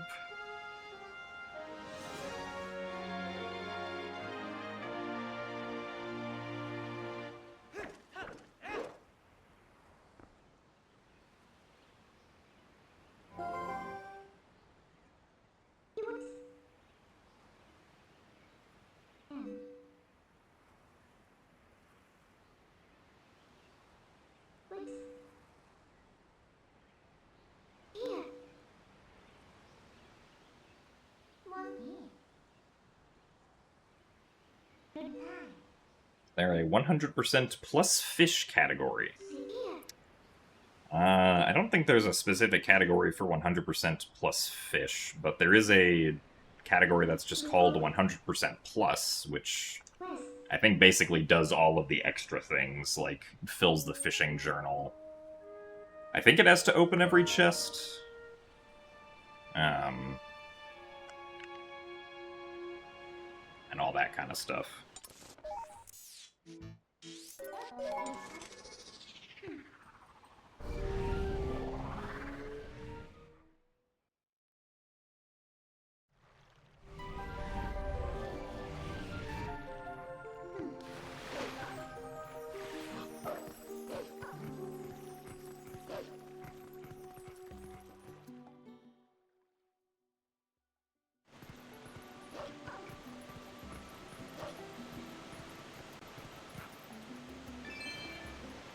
Darn it. I was trying to not get that text. Oh, and I jumped over. Oh well.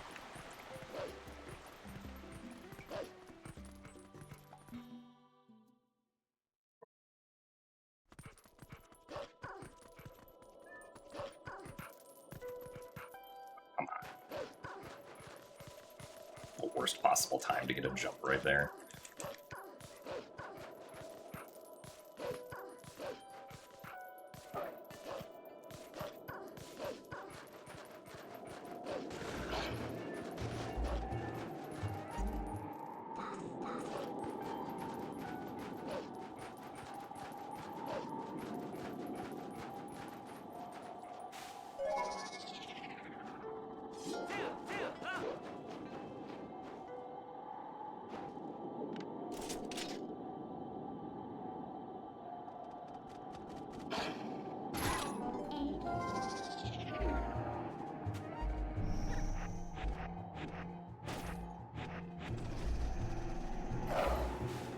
Okay, not too bad. Run gets to continue. Also, thank you very much, Fareka, for the 10 months of Prime.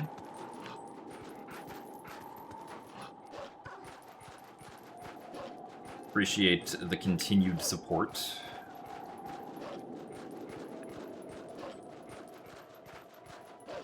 So thanks for the good luck, Phantom Herc.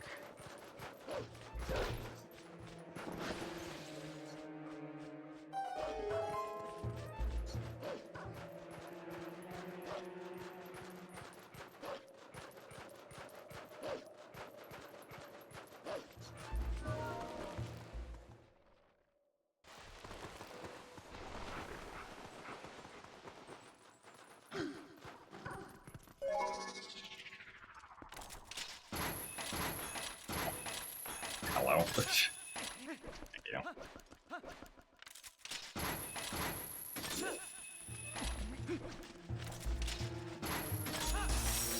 Really? Bro. Please get rid of the keys. I think, weirdly enough, the keys there was too close, and so the claw shot was getting, shot past it.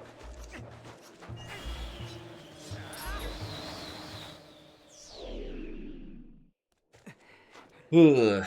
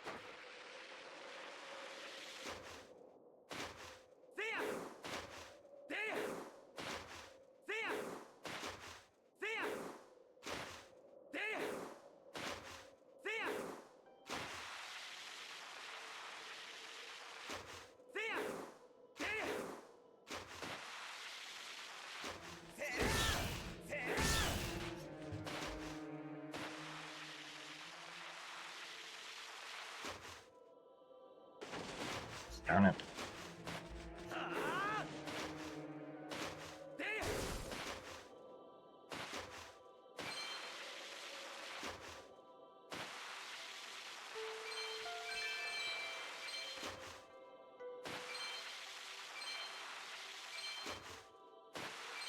Well, no treetop rupees for me.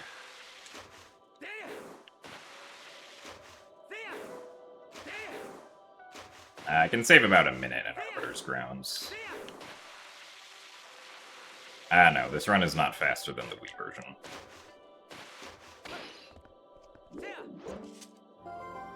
Way too far over.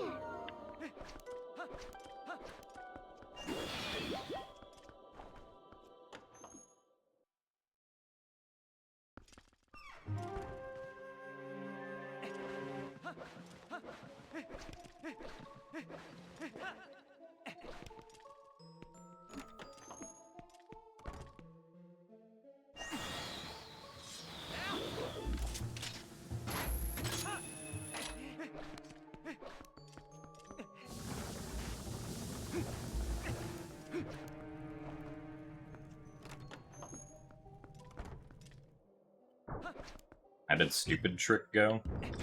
Early Snow Peak actually went pretty well.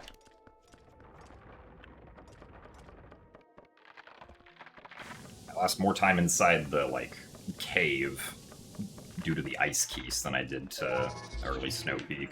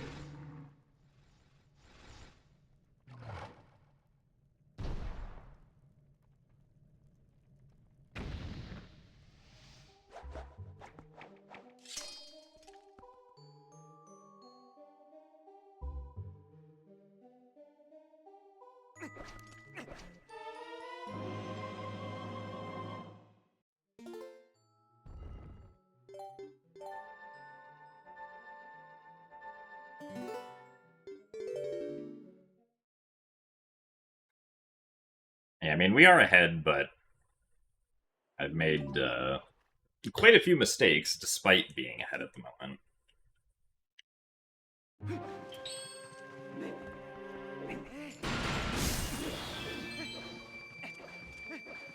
That's analog glitch.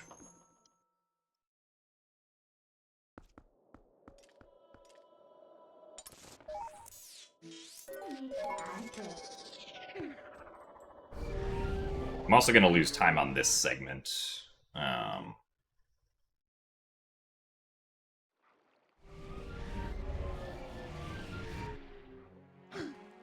Gonna get seen by the Bokoblins in the desert, most likely.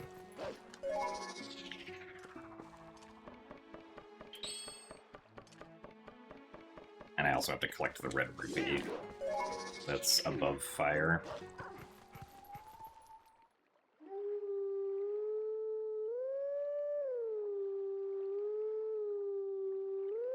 Also, it's true, we unfortunately do not get to look into the eyes of Yeto in this run. Truly a travesty.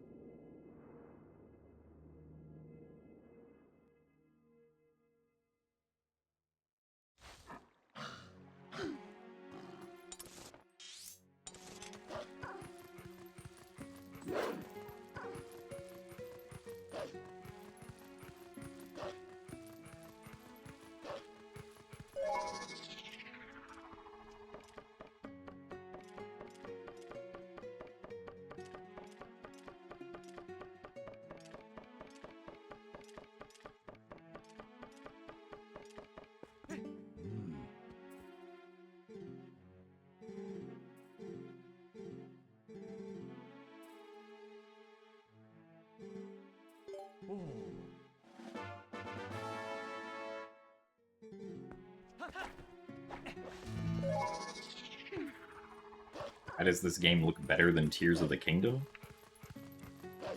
I mean, I guess in my opinion, I feel like Tears of the Kingdom looks better, but as far as, like,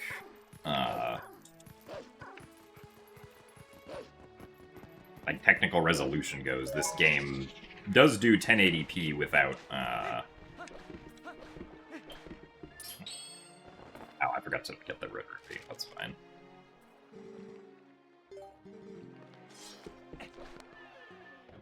This game was originally made for the GameCube, and is running on a console that is more powerful than the GameCube. With the same amount of polygons to render still. It does have higher resolution textures than it did on GameCube, though, but it's also, I guess Tears of the Kingdom on Switch 1 also runs at 30 FPS, same as this. But this is a significantly less demanding game to run than Tears of the Kingdom is.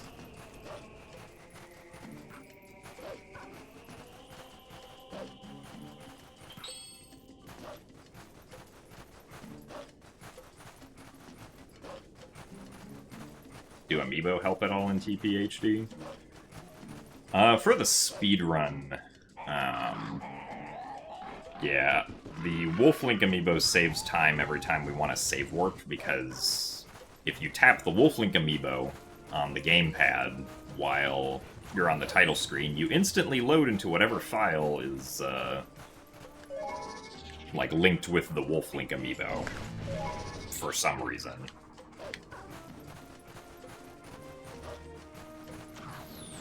Not sure why that's a feature, but saves about 3 seconds per save warp. Means we don't have to go through the file select screen.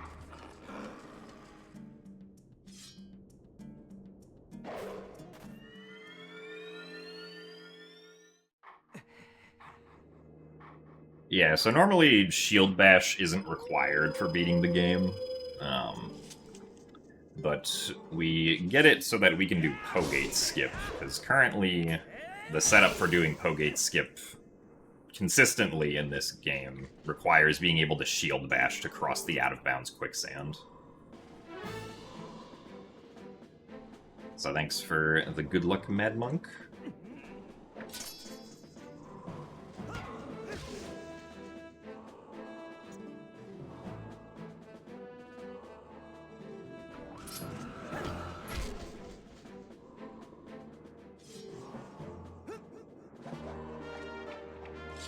Did I hear GameStop officially put out a statement labeling the Wii U, PS3, and Xbox 360 as retro consoles? I mean, I feel like that makes sense from a business perspective. Be like, hey, these consoles are old now.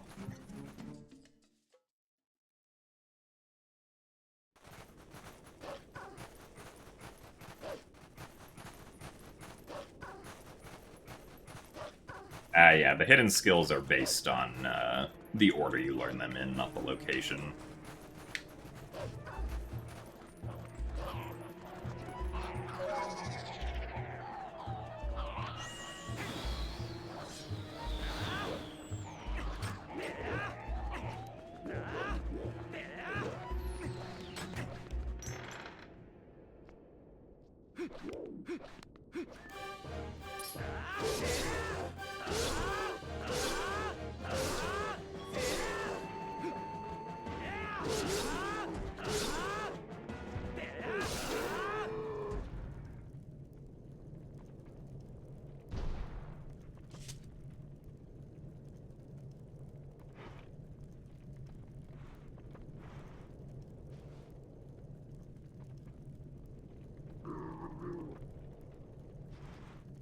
Oh yeah, like if shield attack was even if it was the third hidden skill, it probably wouldn't be worth it to go for Pogate Skip then, because then a really good Pogate Skip would only save about 20 seconds, which, for consistency's sake, would probably never be worth it for a speedrun.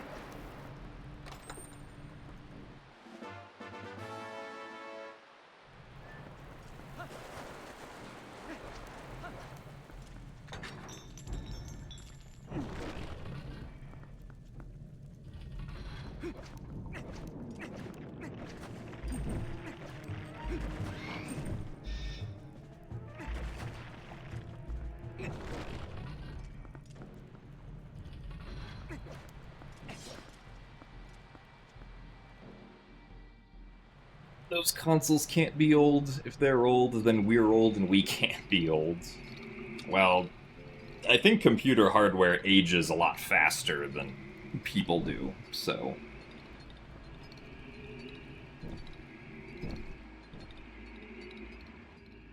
I mean, the Xbox 360 and PlayStation 3 came out like 20 years ago, so... Someone who was born when those consoles came out would be 20 now, and I don't think someone who is 20 is old.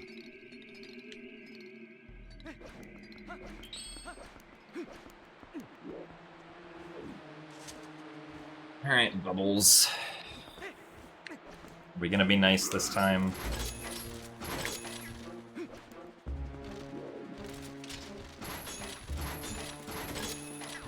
Okay, that's a good start.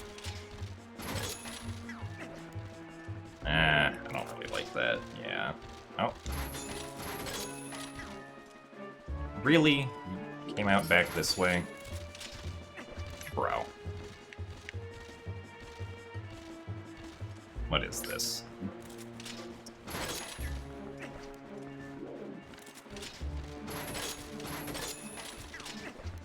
That was weird. Okay, that was kind of my fault for messing that up, actually. My guy, can you come back, please?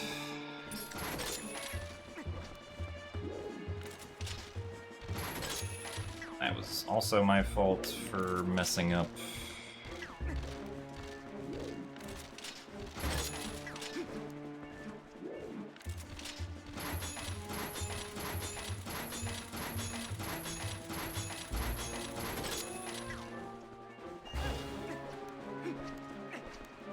Well...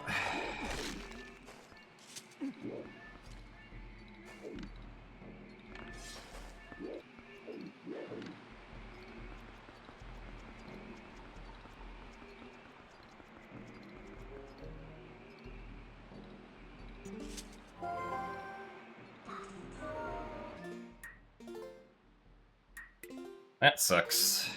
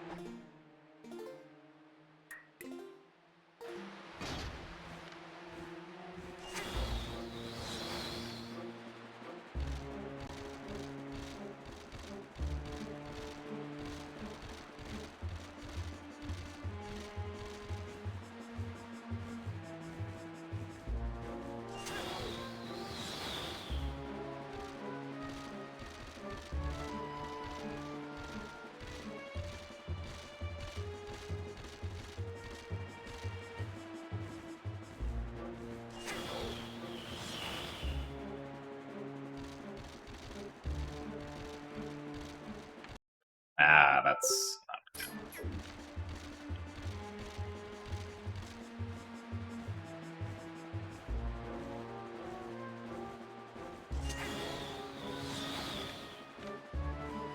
Ow, I only got one. I'll just throw it again.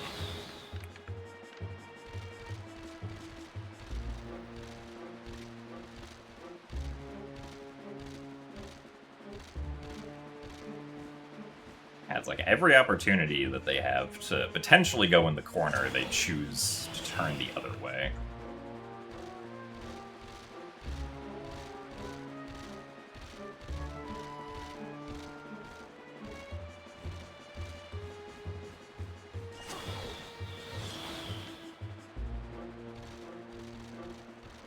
We just need one of the bubbles to get into the corner that I'm looking at right now that's straight ahead, but unfortunately, like that one almost went into the corner, but he went in there too late, and so we started flying again.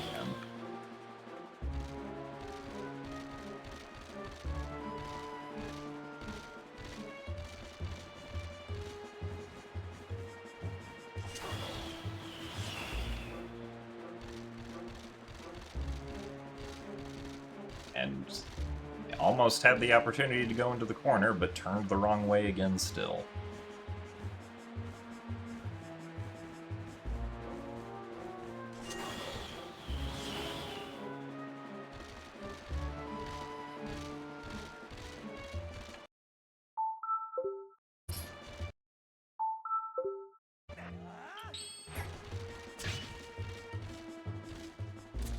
Alright, well. We only lost 3 minutes and 15 seconds that time. Yay!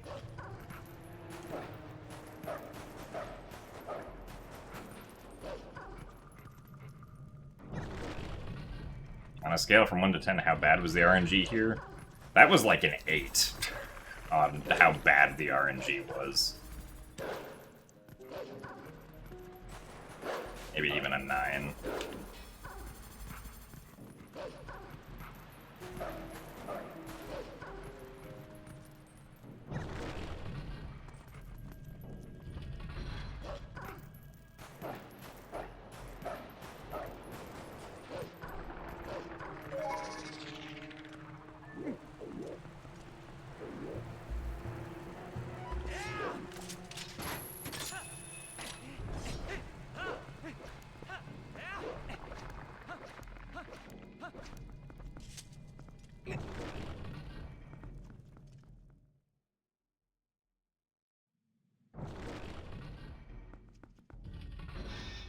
In theory, you could do it with one bubble, but like, you kind of want to take the time to clip both out of bounds, because ideally you clip both out of bounds pretty quickly, right? Like, you clip one out of bounds, then you clip the other one out of bounds only, like, less than 10 seconds later. And so then you have 2 bubbles to potentially work with for getting to that spot.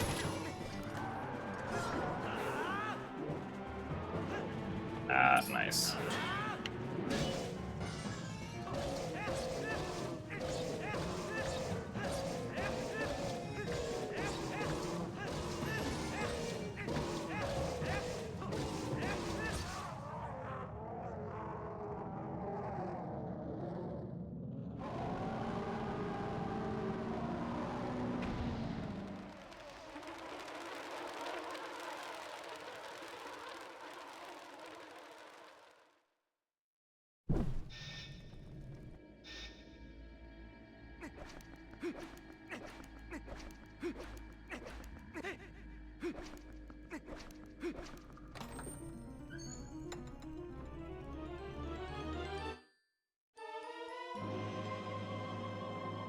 Well,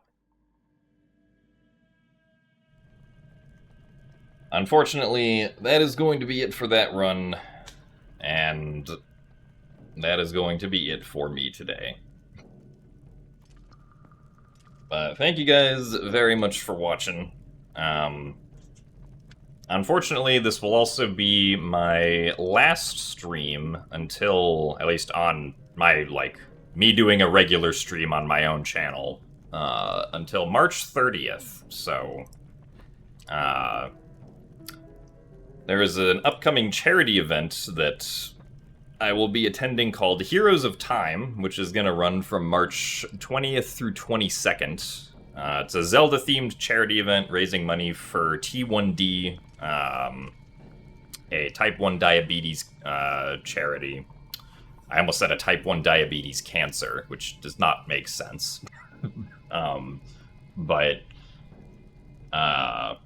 Yeah, so I think for the segments that I'm a part of, I might end up streaming those on my channel. We'll see when I get there what I'm feeling, but there won't be any normal streams of just me doing speedrun attempts for 2 weeks, so... yeah, you guys will have to watch VODs, I guess. Or just, you know, watch other streamers, so... yeah. I'll, of course, alert in the Discord also when my segments on Heroes of Time come up, so...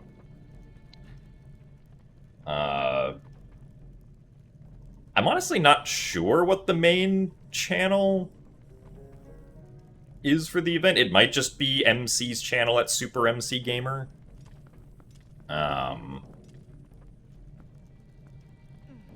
Because, yeah, that's a good question. It might be the Coliseum Live channel at twitch.tv/Coliseum Live, but in any case, yeah.